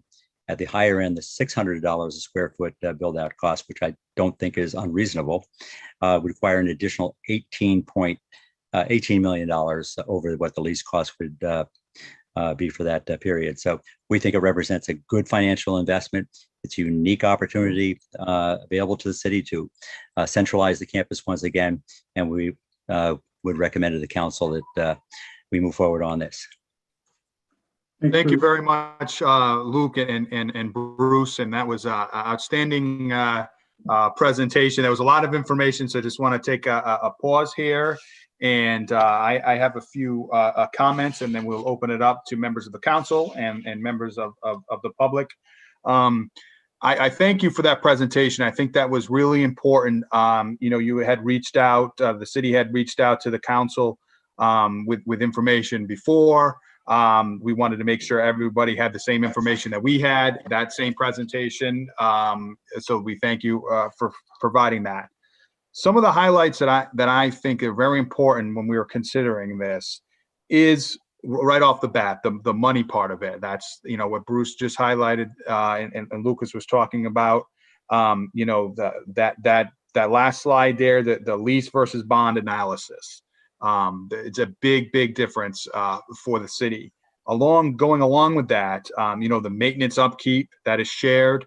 So there's a lot of benefits towards that.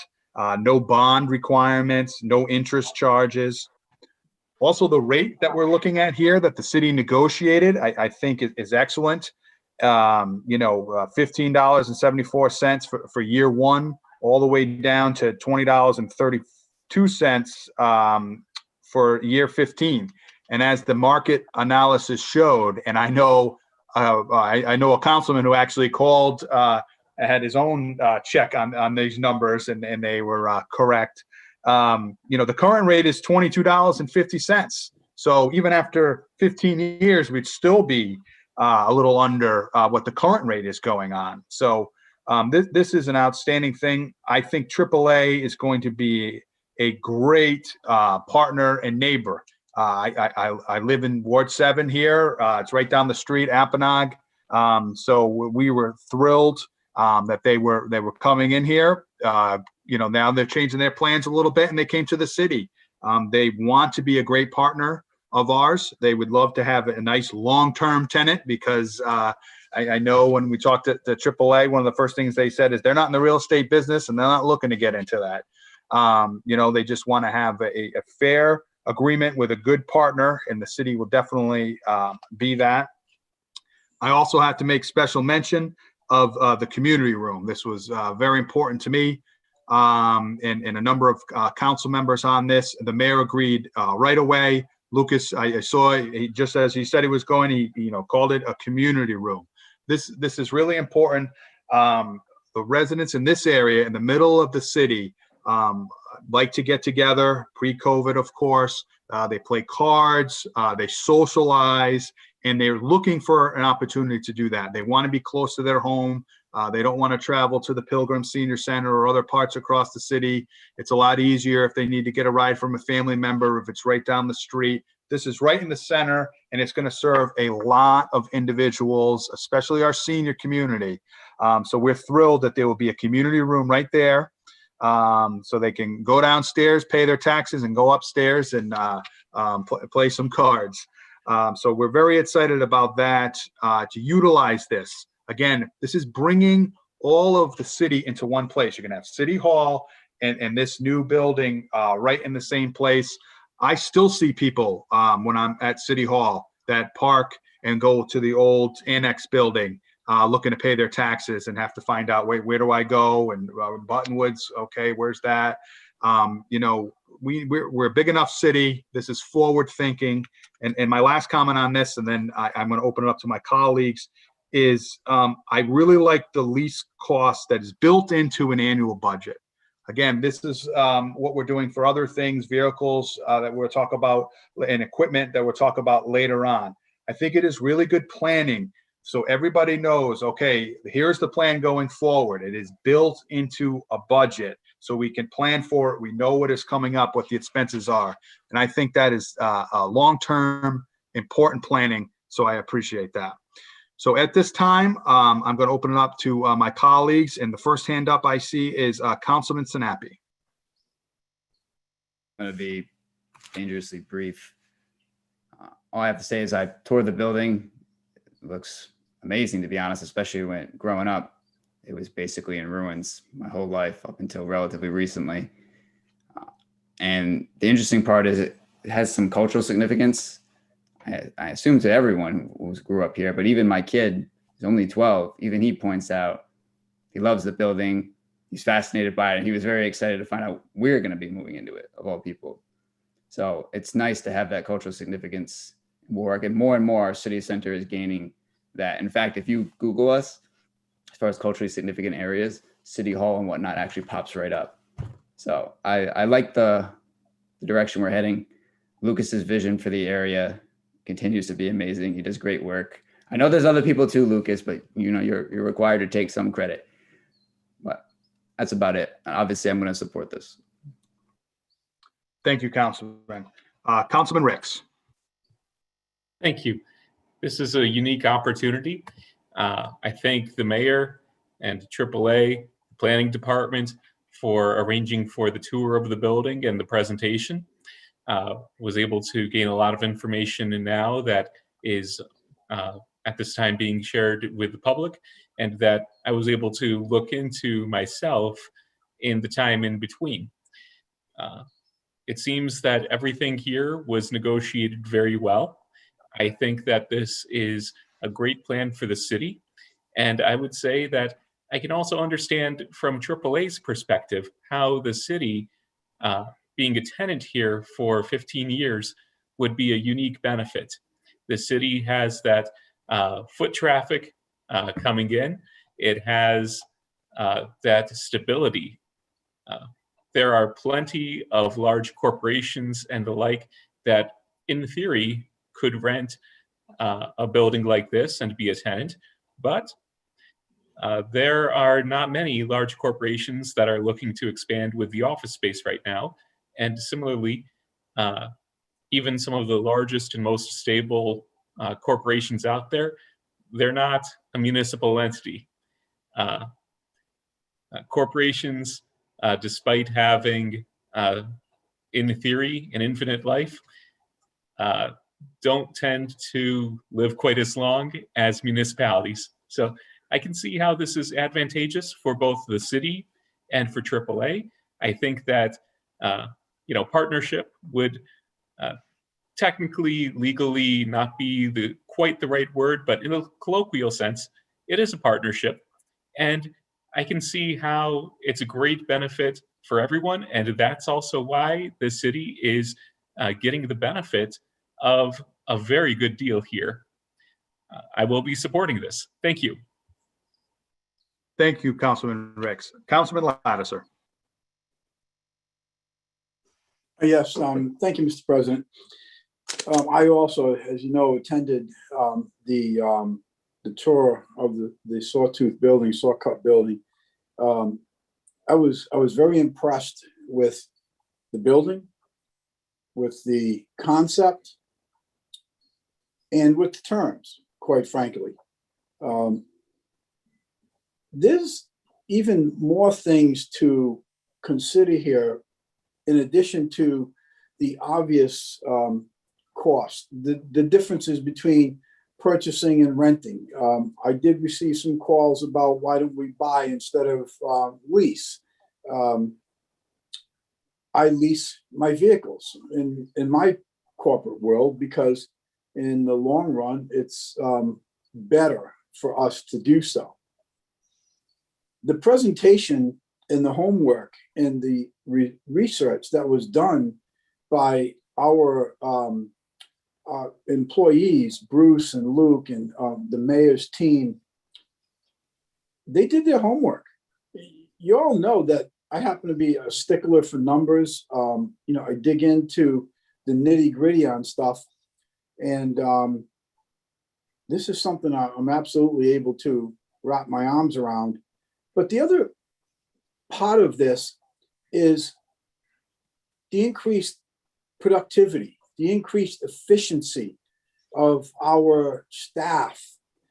That's difficult to assign a number to, but the fact of the matter is, in the business world, that is very, very important to us. If we buy a better computer, if we buy different tools, if we use different stagings, et cetera, it also factors into our productivity, our efficiency, our morale. We have social issues. I don't know if that's probably the right word or not, but over the last couple of few years, we've taken our black eyes as a city. We all know that, and nobody's hiding from it. So to enter into Apponaug and come face to face with this building that belongs to the people, where all of its representatives, or the lion's share of its representatives, are working every day, I think is very impressive. We're the second, in my mind, we're still the second largest city in the state.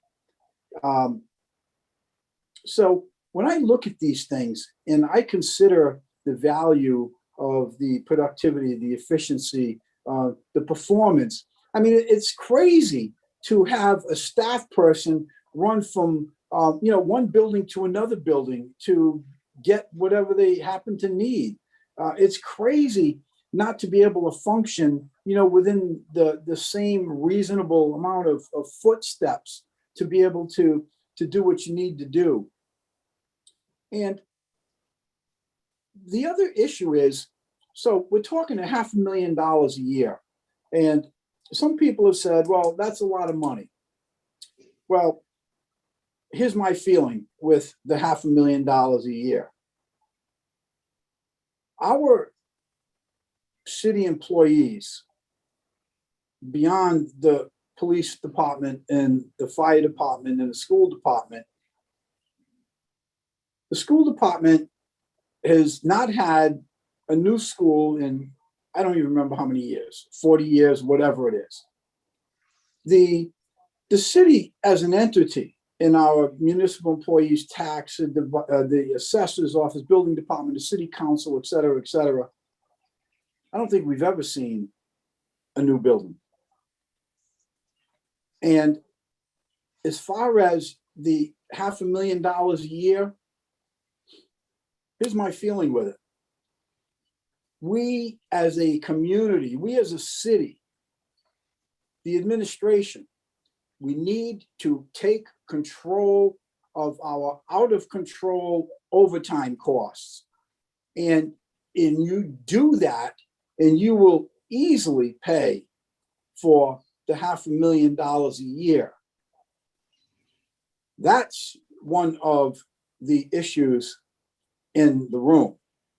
We need to take control of how much it costs us to run certain parts of our city.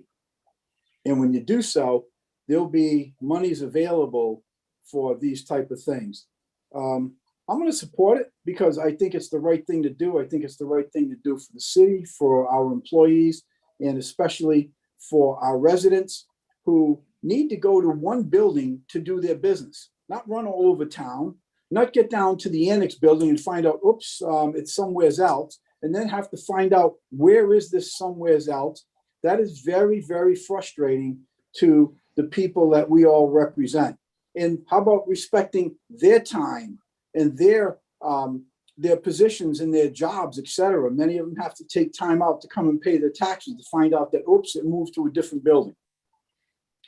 I think this is a very productive move. And in the long term, I believe that the residents of the city of Warwick, while there will be a cost associated to it, I think the cost to avoid it is far more significant over the term of 15 years. Thank you, Mr. President. That's what I have to say on the matter. Thank you very much, Councilman. Councilman Gephardt. Thank you, Council President, Mayor Picozzi, AAA, Luke, Bruce, everyone else who put the hard work into this. I'll try to not repeat much of what was said because I agree with almost all of it. I think Bruce, you did an excellent job in the presentation, and Luke, of spelling out the return or the financial benefits of this approach versus building new or a different building. And I think before we consider those financial merits, there's a consideration of is this something that we need to do, period. And I think Councilman Lattiser on a number of fronts enumerated many of those reasons, right? The respect of the residents' time, the efficiency that comes with being together. One of the things that I think about too is, a lot of high-tech industries, understood this a long time ago. If you build a place that people want to go to, you will attract the best and the brightest to come work for your organization. And when we think about making Warwick a world-class place to live, it's about the people who live here, but also the people that work day in and day out to make it what it is. And when you put them in this beautiful, historic, modern facility, you're going to attract the best and the brightest who want to come work in Warwick and make this the best place to live in the world. And I think that we're on that path. Council President McAllister alluded to. I did contact MG because I was interested, because I think there's this assumption that post-COVID, that lease rates, that commercial office space is depressed. And so, yeah, maybe that's why AAA is willing to offer such a competitive lease, because no one's out leasing buildings. And so I talked to MG, and one of the things that they pointed out is, yeah, that may be the case in some dense urban, in city centers, et cetera. But what I was told is that leases in Warwick are actually signing at pre-COVID rates now, because many organizations wanted to get out of those dense urban centers and get out more into areas where there was parking, there was outdoor space, there was adequate spacing between the workforce, and so for that reason as well, this is a great opportunity for the city. We talked about the benefit to the constituents, and yeah, I think that this is a great move. I feel like Apponaug and Warwick at large is getting its mojo back, and I feel like this is just one more step down the right path. So thank you for bringing it forward, and I'll echo everyone else's sentiments that I intend to support this. Thank you very much, Councilman. President Pro Tem Travis. Thank you, Mr. President. I don't want to have to repeat everything. Everybody said such great things, but I do want to thank Mayor Picozzi and Luke and Bruce did a great job. I always enjoyed, I know working with Luke, and I've done it for many years. He crosses all the T's, dots every I. He kind of anticipates the questions before they get there, so we'll have the answers. So it's a great job. I think everybody worked so hard and did a really good job. Bruce did a great presentation with the money. This is a perfect opportunity for us to all come together and have some pride. And the building itself, saving the history of that building is a big plus. That's a big plus. And then the people that work there, they're going to have some pride in it, being in Apponaug in a building where they all can be together. And even the constituents that are going there now, who to pay the taxes, it's going to be like a one-shop stopping. It's not like, oh, where do I go now? Do I go to Buttonwoods, or do I have to talk to the guy over here or go over there? It's going to be in one great location. I think you all did a fantastic job. I'm 110% behind this. Thank you. Thank you very much, Councilwoman. Councilman Howe. Thank you, Mr. President. And thank you, Bruce, Mayor Picozzi, and Luke for making the presentation. I just wanted to add in that it's, I always heard about the Sawtooth building and you know, you hear about the historical buildings in the city. I personally am absolutely blown over by the fact we have that beautiful city hall, and then we're going to move our city offices, or the possibility of moving our city offices where the people can go and do city business in one of the most historical buildings in the city. So I think it's a great ad. I just want to thank them, because this is it's you know, when you can keep that going, and that the history that the city has, the rich history, that you can keep moving on, including with our buildings. I'm excited about it. So thank you, Mr. President. Thank you, Councilman. Any other members of the council that haven't had a chance to speak yet? Would you like to speak? Okay, Councilman Lattiser. Yes, thank you, Mr. President. I must apologize to all of you and to everyone else listening, because I didn't realize till I was all done expressing my comments that I had my camera off. Having said that, if you'd like, my camera's on. I'll be happy to repeat it all over again if you would like. Might not be verbatim, but I'll give it my best. We heard you loud and clear, and you never looked better, so I wouldn't worry about it. Well, that's a good point. I can't argue with you on that one. Thank you. Thank you. At this time, I'd like to open it up to members of the public. Are there any members of the public that would like to speak? Please raise your hand, and we will ask you to identify yourself. And Phil or Chris, if you could, looks like we have a couple of members of the public that would like to speak on this. Go ahead, Mr. Cody. Rob Cody, Ward 7. I'd like to thank Mayor Picozzi and Luke. Great job. Luke, as Councilwoman Travis said, you clearly dot the I's and cross the T's.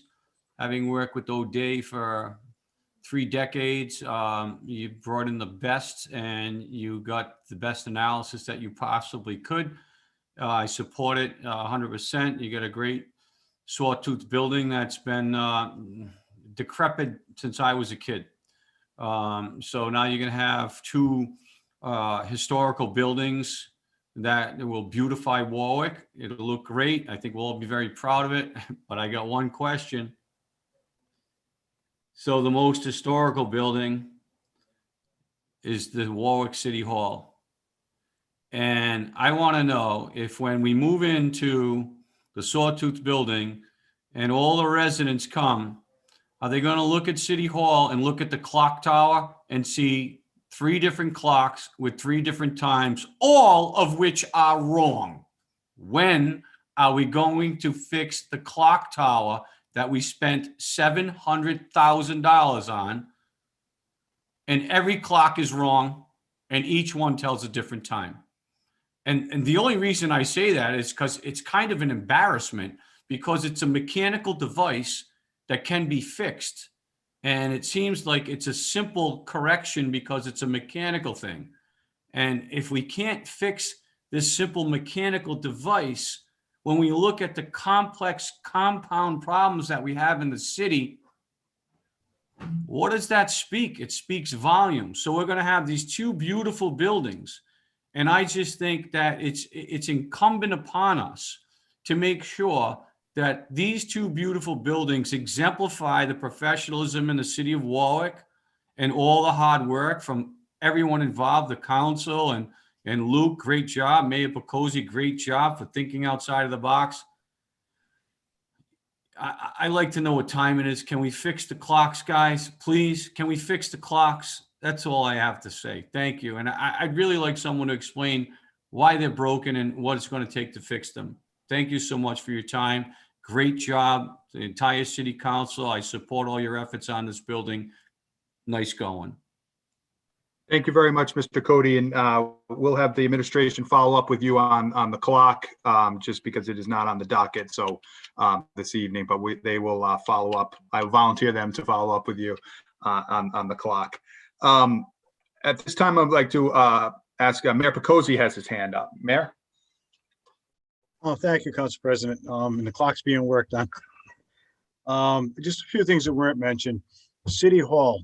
We're going to leave the mayor's office in there, city clerk, and the board of canvassers, kind of traditional town hall departments.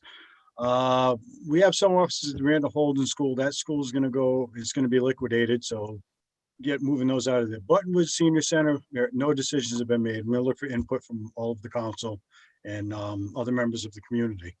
The old annex is getting torn down and relatively soon, probably be done over the summer. The space, we're going to figure out something, again, with all of your input, something to do for the community back there. No decision been made on that. Also, what we didn't mention is AAA has talked to us about restoring the historical greenhouse there, and they're open to suggestions for that. I know I've talked to Councilman Howell about a few ideas there for something to do for veterans. And I also wanted to say too, because I don't want people to think we had the whole city council over there. We had 2 members at a time. The council president was very strict about keeping open meetings laws in effect. So that's about all I had to add. I just wanted to put those points in there. Thank you very much, Mayor. We have 2 additional people that would like to speak from the public. If Phil, if you could let the next person unmute. Ms. Walsh, I believe. Hi, folks. Barbara Walsh again. This building and all of the preparation that went into it, the financial analysis, all sounds absolutely delightful and very thorough. I am thrilled to hear that there will be rooftop solar panels considered for this building. It's about time. We don't do enough of that in Warwick. And I'm also very excited about green space for this building. And I would just like to reference native species for the planning department. When you do native species, it requires less maintenance, sometimes no watering, sometimes no mowing, if you choose the right species, never mind habitat for birds and other wildlife. So I'm really happy to hear what you've had to say about all this. Two quick points though. One is we do have a new building, and I'm very proud to say it's our animal shelter. It was completely brand new about 10 years ago because of a bond that the citizenry passed, and it was a state-of-the-art building, and we can all be very proud of our animal shelter. And also, I just have a question about, given the financial analysis that you did, I'm wondering if you did a similar comparison with using one of our existing school buildings that are no longer being used, as a comparison, like you did with the leasing versus buying and building. Mr. Kaiser, would you like to address that, or Luke? I can take that one, Bruce, if you're okay. Sure. Yeah, go ahead, Luke. So address the landscape question as well, but first and foremost, we did look at the school facilities a couple of years ago when the annex flooded under Mayor Abadesian's administration. We immediately did a study and assessment of all existing city buildings. We looked at square footage, proximity to City Hall, condition. Unfortunately, several of the buildings, including Wicks, Wicks is just quite frankly too large, and it's in the middle of a residential area. And it has value. It has tax value should we dispose of the property. School administration building, the old one, was quite frankly too small and inefficient and cost too much to renovate. Holden, again, the format of the elementary schools does not work well. We have city offices in it now, but would be quite extensive and needs roof repairs, HVAC, and other things that, quite frankly, we put a lot of money into and not pay off on the investment. Again, in the middle of a residential neighborhood, we are a bit of a traffic generator. We want to be central to the city. One of the considerations that Mayor Picozzi specifically wanted is efficiency of operations. You know, bring things in closer to City Hall, to bring constituent service, to get everything under one roof. And so, I think we've delivered on that, but we did look at those properties. All of the properties that, even the one we're currently housed in have issues. We have issues with the HVAC, we have issues with the roofs. Having a new facility allows us the ability to start at kind of a baseline platform of maintenance that if we keep up with over time, is going to be much less of a burden. And it also allows us, and this is another Mayor Picozzi initiative right now, and I know everyone's really signed on to, is disposing of school properties. And that dovetails well with getting the staff out of holding and getting us moving in the right direction on the disposal of those properties to a better use. So as far as landscaping, I'm the city's landscape coordinator, one of my roles. Great. And Traverse has, the AAA has Traverse, which is a very reputable landscape architect. They've also agreed to adopt, actually build a small park at the corner of the Rotary as part of the project for our public benefit. And we will take your suggestion and I'll make sure to look at the native plant species. So thank you. That's great. Thank you. Thank you very much, Ms. Walsh. Phil, if we could unmute the next person, please. Philip Dirk Cole, 145 Edge Hill Road, Ward 4, Warwick, Rhode Island. I'd like you all to remember this day and this time at this meeting, because you will hardly ever hear this from me again. Luke, great job. Bruce, as well. You guys are the best. And in my mind, I have no issue at all with this project. I know the project will go well and it will be a total success because that's the type of people you are. And City Council, to your credit, listen to these two people and listen to what they say and what they do and come together for our city, make our city great again. Thank you. Thank you very much, sir. Are there any other members of the public that would like to speak? Okay. Hearing none, I will ask the council if anyone would like to make a motion on PCR 77-21. Move favorable action. Okay, Councilman Ricks moves favorable action, second by Councilwoman Travis, Councilman Howe, Councilman Lattiser, Councilman McElroy, Councilman Sinapi, and Councilman Foley, Councilman Gephardt. Any additional questions at this time? Okay, hearing none, the clerk will call the roll for favorable action on PCR 77-21. Mr. McAllister, Yes. Mr. Foley, Yes. Mr. Gephardt, Yes. Mr. Howe, Yes. Mr. Lattiser, Mr. Lattiser, Yes, yes, yes. Mr. McElroy, Yes. Mr. Ricks, Yes. Mr. Sinapi, Yes. Ms. Travis. Yes.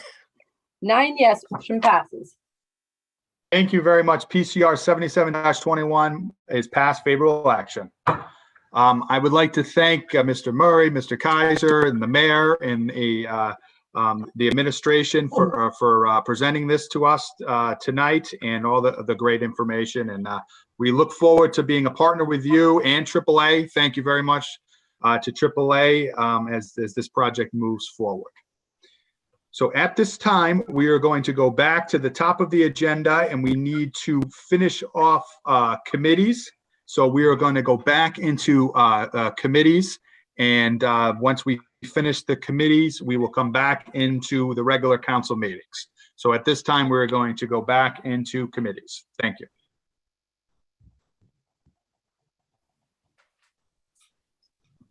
Next up this evening is the Ordinance Committee. This is Chairman Sinapi, Councilman McElroy, and Councilman Rex.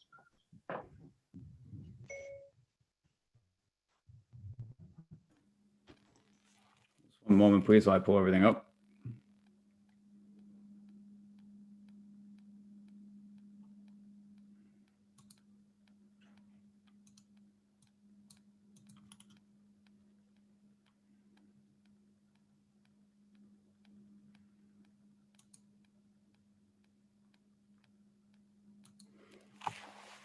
All right, words. Committee ready? Looks like it. Ordinance will convene at 8:36 p.m.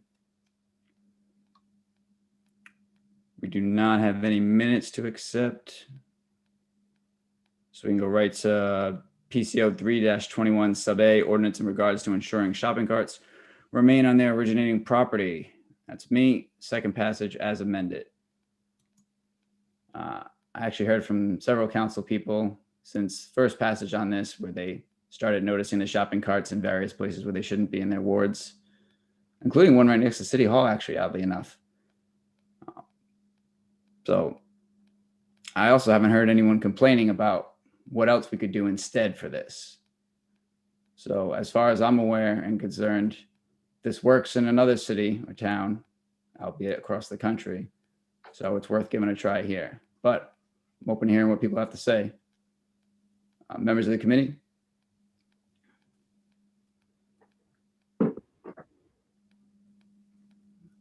Not seeing anybody. Oh, and before I forget, I almost omitted this. A member of the public took issue with being unable to speak at one of the prior meetings during my committee. For those who don't know, I'm sorry if it's not clear. Per Solicitor Walsh's advice, committee chairs are allowed to not have somebody speak on items that are actually not before us. For instance, if they're held, I don't let anyone speak on something that's held, be it council person or member of the public. So nothing personal. It's something I do across the board, just like how I wish for the rules to get passed. So my apologies if anyone takes issue with that. I'm not the only one who does it, but even if I was, I'd still do it. If you want, and I've said this before, you can submit written testimony. I'll happily read it into the record. You can also call me. Councilman Gebhardt? I had a question for members of the committee, or really of the council. To this point, I have heard some negative feedback on this from members of the public, but none who represent institutions which own or are responsible for shopping carts. So my question was, maybe they're not being directed to me, as I don't have a whole lot of shopping cart responsible businesses in my ward, but can anyone shed any light or provide any color to any businesses who may have provided feedback or input into this particular ordinance, or any amendments thereto? I also would be very interested to hear that, especially given how many entities are in my ward. I was surprised I didn't hear even from one. Councilman Ricks? Thank you. I also did not hear any opposition from any businesses on this. I did hear from one person who is not a constituent voice her opposition, but I have also heard constituents of my own in Ward 2 voice support in favor. And as discussed at the previous council meeting, there has been one business in particular where this has been repeatedly been an issue that has been brought to my attention. I see no reason not to support it on second passage as I did at first passage.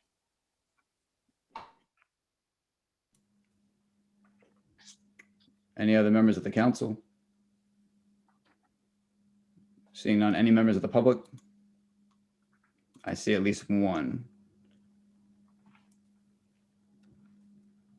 You can unmute Mr. Jacol. Philip Durkol Senior, 145 Edge Hill Road, Ward 4, Warwick. Thank you, committee chairman and committee members. I am here tonight to speak. I'll make comments against PCO-3-21, shopping cart abandonment. First, I do not dispute that Councilman Sanapi is having an issue in his ward with abandoned shopping carts. Having said that, this ordinance is not good for all of Warwick. I believe this is a local issue within Councilman Sanapi's ward and should be handled as such, with discussions with the businesses that are involved for resolution. Second, The thought that the DPW will oversee this ordinance is not realistic. I will not repeat all of the examples of where our DPW is overextended on the responsibilities they presently have. I believe that burdening them with additional duties is a recipe for failure. Secondly, on the issue of not being able to speak, that Mr. Sinapi, the chairman of this committee, has as an edict, I believe is unfair. I believe also is a violation of my civil rights. I will be sending a formal request to the city council as well as to Mr. Walsh for a response to my complaint. And I will be sending my complaint to other entities as well. So thank you and have a good evening. Thank you for sharing, sir. And I see Mr. Zaram's hands up. You can unmute, Mr. Zaram. Sure. Can you hear me now? Yes, sir. Hello? Can you hear me? Sure can. Sorry, we were all nodding instead of speaking. Okay. Hi, everybody, Mr. Committee Chair, members of the committee, and everybody else who's attending. For the record, Michael Zaram, Ward 2, 50-year resident of the city of Warwick. I would ask that currently oppose and ask that this be held for future study. And some of the questions I'm going to raise that during the whole period, that some of the questions I raise be conferenced with our solicitor. It seems to me that the shopping carts are the property of usually a retail business, not the city of Warwick. And I question whether the city of Warwick would be exceeding its authority here to regulate something that should be regulated by the owner of the shopping cart itself. I've seen many instances in the city of Warwick, particularly even in the Meadowbrook area, where there's senior housing in the area, where some of the businesses may want to allow one of their customers to take the shopping cart home because they don't have transportation or they may be disabled. And of course, since it does belong to the retail establishment, it should be returned. I'd much rather see an ordinance like this if the intent is to reduce the number of shopping carts that people are taking beyond the boundaries of a retail business's meets and bounds, that perhaps it would already just enforce a state regulation that's already there on theft and larceny of property from a retail operation. It just seems redundant to me. And I really believe it should be up to the retail operation to make a determination. And if somebody takes a shopping cart off, I believe it should be up to the retail operation to determine what they want to do or don't want to do to enforce it. And I would just ask that this be held and some of these other issues be conferred with a wonderful solicitor and everything else, so the city council doesn't exceed its authority and doesn't take any rights away from a retail operation. And thank you for allowing me to comment. Councilman Lattiser. Oh, and thank you, sir. Sorry. Yes, thank you, Mr. Chairman. As I had spoken to extensively at the first passage, I will not be supporting this. I feel it's an unfair financial burden, as well as an administrative burden and an enforcement burden on those businesses that have shopping carts. I would relate to this as an unfunded, pretty much mandate that will probably not be enforced because of staffing problems, et cetera, et cetera. But I've heard several of my colleagues say they have not received a single complaint from any businesses. I have received many complaints from members of the community, but I guess my question would go to the sponsor, Chairman Sinapi, if you had reached out to any of the businesses in the city of Warwick to see if they had an objection or a problem or any issues with this legislation at all, being that you're the primary sponsor. Do you want to know if I've asked all the businesses if they have an issue with a bill that's going to impose additional obligations on them? Yeah. I did not ask if the businesses have an issue with additional obligations being imposed on them. I made sure that this was a bill that was used elsewhere, seemingly successfully, and therefore it can be used here. Okay, I'm referring, let me be more specific then, because you put a different spin on it. Did you reach out to any of the businesses with this specific legislation, asking them if they were in favor or in opposition of the language in this PCO 3-21? I've answered that question twice. Do you have anything else? No, you didn't answer that question. You said you asked them if they had an objection. Sir, as the chair, I'm going to ask again. Do you have anything else? No, I'm asking you. Yeah, I'm asking you a question. I'm asking Answer you. the question. No, This you isn't didn't. a debate. You walked around the question. Either you can move on or I can move on. Okay, so go ahead, move on. So I assume you're not going to answer the question directly. That's fine. Thank you. Councilman Ricks. Oh, sorry. Hold on. You already went. I should do Donna first. Sorry. Councilwoman Travis. Thank you, Mr. Chairman. I do want to make a note of it. I didn't get many calls either, but I have seen shopping carts in other areas, not just your ward. But yesterday I was on my way to Quinn's funeral home, and the shopping cart was right in the middle of Warwick Avenue, which is very dangerous. And a car actually stopped to the passenger got out, which I thought was crazy because I knew somebody had to move it, but I was afraid she was going to get hit. But I waited, watched her, make sure everything was okay. And she got the cart to bring it back up to the dollar store. But I've seen them on islands. I've seen them on Main Avenue. And I never noticed them as much before, but I have seen I've seen at least 6 of them since we talked the last time. So it's not just your ward. I have seen them. Thank you. Thank you, Councilwoman. Councilman Ricks. Thank you. I'm glad that we are receiving some more input from the public, and specifically to respond to the comments from a member of the public from Ward 2. I would say that I would be still in favor of moving forward this evening for second passage. As I had expressed earlier at the previous meeting, I don't see this as an issue with Warwick being outside of its jurisdiction here. It's an issue of public safety, because these shopping carts, once they get in the road, once they're out there on the sidewalks, they can be a hazard. If a car hits them, it's going to do damage. And obviously they're on wheels, so they're mobile.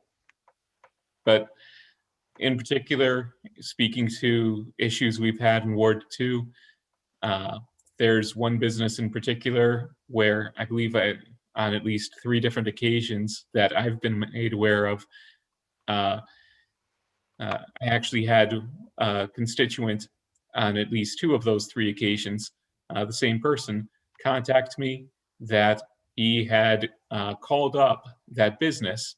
In one occasion, the shopping cart had traveled about a half mile down the road.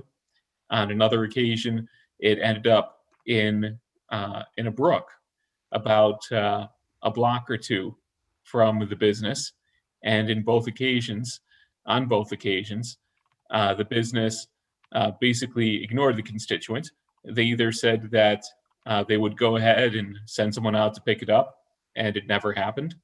And that constituent actually took the time out of his day to go get that shopping cart and bring it back to that business's property, which is very nice of him, to return that property so that it was no longer a hazard in the brook, no longer a hazard down the street near the sidewalk. But this is property that is of value to the business. And all this ordinance does is state that the business shall, once they're informed, have 24 hours to go get it. There are some other requirements of the ordinance, of course, but that's the key requirement. If the business goes and retrieves the cart within 24 hours, which is really not much of a burden at all, these carts are expensive and the businesses should want to pick them up.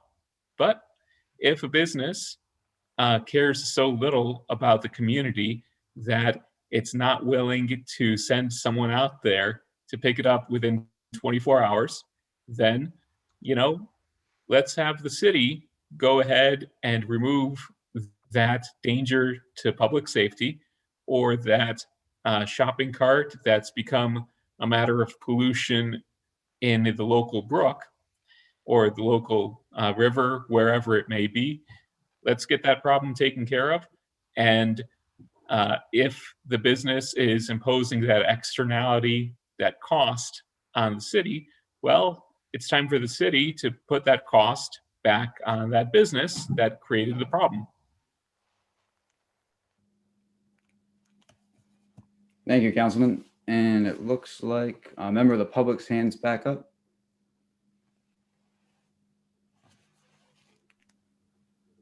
Council Chairman, thank you. Committee Chairman, thank you. Committee members, thank you. Councilman Ricks, Councilman Travis. The scourge that shopping cart has in Warwick, the scourge, maybe you've seen what, 8 or 10 shopping carts? I've seen none in my ward, Ward 4. Now, maybe I'm blind, or maybe I just don't look for them, I don't know. But I guess that's hardly a scourge. And it's not the point of the owners picking up the shopping carts, because they do have value, and I'm sure they'll pick them up when they're notified. The problem is to be notified. The Department of Public Works has to monitor this program. They're responsible for this program. They are responsible for so many issues in this city that they can't handle what they have now. And you're going to add more burden on them. And Councilman Sinapi, Chairman Sinapi, you run your meetings terribly, very, very badly, okay? And as far as the public participation, you are terrible, okay? Now, I've been in business for over 70 years, and I have never encountered someone like you. That's my personal opinion of you, and I'll make sure that everyone knows that. Thank you. And Mr. Walsh, you'll be getting a formal complaint from not being able to speak, and I will go again on another issue that will be coming up. Thank you. Thank you, sir. All right. Do we have a motion from the, I'll work on my English. Do we have a motion from any member of the committee? Move favorable action for second passage. Second. Motion made and seconded. All in favor? Aye. Aye. And Solicitor Walsh?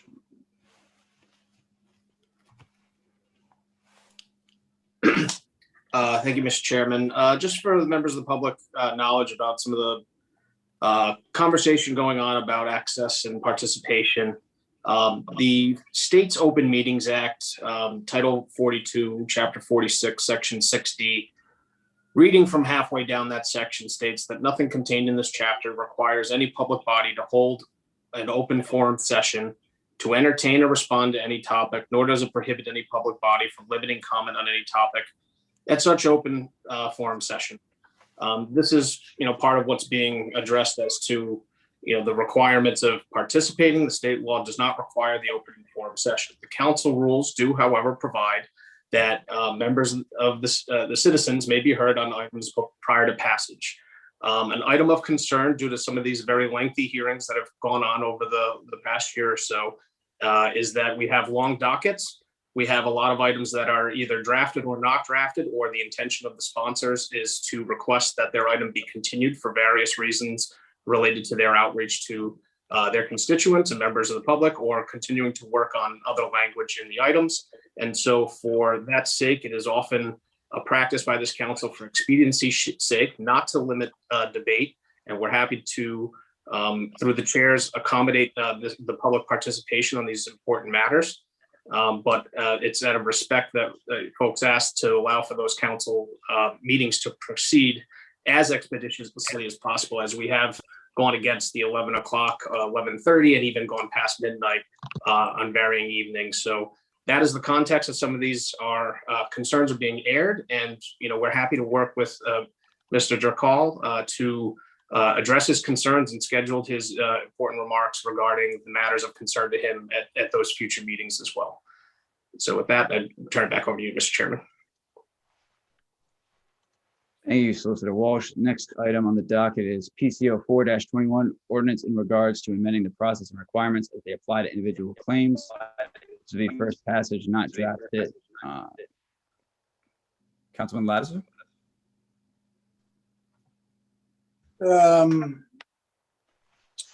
That was PCO 4-21. Yes. Hold till July 19th, please.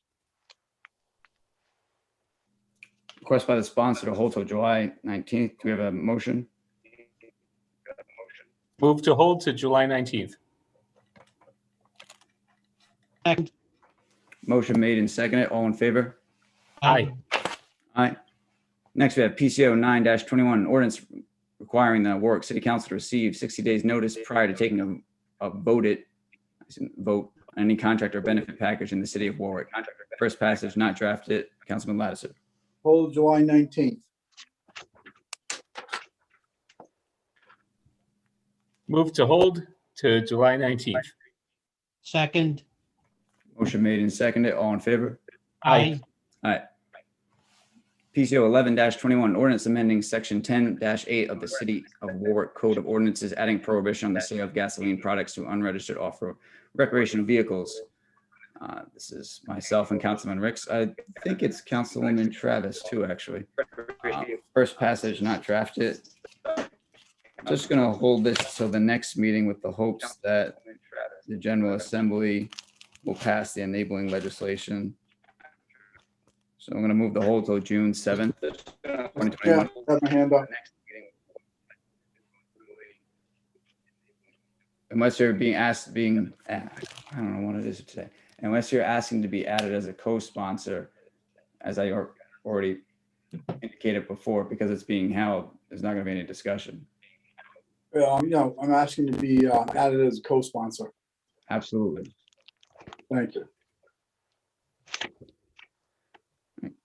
I'll move the hold till June 7th, 2021.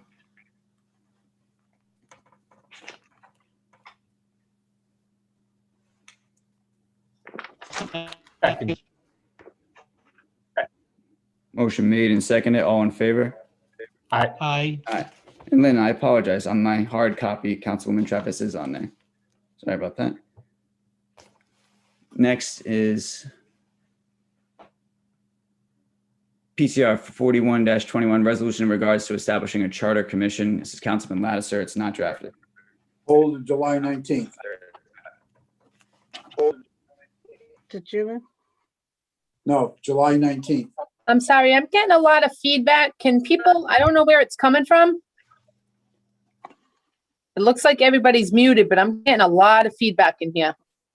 So can you just repeat that one again? I'm sorry. Yes, I made a request to hold till July 19th. 19? Yeah. Thank you. And Councilwoman Travis, you had same thing as Councilman Yeah. Lattiser. But the same thing, I want to be added on as a sponsor. Absolutely. Actually, me as well, to be honest. That's fine. And then I'll move to hold till July 19th.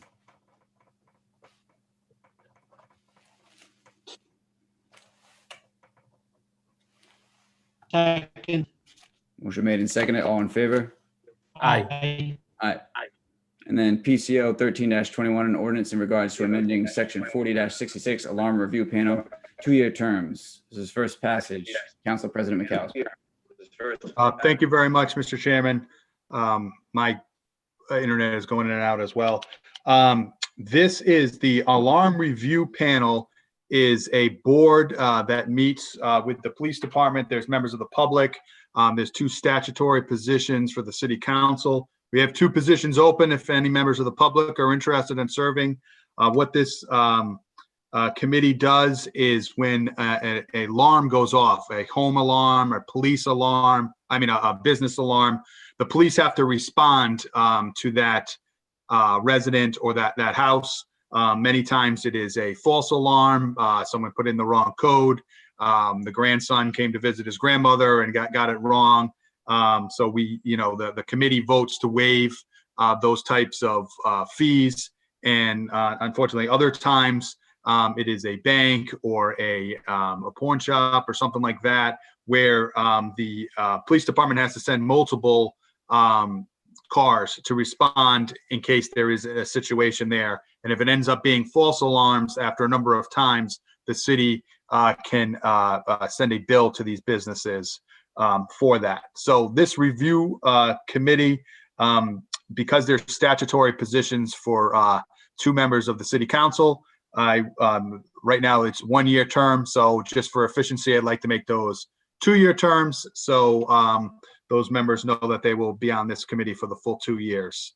So that is the nuts and bolts of this legislation. And again, if any members of the public are interested in serving on the alarm review panel, there are 2 positions open. Thank you, Mr. Chairman.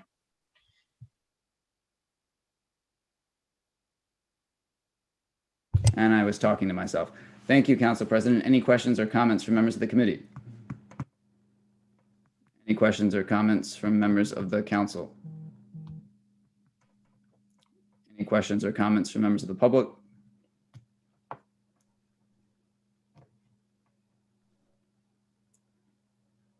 Not at this time, sir. All right. Seeing none, do we have a motion? Oh, wait, sorry. Councilwoman Travis? Question is, You muted yourself. I'm sorry. Before you end ordinance, I believe that there was something that, the one before you just did is supposed to be an ordinance, but it was put in intergovernment by mistake, I think, intergovernmental by mistake. Because it is, on the docket itself, it was checked off ordinance. See the one you mean, PCO 10-21? No, PCO 12-21. Whoa, sorry, then hold on. Oh, Says it's you are governmental. correct. That is an ordinance though, right? That is,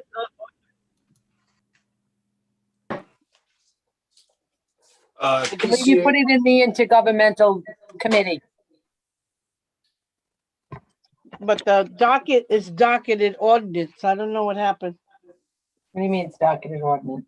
The docketing memo, I have a copy of it, it's checked off for ordinance. Right, it is an ordinance, but it was put in the intergovernmental committee. Oh, all right, so we're gonna hear it in intergovernmental? Yes. Okay. Thank you. No, thank you. It gets confusing when there's a giant That makes- word ordinance and got caps. I did it too, I'm gonna be honest. So do we have a motion on PCO? I flipped away from it.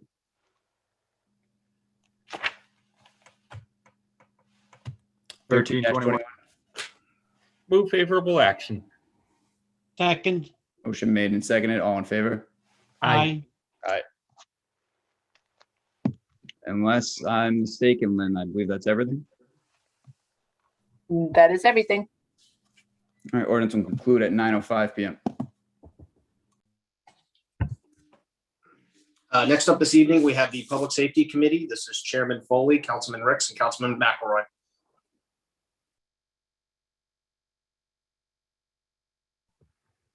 Good evening. The meeting is coming to order at 9:05.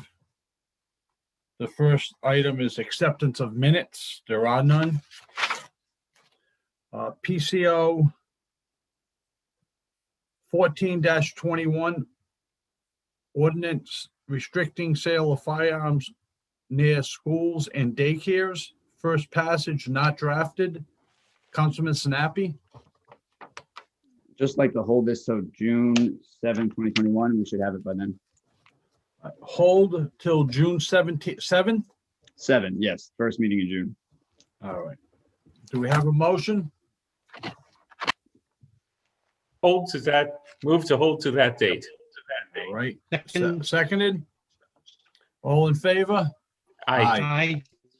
The second is PCR 71-21 resolution in regards to erecting a stop sign on Pocahontas Drive at the intersection of Colebrook Road. There was a traffic study and it was recommended twice.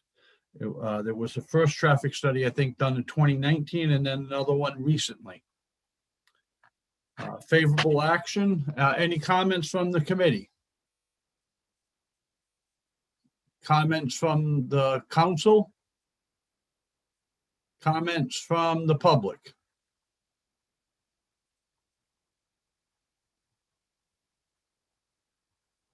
Seeing none? We have one, sir.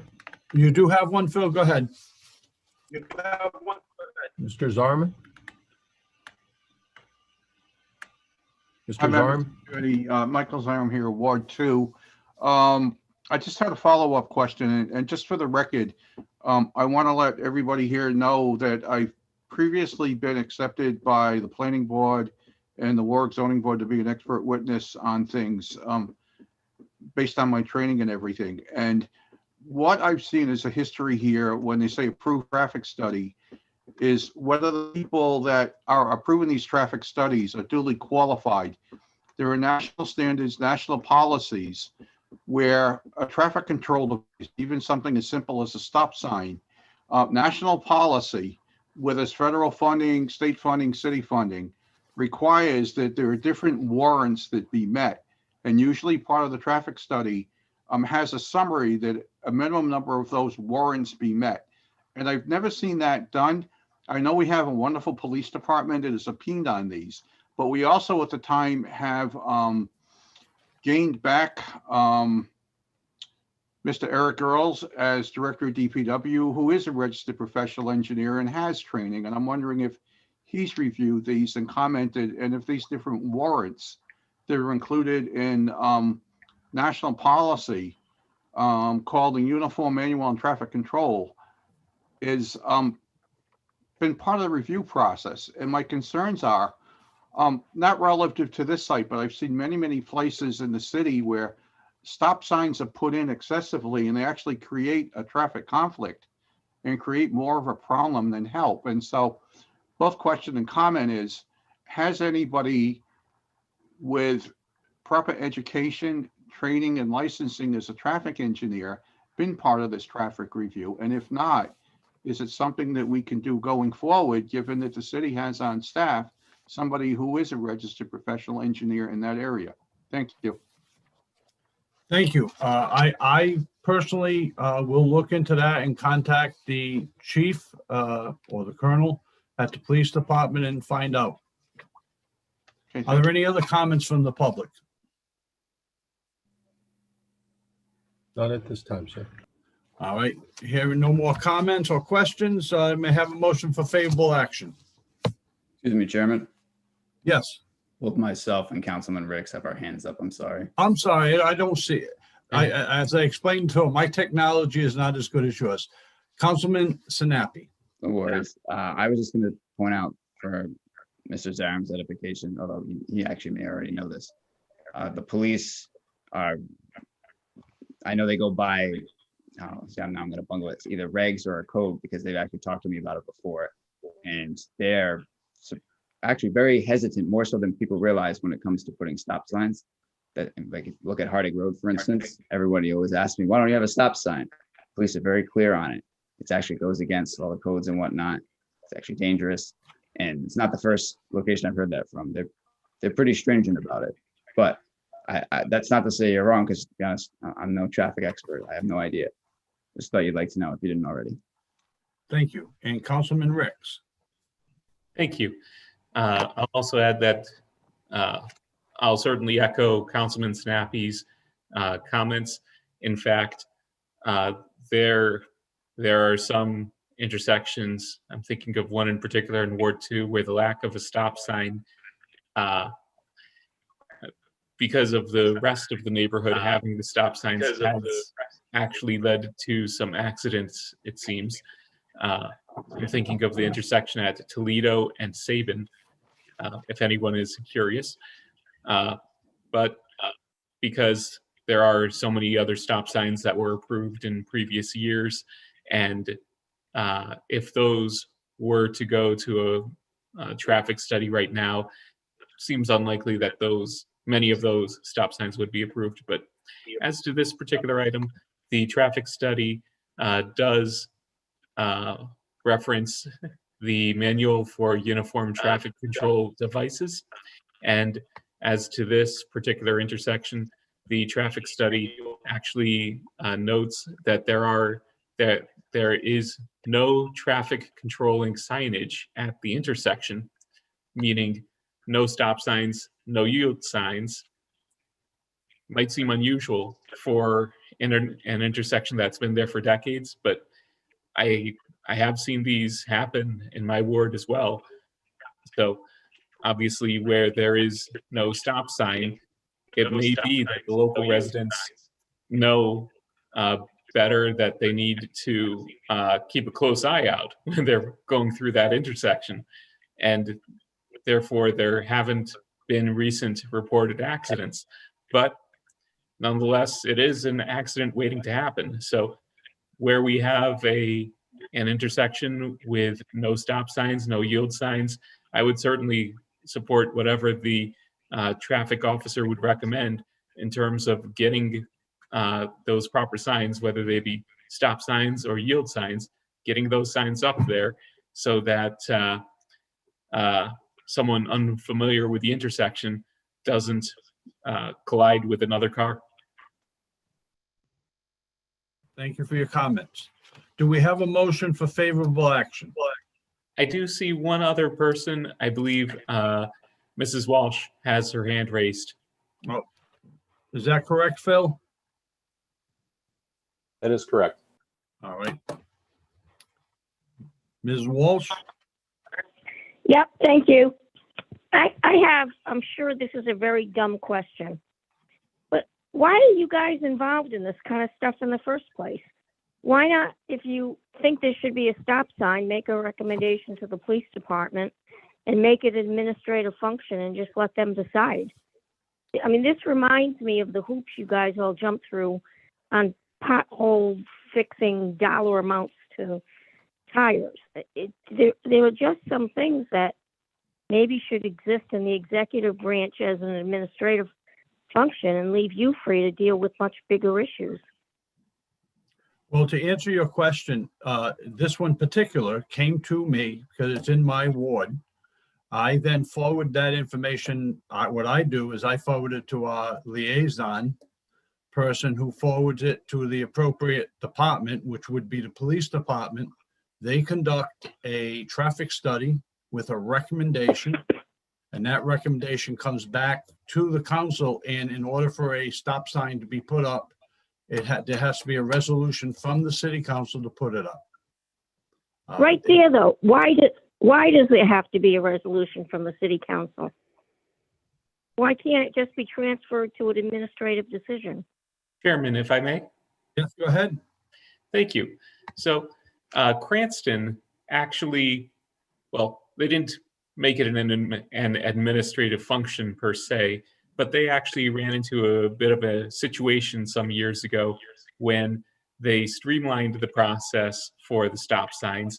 Quite a few stop signs went up that the council over in Cranston never saw, and they never made it onto the books, so that by way of that process, the signs weren't legal. So anytime we pass an ordinance or a resolution relative to the stop signs, it does get recorded in the code of ordinances, so it is a piece of legislation.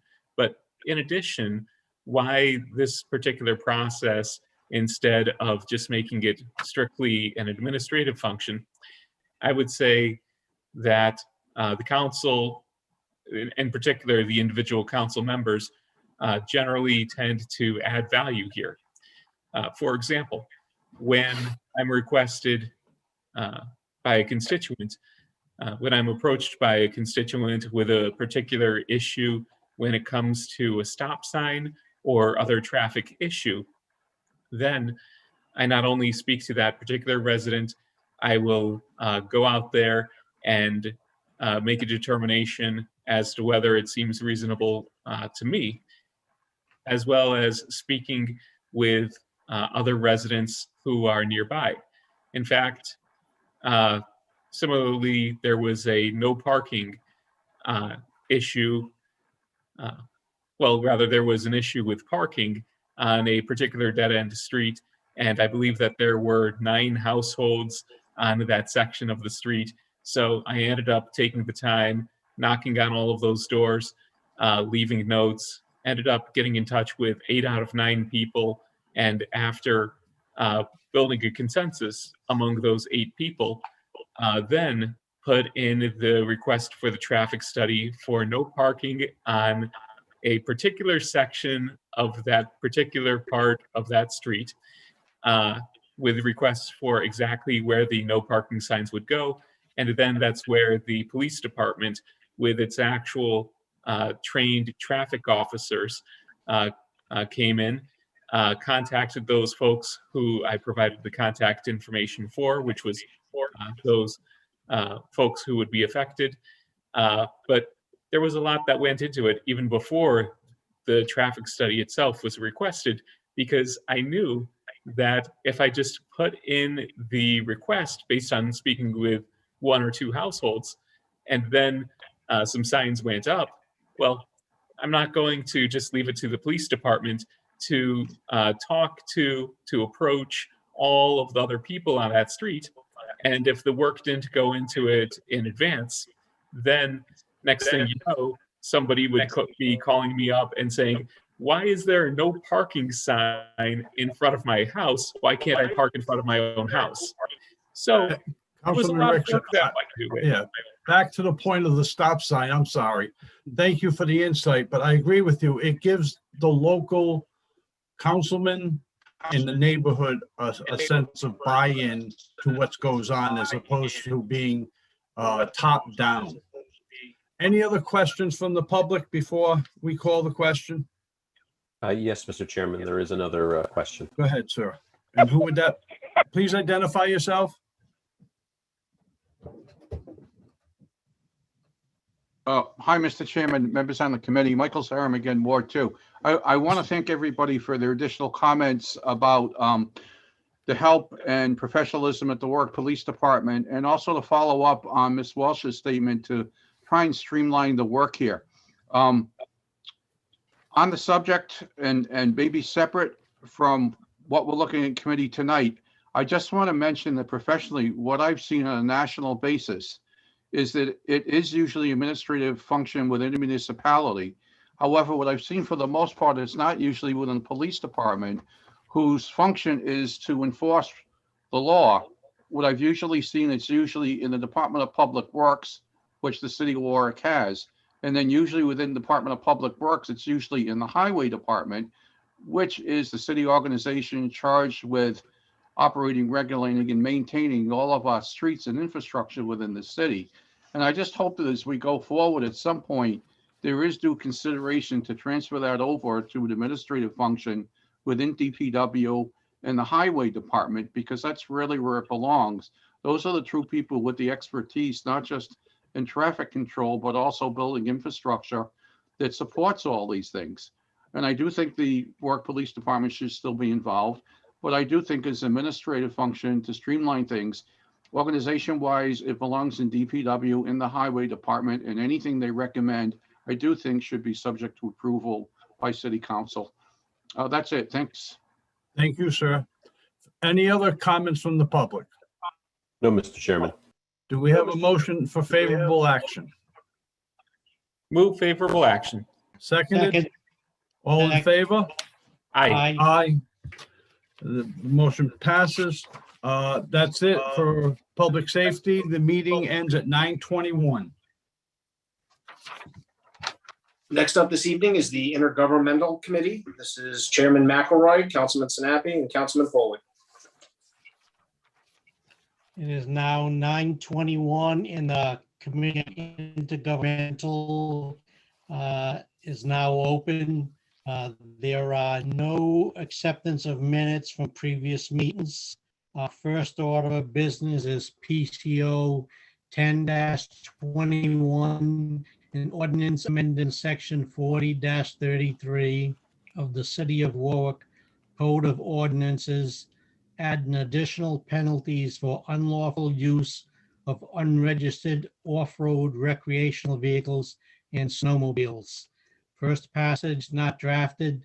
Councilman Sinapi. For the same reason as the other bill on this topic, I'd like to move to hold till June 7th, 2021. And Councilman Lattiser's hands up.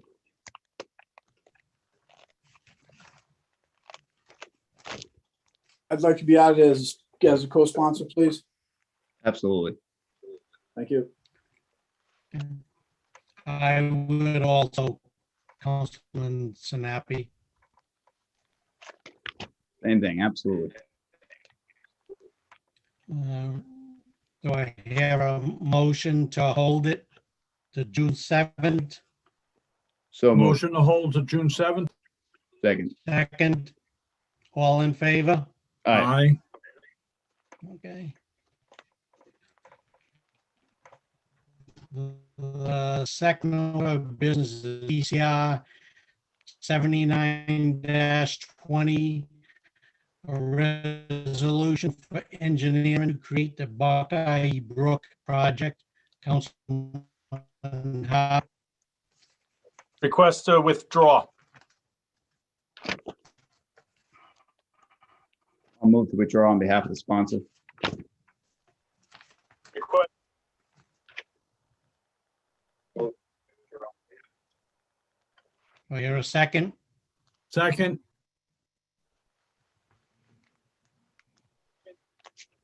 Second. All in favor? Aye. Aye.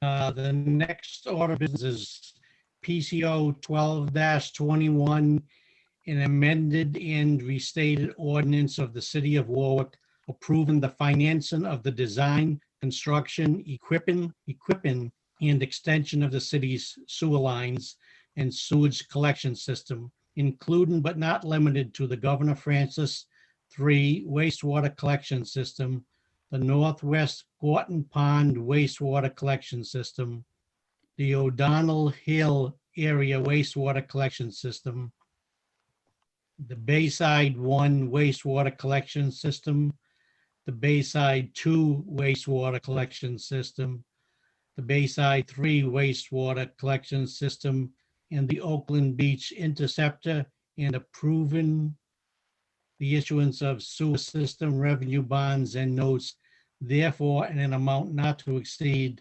$33 million. First passage, Councilwoman Travis. Yes, this is basically asking the council to approve reallocating the money that was designated for those other locations to the Oakland Beach Interceptor project.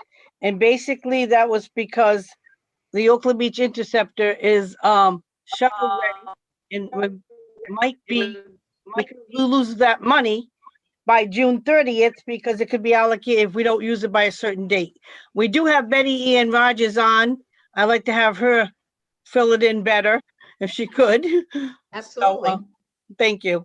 I'd be happy to. Thank you very much. Thank you very much, Councilman McElroy, Honorable Mayor Picozzi, Chief of Staff, members of the committee, and the City Council for providing me with this opportunity to speak with you tonight about this amended and restated ordinance. We were recently contacted by Rhode Island Infrastructure Bank, and we were notified that we needed to clean up some outstanding remaining funds in two of our loan series, the 2016 and 2017 loan series. In order to clean up the loans, we needed to dedicate the remaining funds to a shovel-ready project. And if we weren't able to do that, the remaining funds were then going to be used, turned back to RIB, Rhode Island Infrastructure Bank, and used to pay off debt service. Furthermore, we were told, as Councilwoman Travis indicated, that we needed to do this by a deadline of June 30th. So we were very concerned. We are doing very well in paying off our debt service, and we wanted to use the money, dedicate the money to a project. So when speaking with DEM and Rhode Island Infrastructure Bank, they asked that we consider using the funds, remaining funds, which is about $3 million, for a shovel-ready project. And the one that we had ready was the Oakland Beach Interceptor project. So obviously, the ordinance for those monies were already dedicated to sewer connection expansion projects. So in order to use the funds, we would need to amend and restate the ordinance for city council approval. So in working with our bond attorney, the city solicitor, the city council solicitors, the drafted ordinance has been provided to you this evening for your review and consideration. It's important to know that the Oakland Beach Interceptor project has already received a certificate of approval from DEM, which means that we can proceed with the bid process and awarding a bid. We've already done so. We're ready to make a move on this project. The total project cost, including the design, the inspections, and the construction, is approximately 1.1 million, which would leave remaining funds. And at this point in time, we may be using some of those funds with DEM's approval to do some further testing in the Bayside area. In consideration of moving forward with that project, we need to consider some archaeological issues. So there's still money to be allocated for that. Any of those remaining funds after that point would obviously have to be used, turned back to the Rhode Island Infrastructure Bank, RIB, and put towards debt service. So at this time, we would ask that you consider our request. It's a very important request. It's a decision that is going to have implications in moving forward in requesting money from Rhode Island Infrastructure Bank. They've told us that we need to clean up these loans before we borrow any more money. And we will need money for these 3 interceptor projects that will take place this year. It's absolutely essential that those projects get completed. So we can turn the money back into debt service, or we can use them for a very worthy project. It would require this amendment, and that's why we're here tonight, to request your support and ultimately approval from the city council.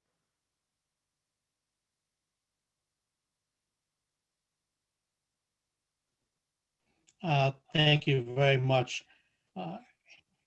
Councilwoman Travis? Yeah, Mr. Chairman, I just want to add to it that we don't want to see the collapsing that we've seen last year with Sandy Lane.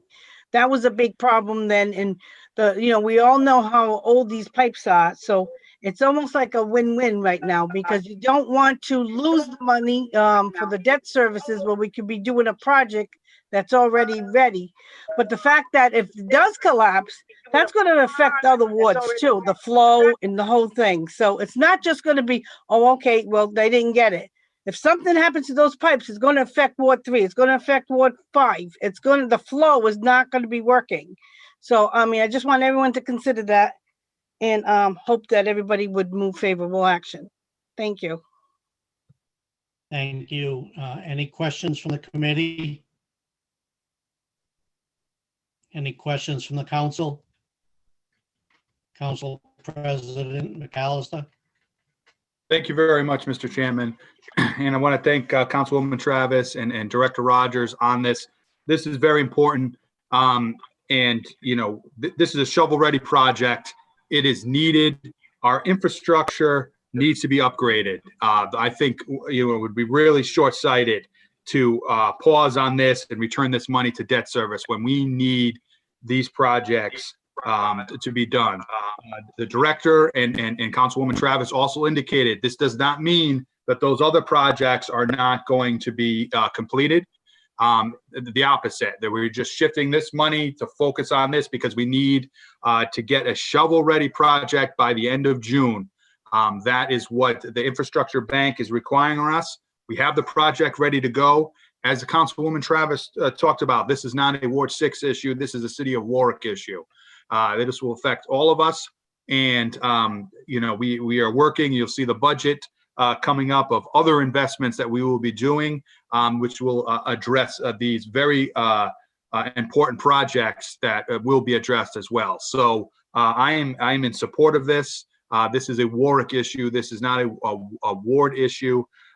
This is a ready-to-go project, and I support it. And I thank both the director and the councilwoman for laying this out for us this evening. Thank you, Mr. Chair. Thank you, Council President. Any other questions from the council? Councilman Lattiser? Thank you, Chairman. Director Rogers, thank you, first of all, for all the time you spent with me on the phone today. I think we probably took the better part of a half an hour discussing this. At risk of being repetitive, I have to put it out there that my primary focus here is the sewer completion in Bayside 1, 2, and 3. This is a project that has been kicked down the road by all the previous administrations. I stress previous administrations, going way back to when Councilman Pezzatoro passed the first bond. This is a project that, as a result of the failure of the previous administrations, has not been completed. As a result of the previous administrations kicking the can down the road, the people that I represent in Bayside 1, 2, and 3 are going to be incurring a significant increase in the cost of doing those sewers. Now, just having put that on the record, I also want to put on the record that I absolutely believe that Mayor Picozzi, as well as yourself, Director Rogers, is completely invested in getting the sewers done and completed in Bayside 1, 2, and 3.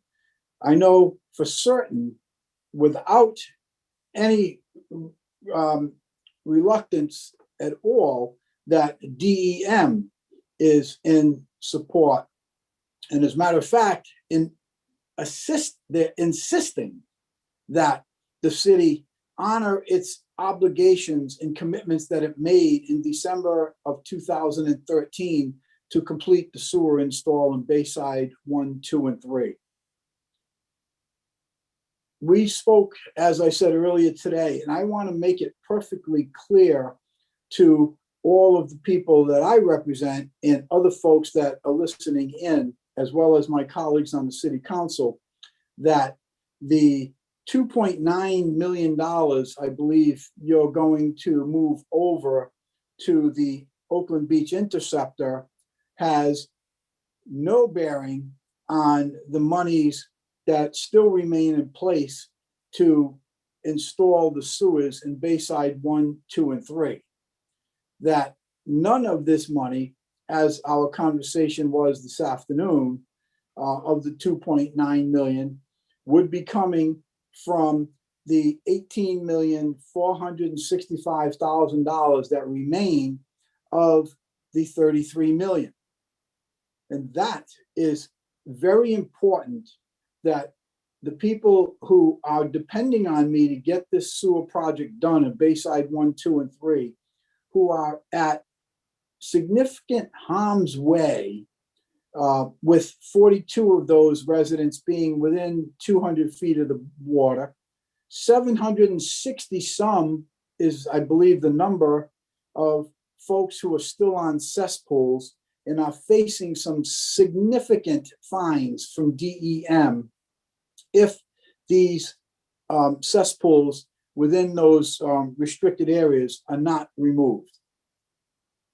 So, having said that, I need, Director Rogers, for you to confirm and support what I've just stated, that the monies that are still there to continue with the Bayside project are not part of, nor will they be part of, this 2.9 million going over to the Bayside Interceptor or any other project. are my statements correct and accurate? The remaining funds, loan funds we're talking about, that 2.9, I don't even think that we're going to be able to use all of that money towards the interceptor project. I don't believe it's going to take that much. We estimate about 1.1 million to complete that project. So any of those remaining funds, as I mentioned earlier in our phone conversation, there will be some of those remaining funds that we can use for some additional Bayside testing. The 18.5 million that's remaining have to be used for a sewer expansion project. It won't be used for anything else but a sewer expansion project. And I also mentioned prior to our discussions today, Councilman, that we were going to do everything possible to reduce costs as far as assessments. The assessment for Bayside is significant. And as we discussed, you pretty much tasked myself and Matt Salitro when we met with you back in February to do everything we could to try to lower that assessment. And that's what we're doing right now. We are looking at some cost sharing opportunities, possibly to work with other departments, possibly with another major utility, and sharing expenses and bringing that cost down. So I'm wondering if if we can do cost sharing, even if the whole Bayside project would require us to spend 18.5 million of that remaining fund. We might not be able to use some of that money for another project, for example, Northwest Gorton Pond, which right now is at 90% design. So to say that the whole 18.5 is going to be required for Bayside, I don't know that. I don't want to make that kind of commitment that we're going to have to spend 18.5 million. I will tell you that even if we have to borrow more money, the projects that we just, Northwest Gorton Pond and Bayside, are two projects that are very important to us. They're critical. Bayside is absolutely, as you mentioned, it's a critical project to get accomplished, to finish. And that's something that we are very dedicated to doing, that I can say without hesitation. And Director Rogers, I absolutely believe you with what you're saying. I absolutely believe the public commitment that you just made, as well as Mayor Picozzi at a recent meeting that we've had with one of our local associations in Bayside 1, 2, and 3, to Mayor Picozzi's commitment to getting this done as cost effectively as possible. I did not mean to insinuate that 18,465,000 was going to be used on the Bayside project. What I want to put on the record is that no money from the 18,465,000 is going to be used for the 2.9 million going into the Interceptor project. That 2.9 million is monies that have been left from the previous two projects that have been completed. And that is particularly important to do. And I absolutely, I believe and I trust that you, as well as Mayor Picozzi and his entire team, is going to do everything you can to bring this to fruition for those people over there in Bayside 1, 2, and 3. And I can assure you that as long as I'm on the city council, I will absolutely be doing everything I can to make sure that remains a very upfront and public issue, and a focus that the people get what they've been promised for gazillion years and have never received because of the irresponsible actions of previous administrations. And that's what has happened with the kick the can down the road and, oh, don't touch the sewage because I'm afraid I'm not going to get elected. This isn't about elected or reelected. This is about what's doing the right thing for the people that have elected us. And I do thank you, Director, for your support. I thank you for your comments. And I trust in everything that you have committed to. Thank you very much for that. Thank you so much, Councilman Lattiser. I appreciate that. Any other questions from the council?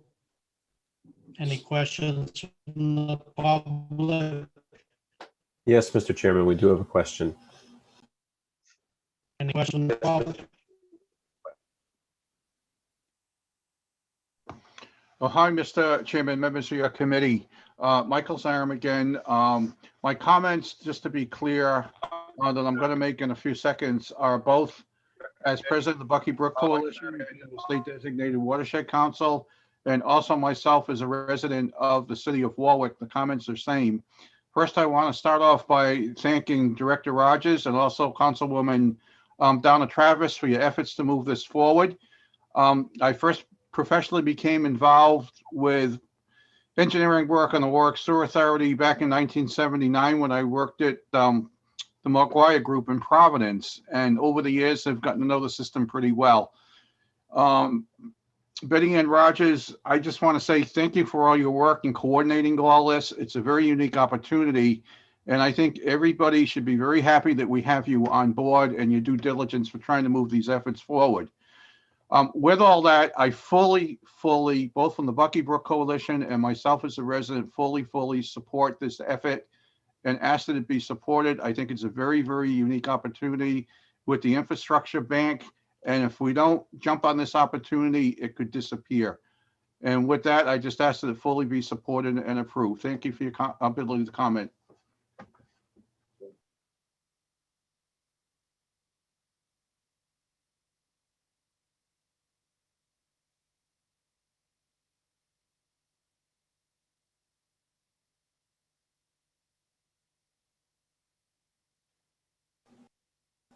Mr. Chairman, we do have another question from the public.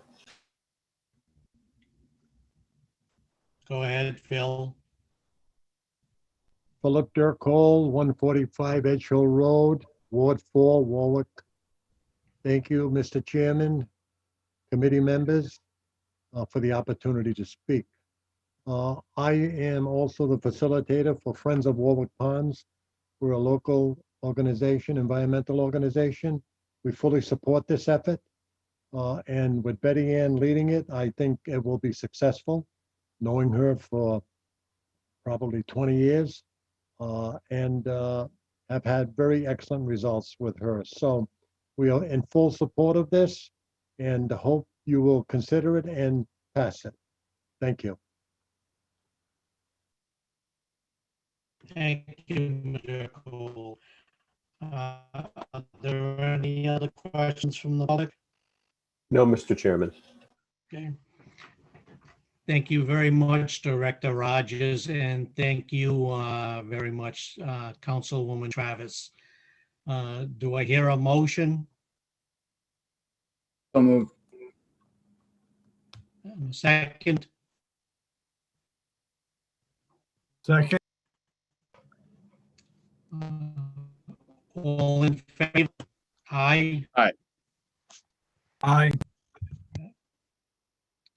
The next on the agenda is PCR 72-21, a resolution authorizing the mayor of the city of Warwick to enter the City of Warwick Retirement Board as a plaintiff in the matter of City of Warwick Retirement Board versus Fibrogen Incorporated, Enrique Conterno, James A. Shonek, and K. Peony U.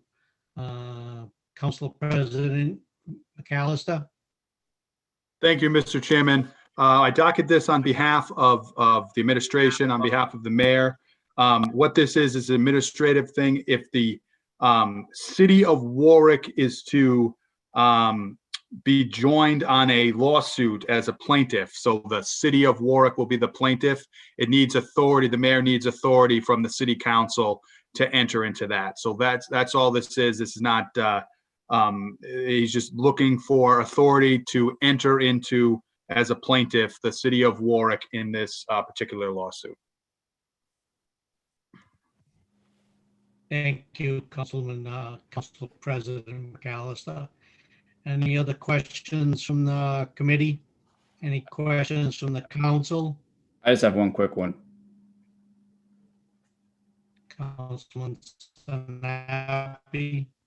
For whoever can answer this, I assume it's a pretty safe bet, but I assume that it was advised by either our representation or hired advisors, or hired legal advisors rather, that we should enter into this. I'm seeing nods from. Attorney Correct, Councilman, through the chair. The city solicitor reached out to Mr. Conley. He reviewed this and agreed that we could, if we wanted to, move forward on this. Seemed like a safe bet. Just wanted to make sure. Thank you. Any other questions from the council? Any questions from the public? No, Mr. Chairman. Hearing none, do I hear a motion? So move. Do I hear a second? Second. All in favor? Aye. Aye. It is now 9:47 and the Intergovernmental Committee is now adjourned.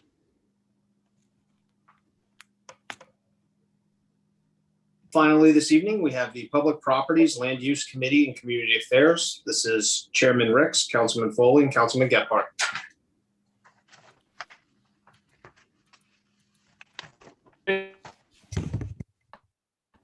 Looks like everyone's here. The time is 9:47 and the City Council Committee on Public Properties, Land Use and Community Affairs comes to order. There are no minutes to accept. We have one item on the agenda from Councilman Snappy, PCO 10-20, an ordinance relative to amendment of the Warwick zoning ordinance, regulations for the installation of solar energy system. Councilman Snappy, a date to hold this matter, please. Yes, please, to the next meeting, June 7th. And I owe at least one member of the public an apology. I wasn't able to get back to them in time to let them know that this wasn't even on for tonight. So my apologies if that person's listening. We have a request. Do we have a motion to hold to June 7th? So moved. I'll second. All in favor? Aye. Aye. Sorry, sir. All right. That concludes this committee at 9:48 p.m.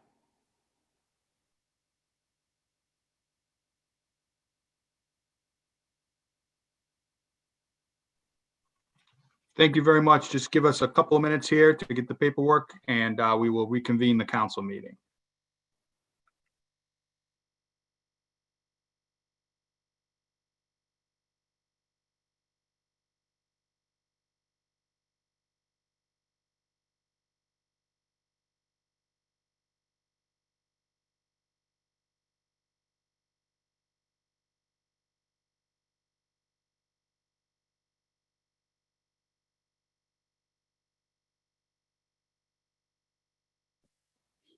Mr. President, I request a 5-minute recess. All right, 5-minute recess. I think that's a good idea. Thank you.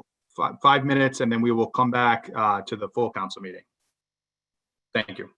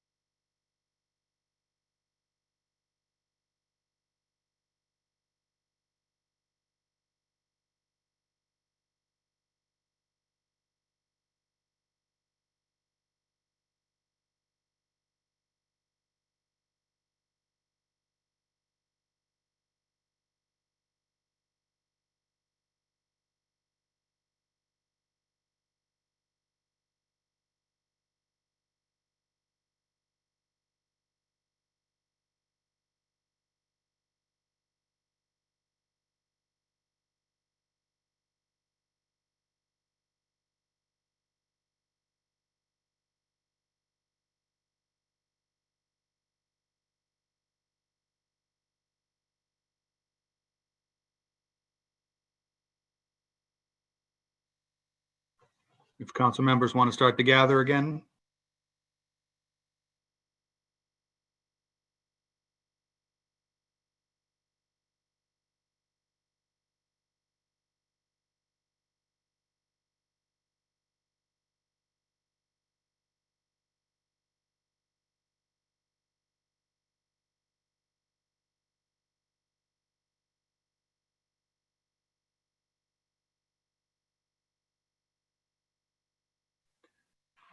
Okay, it looks like everybody is here. We are now back in the full council meeting. We've already done the roll call, the pledge of allegiance, executive communications, general communications, and public comment. So now we are on number 3 on the docket this evening, the consent calendar. It's PCR 74-21, resolution relative to bids. Committee report, finance. Move favorable action. For action, Councilman Howe. Move favorable action. Do we have a second? Second by Councilman Lattiser and Councilman Foley. Councilman Howe. Thank you, Mr. President. Numerous items. Item number 1, 2021-369 fire apparatus purchase rescue vehicles. Favorable. Item number 2, 2021-363 repairs to compressor equipment Thayer Warburton. Item number 3, 2021-364 engineering services for Lincoln Avenue transmission main phase 1. Item number 4, 2022-046 purchase new Zamboni model 546. Item number 5, 2021-318 purchase Microsoft Office licensing and installation. Item number 6, 2022-045 purchase Intimidator 15 XP brush bandit chipper. That just sounds so cool. Item number 8, 2021-093 maintenance contract for Xerox multifunctioning copiers and HP LaserJet printers. Item number 9, 2021-314 Stalker dual zone multi-directional radar system. Item 2020-156 maintain and repair of 2 Zamboni ice resurfacers. Item number 11, 2022-021 assessors parcel and zoning layer maintenance and web GIS application. Item number 12, 2021-365 real estate appraisal services citywide. Item number 13, 2022-012 brass fitting and valves. And that is all, Mr. President. Thank you very much. Does anybody have any questions on the consent calendar? What has been moved and forwarded at this time? I believe someone has their hand up. Councilman Lattiser. Yes, thank you, Mr. President. I didn't catch the first one, but I believe that we have 2 items that have been, or at least one of them, that number 12 was read in the record, but that has become a PCR 7921. And we have item number 7, 2022-014 that became PCR 7821. Mr. President, I don't have item number 12 or 2021-365. I do have item number 7, 2022-014. The citywide appraisal, item number 12, real estate appraisal services citywide, wasn't that assigned a PCR? Not in my notes. I'm sorry. No. So hold on one second, If I may please. interject, I think the Councilman Lattiser, the list is presented by the planning department by Luke, indicated that they were working with all of those vendors, so that Warwick participant of concern was already going to be available to be a participant under this stage of that process. So the only item that was removed was bid 2022-014, which became PCR 7821, and that'll be addressed after the consent calendar. For the clarification, I apologize. That's okay, and I concur. Thank you, Mr. President. Thank you very much. No need to apologize. Good check. Any other questions on the consent calendar? All right, seeing none, the clerk will call the roll for favorable action on the consent calendar, PCR 74-21. Mr. McAllister, Yes. Mr. Foley, Yes. Mr. Gebhardt, Yes. Mr. Howe, Yes. Mr. Lattiser, Yes. Mr. McElroy, Yes. Mr. Ricks, Yes. Mr. Sinapi, Yes. Ms. Travis. Yes. 9 yes, consent calendar passes. Thank you, Madam Clerk. The consent calendar passes. Next up is items that were removed from the consent calendar. I believe we have one item that was removed, which would be, was originally bid number 2022-014, which is now PCR 78-21. Committee report, Finance. Move favorable action with amendment. For favorable, amendment, do we have a second? A second by Councilman Foley. Go ahead, Councilman Howe. Thank you, Mr. President. It was brought up correctly by Councilman Lattiser that one of the companies, Warwick Windwater Company, fell within 7% on many of the items on the bid, thus meeting the requirements for the resolution this council, or the ordinance that this council passed for the Warwick Business Program. So we voted where we chose to add in the committee Warwick Windwater Company to the bid. Or awarded the vendors. I apologize, Mr. President. Thank you very much. Are there any questions on the amendment? Okay, hearing none, the clerk will call the roll for favorable action as amended. On the amendment. To amend, it's Mr. McAllister, Yes. Mr. Foley, Yes. Mr. Gephardt, Yes. Mr. Howe, Yes. Mr. Lattiser, Yes. Mr. McElroy, Yes. Mr. Ricks, Yes. Mr. Sinapi, Yes. Ms. Travis. Yes. 9 yes to amend. Okay, the amendment has passed. Councilman Howe, do you have, would you like to move the amendment? Move favorable as amended. Move favorable as amended. Do we have a second? Second by Councilman Foley. Councilman Gephardt. Any questions on the amendment? Okay, I would just like to thank Councilman Lattiser. That this was a very good addition to this. This was a bill that this entire council supported, and we want to make sure that water companies are taking advantage of it. And I thank the councilman for bringing this forward, and I think it's going to pass. I have a feeling. So thank you, Councilman Lattiser. You're welcome. The clerk will call the roll for favorable action as amended. Mr. McAllister, Yes. Mr. Foley, Yes. Mr. Gephardt, Yes. Mr. Howe, Yes. Mr. Lattiser, Yes. Mr. McElroy, Yes. Mr. Ricks, Yes. Mr. Sinapi, Yes. Ms. Travis. Yes. 9 yes as amended. Thank you very much. PTR 78-21 passes amendment. Councilman Lattiser. Yes, I want to go back to item 2021-365 for just to be sure that we're all on the same page. So when we were discussing that item, real estate appraisal services, I had brought up to remain consistent with what we had just done for the other one, that White Appraisal Company also be given that 7% advantage. And I believe that was agreed on.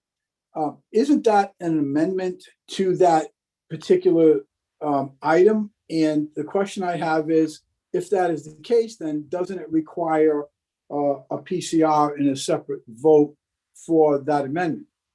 Mr. Walsh. I'm just asking the question.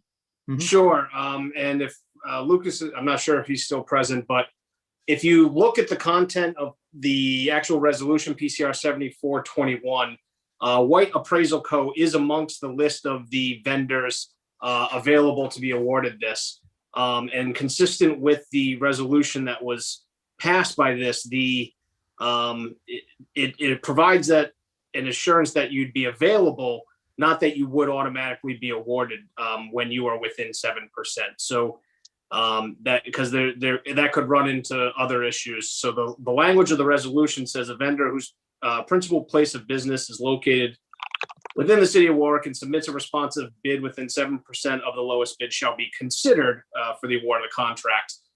So in the other example, the entity was not currently being awarded anything under the items being allocated. And thereby the action taken by the council just now to approve the amendment and pass it as amended was to make sure that that vendor was also allowed to be authorized that contract.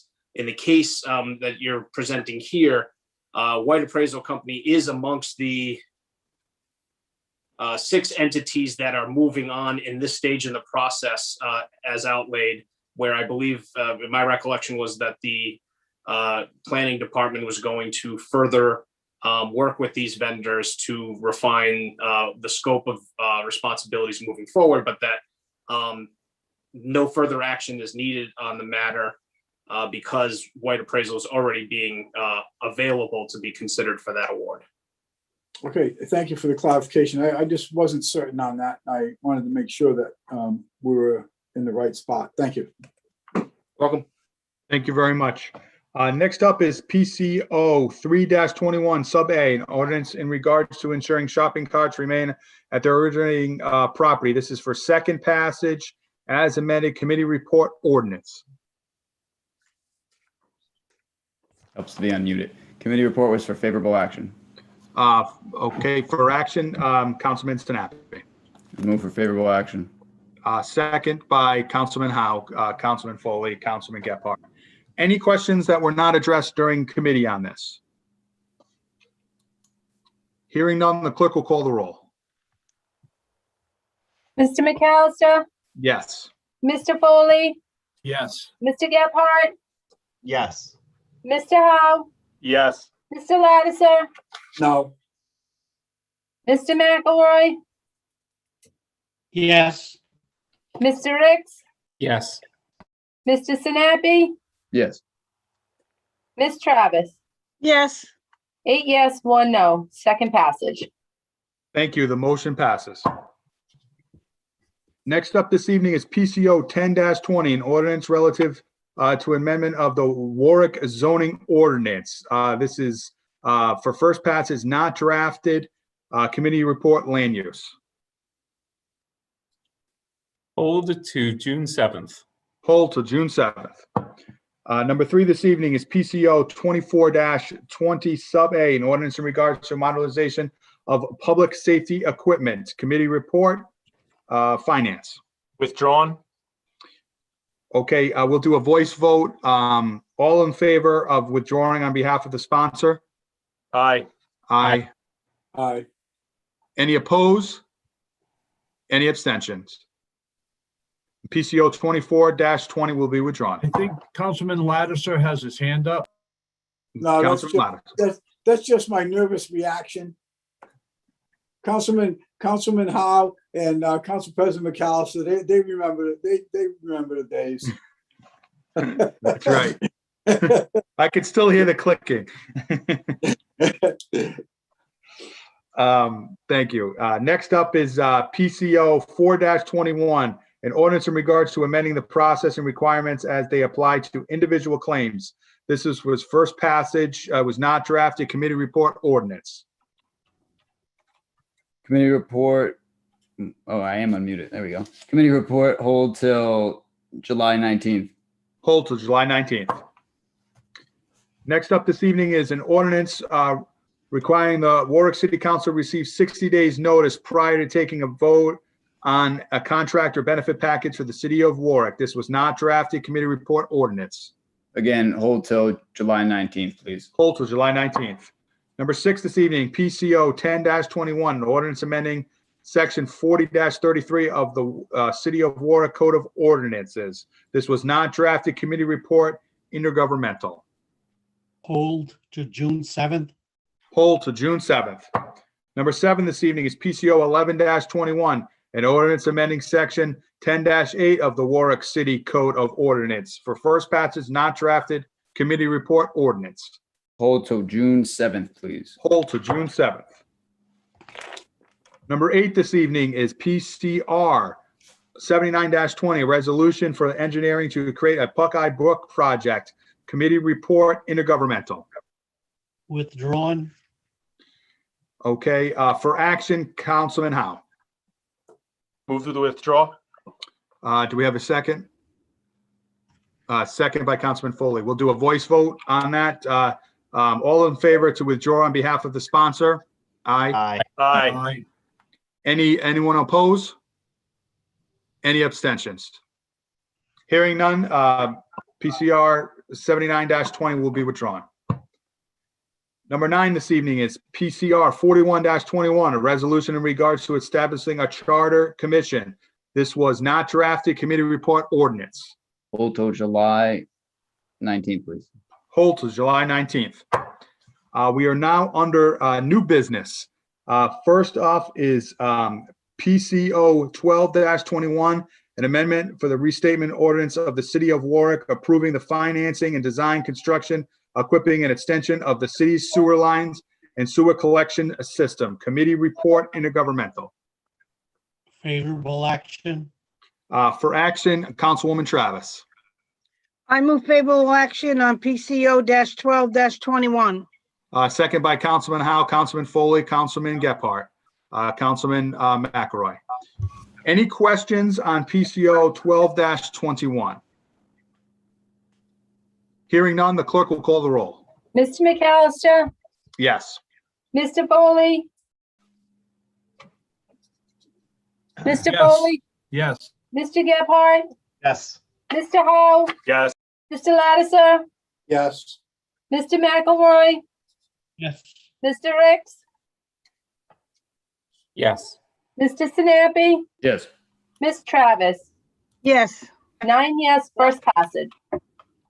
Thank you very much. PCO 12-21 passes. Favorable action.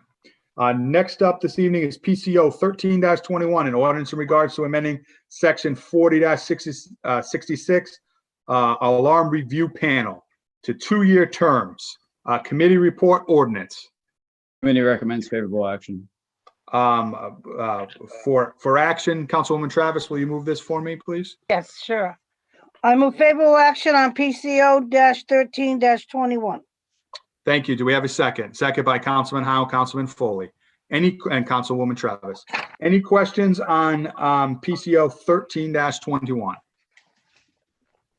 Hearing none, the clerk will call the roll for favorable action. Mr. McAllister, Yes. Mr. Foley,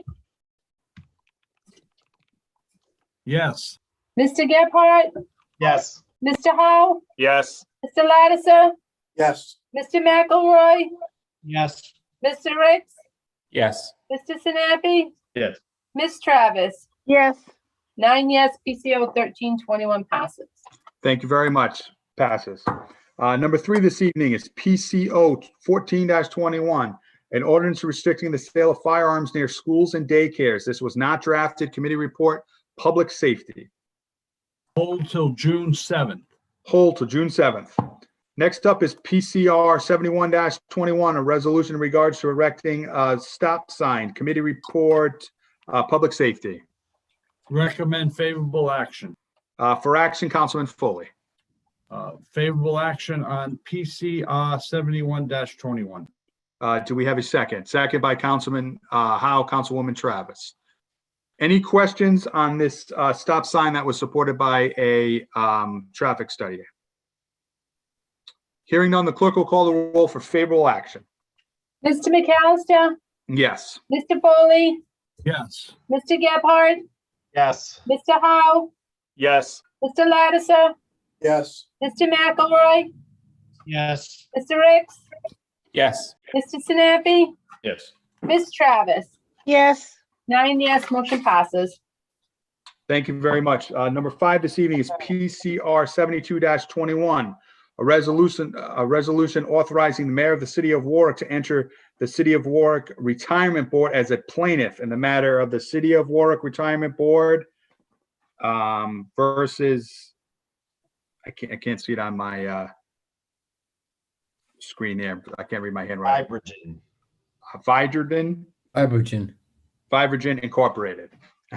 Any questions other than my butchering of the name of the suit?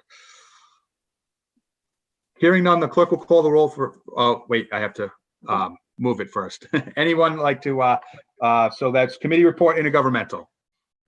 Favorable, Mr. President. Thank you very much. Do we have a second? Second by Councilman Ricks and Councilman Howe. Any questions on this, adding the City of Warwick to be a plaintiff?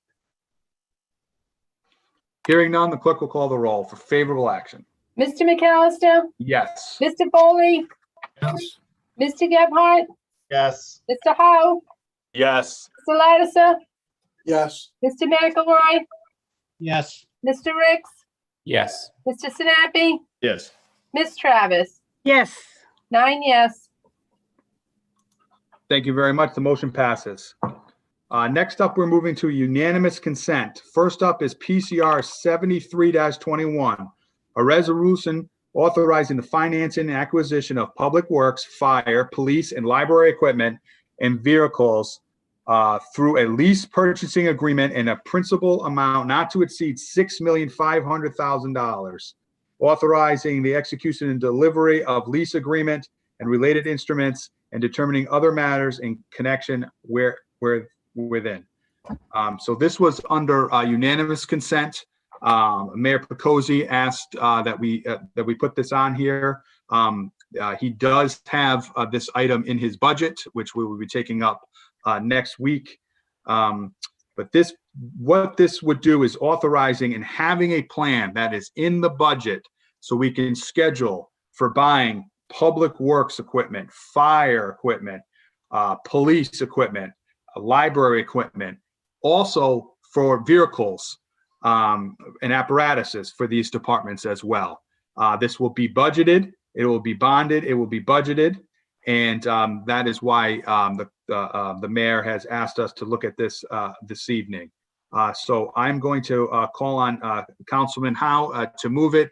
We will then get a second, then we will open it up for discussion for council members, and we will also open it up for discussion for members of the public, as this was listed under unanimous consent, so it has not been through committee. So Councilman Howe. Move favorable action, Mr. President. Okay, move favorable. Do we have a second? Second by Councilman McElroy and Councilman Foley. All right, Councilman Howe. Thank you, Mr. President. Mr. President, as you know, earlier in the Finance Committee, I withdrew a PCO 2420, and the purpose was to update the fleet to use funds from rescue to update the fleet. And one of the stipulations I put in there was I'm willing to work to do whatever it takes to update the fleet, because I remember we kicked the can. Respectfully, we've worked on the 3 different administrations in a matter of 4 years. And, I always respectfully tried to work with the administrations, and it was no different with this administration. The challenges were real, but, the vehicles and the equipment kept going. And one thing we noticed, Mr. President, as you know, as well as Councilman Lattiser and members of this council, every meeting we had more and more mechanical repair bills, more and more using vehicles from our neighbors in our cities, as we're doing now, because our rescues and our fleet needs to be updated. We've been hearing the red flags many chiefs ago, saying that they need to start coming up with a program to update the fleet, and there should be a gradual growth of the fleet, not everything all at once at one purchase. So working with, having a meeting with you, Mr. President, Chief McMichael, Mr. Schaefer, Peter Schaefer, the mayor, and some of members of his staff, back in, I believe it was February, Mr. President, we started the process of discussing and coming up with ways. And I know that Chief McMichael working closely with Peter Schaefer and discussing these ideas. And then up comes this where they said, well, we know that the bond rates are extremely in record low levels right now. And I know that and I'm not going to speak for Peter, but I know he brought up again and again, as did the mayor, we have other departments we need to worry. And I said, absolutely, let's address those. And here we are today talking on this bond. This bond is what I consider, Mr. President and honorable members of this council, a direct services. This is a bond that will go to the services that our citizens and we pay for and expect to get. And this will just maintain those services at an affordable pace where we can update the fleet and the equipment needed for the library, for DPW, for fire, and for police, that we can continue moving forward as a city with safe, especially safe. And I know that, Mr. President, you had a situation you brought up where there was a fire apparatus where it was doing a rescue run on a young child, and it actually had mechanical issues while it was in the middle of run and transporting that young child. These are things that we're trying to avoid. This addresses that. So thank you, Mr. President, and thank you, colleagues. And I do request that we pass this. And more importantly, thank you to the mayor and Peter Schaefer for having the time to sit down and talk and discuss and work on this. Thank you, Mr. President. Thank you, Councilman Howe. And I'd like to ask Mr. Schaefer, I apologize, should have had you tee this up for us here, Mr. Schaefer. Thank you, Mr. President. As Councilman Howe pointed out, this is in the budget. If you look at pages 8, 9, and 10 of the capital budget, you'll see the list of items that total $6.4 million. This resolution authorizes the mayor and the treasurer, and I'll be working with the treasurer, obviously, to enter into a lease agreement for acquisition of this equipment. We're not going to do it right now because we want to get more bids in. So we want to size this properly. We want to make sure that the estimates that we have, and you've already approved acquisition of 3 items, the police cars 2 weeks ago, the chipper today, and the Zamboni today. There'll be more coming, but there's some other big ones, sanitation trucks, some fire trucks, actually the first of the rescues you also approved today. But there's other things that we don't have pricing on, and we want to size this properly. So we've got the plan for spending $6.4 million. We've got the first year payment in next year's budget. I know one councilman keeps asking, what does this mean to the tax rate? And I would say on the residential rate, it's 7 cents a thousand. On the commercial rate, because we have classified rates, it's somewhere between 11 and 12 cents or 15 cents intangible. That's as the tax roll reads right now. But I don't really think that's true because Councilman Howe talked about repair costs we've had on aging equipment. We've got, I know in public works and sanitation, we've got overtime issues because we don't have enough trucks. So that I think it's really, the figure is lower than that. So what we'll be working with our financial advisor to go out to bid for a vendor, a lease purchase vendor, a lease vendor, and it would be priced on the lowest qualified interest rate. Our assumptions here are 3%. It's going to be a lot better than that unless something changes dramatically in the next couple of months. My guess is we won't really do the transaction until July, something like that. We'll take the proceeds, put it in the escrow. This resolution authorizes us to reimburse the general fund for the 3 or 4 items you already have approved. The rest will remain in escrow until payments need to be made for the acquisition of the equipment. So that's really the basic summary of it. We're usually really using a model that Providence executed. Typically, you don't do this until after you've acquired the equipment, but our financial advisor is saying interest rates are so good right now, we should really take the money, put it in escrow, and spend it out as the equipment is received. I'm ready to answer any questions through the chair. Thank you very much, Mr. Schaefer. Councilman Sinapi. Just quickly, I've been hearing about this since before I got on the council, and I was trying to help conceive of something, and thankfully Councilman Howe was way ahead of the curve on that one. So I'm glad this is getting going. It's definitely needed. You can ask any of the departments and they'll all tell you the same thing. I know I've had relatives working in some of them, and they've told me about the condition of the vehicles from time to time. So I'm glad this is getting done. Kudos to the administration and to Councilman Howe for help spurning it. Thank you very much, Councilman Sinapi. Councilman Lattiser. Thank you, Mr. President. And Peter, thank you for clarifying that cost of probably on the outside of 7 cents per thousand on the tax rate. And I believe, if I'm not mistaken, that 7 cents on the tax rate would be assuming that we were to spend the entire 6.5 million in 1 year, correct? Yes, that's correct. So, or within a year, within 18 months. I think that's what the resolution speaks to, the time that you have to spend it. No, not longer than 3 years, but we're out to bid on practically all of this. Other than the library stuff, we're in progress on it.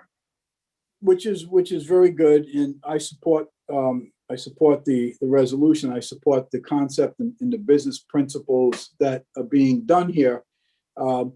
So I just, again, want to make the point that I'm just going to speculate that it's probably not going to be spent in the 2022 fiscal year, that it would go into the 2023 fiscal year, which means 7 cents on 1,000 for an average $250,000 home would have an impact on people's pocketbooks of about $175 a year. Divided by 2 years, it would really impact them some $87 a year to purchase $6.5 million worth of equipment in 2 years. Is that pretty accurate? Well, again, I don't completely agree with your assumption that there aren't savings on the other hand that offset that. There is. I'm not arguing with you on that. But I don't think I dispute your calculations, although I'm not good at doing numbers in my head. Usually you have to have a computer in front of me. No, and I reiterate, you had indicated clearly the savings, and I agree with that. So the maximum would be 7 cents per 1,000. Yes. But I just think it's important to break down the numbers to the real impact on the taxpayers. But Councilman Ricks is shaking his head, I guess, disagreeing with the calculations, but I mean, it's less. It's less. Let's see, when I plug in 7 cents per 1,000 times 350,000. I didn't say 350, I said 250. Oh, 250. So let me do that real quick. But what I was getting for 350 would be over the course of 2 years, a little over $12. So at 250, it should be under $10 a year for the 2 years, or if in 1 year, under $20. So 250 times 0.07 comes up to $175 a year. I think you got the decimal point in the wrong place. $17.50. $17.50, even better. Okay. Thank you. Thank you, Councilman Lattiser. Councilman Rich, you had your hand up. Is anything else? Okay. Any other questions from members of the council? Okay, as this was done under unanimous consent, I'd like to open it up to members of the public to see if they have any questions. Do we have any questions from members of the public? Not at this time. Okay, hearing none, we have been moved for favorable. It has been second. The clerk will call the roll for favorable action on PCR 73-21. Mr. McAllister, Yes. Mr. Foley, Yes. Mr. Gephardt, Yes. Mr. Howe, Yes. Mr. Lattiser, Yes. Mr. McElroy, Yes. Mr. Ricks, Yes. Mr. Sinapi, Yes. Ms. Travis, Yes. and yes, PCR 7321 passes. Thank you very much. And thank you very much, Mr. Schaefer. Thank you, Mr. Schaefer. Next up under unanimous consent is PCR 75-21, a resolution relative to transfers, supplemental appropriations, and emergency appropriations. This is not drafted. This is so we can have the budget hearings. So I'm looking for someone to hold this till May 24th. If I can have May someone, 24th. Councilwoman Travis makes a motion, Councilwoman, to hold to May 24th. Do we have a second? Second by Councilman Foley. All those in favor of holding to May 24th? Aye. Aye. Any objections? Any abstentions? Thank you. Motion is held to May 24th. Next up is PCR 76-21, resolution adopting and settling the tax rate for the city of Warwick for the fiscal year beginning July 1st, 2021 and ending June 30th, 2022. Again, this is the same thing. We need this for the budget hearings. I'm looking for it to be held to May 24th. Councilwoman Travis. Yep, I make a motion, we hold till May 24th. Motion, do we have a second? Second by Councilman Howe. All those in favor of holding May 24th? Aye. Aye. Any objections? Aye. Any abstentions? Hearing none, the motion has been held to May 24th. Next up on the agenda, we have was PCR 77-21. We have already had a discussion, and this was moved and voted on, and it was passed. So now I will ask Ward 1, do you have anything to docket under unanimous consent? Pass. Ward 2. One item. Resolution to the General Assembly in relation to computation of municipal employee overtime. Okay, and you want this under unanimous consent? Well, I think having it under,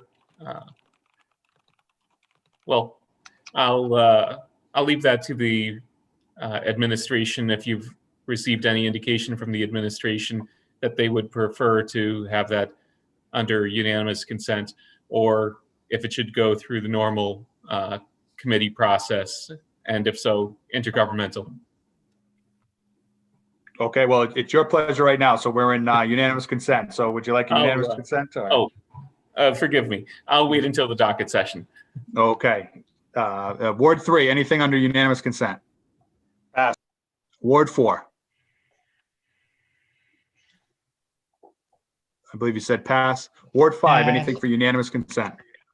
Yes, Mr. President, I do, but I would just like to point out, if I may, through the chair to Councilman Ricks, that we're rapidly approaching the end of the year for General Assembly to make any considerations.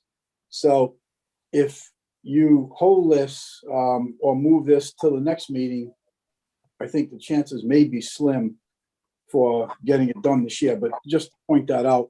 I was going to docket a resolution this evening myself, requesting that the General Assembly revisit that particular item. I had received communication from Councilman Gebhardt over the weekend, informing me that he was going to do it. So based upon that, and now Councilman Ricks's motion, no sense in having three of us docket it. Whoever ends up moving forward, I would absolutely request to be a co-sponsor on that particular item. Having said that, Mr. President, I would like to remove from the pending file PCO 15-19 sub A, which is the insurance provider in healthcare ordinance that I had put in the pending file some time ago. Okay, two things. One, so are you docketing the first thing under unanimous consent or not? Or are you going to do it? as No, someone- I was deferring back to Councilman Ricks. If that's what he wants to do, I'm not going to speak for Councilman Ricks. And as I said, I'm going to see where either Councilman Ricks or Councilman Gebhardt goes. We don't need three items for this, but I will co-sponsor, request to be a second co-sponsor on whatever they want to choose. Okay, and I'm being told that you want to move your thing out of the pending file. We're going to do that in the docket session, not under unanimous consent. Oh, I'm sorry. Yeah. Sorry. Thank you. Okay, Ward 6, anything under unanimous consent? Pass. Ward 7 passes. Ward 8. Pass. Ward 9, anything under unanimous consent? Pass. Passed. Okay, Councilwoman Travis, you will move us to the docket session, please. If there be no further business of this honorable body, I move to a docket session. Thank you very much. All those in favor? Aye. Aye. Aye. Okay, Ward 1, anything to docket? Not at this time. Ward 2, anything to docket? Resolution to the General Assembly in relation to computation of municipal employee overtime. And I do have a quick point of order to the council solicitor. uh, this being the public hearing meeting and the meeting upcoming on June 7th being the business meeting, it's my understanding that resolution docketed at this meeting would be, if drafted, heard at that first meeting of the month. That's correct. Very good. Thank you. Very good. Okay, so we will put that in the ordinance committee. Anything else to docket? Councilman Ricks? If actually that may be docketed in intergovernmental as a resolution. Thank you. And that's all. Okay, I have no objections to put it into intergovernmental if that's what the sponsor would like. And I believe you wanted some co-sponsors. Yes, I would invite any members of the council to co-sponsor. Could have you on there. Okay, looks like Councilman Lattice is raising a hand. Oh, okay. Ward 3, anything to docket? Pass. Ward 4. Pass. Ward 5. Yes, Mr. President, once again, I want to remove PCO 15-19 sub A from the pending file. Okay, we will put that into finance. Thank you. You're welcome. Ward 6, anything to docket? Pass. Ward 7, I have one on behalf of the mayor, a resolution ratifying the Warwick Retirement Systems engagement of Block and Levinson in connection with the breach of fiduciary duty directive action against certain of Facebook's officers and directors in the Delaware court. So this is again, it's another ask permission to join a suit for the city of Warwick. So I will put that in ordinance. And that's it from Ward 7. Ward 8. A resolution in observance of Cancer Awareness Month. Okay, we will put that in intergovernmental as well. And then I don't know which of the various procedural ways to say this, but if possible, if Councilman Gebhardt could also docket his proposed resolution regarding the matter that Councilman Ricks docketed. You both can co-sponsor and then we can decide after the fact which one you guys want to go with, but I'd rather have more options than less. Okay, duly noted. Anything else to docket? No. Ward 9, anything to docket? So I do have one. I don't know what the procedure here would be. It's fairly duplicative. So, but I'll add it and we can deal with it later if we need to. A resolution requesting the General Assembly review language in RIGL 28-12-4.1, Section C, overtime pay, hours worked, and its fiscal impact on Rhode Island cities and towns. Okay, and it looks like you have someone like to co-sponsor? Two co-sponsors. Okay, Councilman Ricks, Councilman Lattiser. Mr. President, I'd also like to request to be a co-sponsor on Councilman Sinapi's resolution for Cancer Awareness Month. Yeah, me too. Yeah, same here, please. Okay, looks like Councilman, if it's good with you, it looks like the whole council would like to be a co-sponsor on that. Absolutely. Thank you very much. Thank you. So Councilman Gephardt, we will please note the two co-sponsors, and we will put that in intergovernmental. Thank you. That is it for the docket session. I want to thank everybody for their great work tonight. We got a lot of work done, a number of different topics, and I wish everybody a good evening and good health, and we will see you soon. Thank you, everyone. Thank you, Mr. President. Bye. Good night. Have a good one. Good night.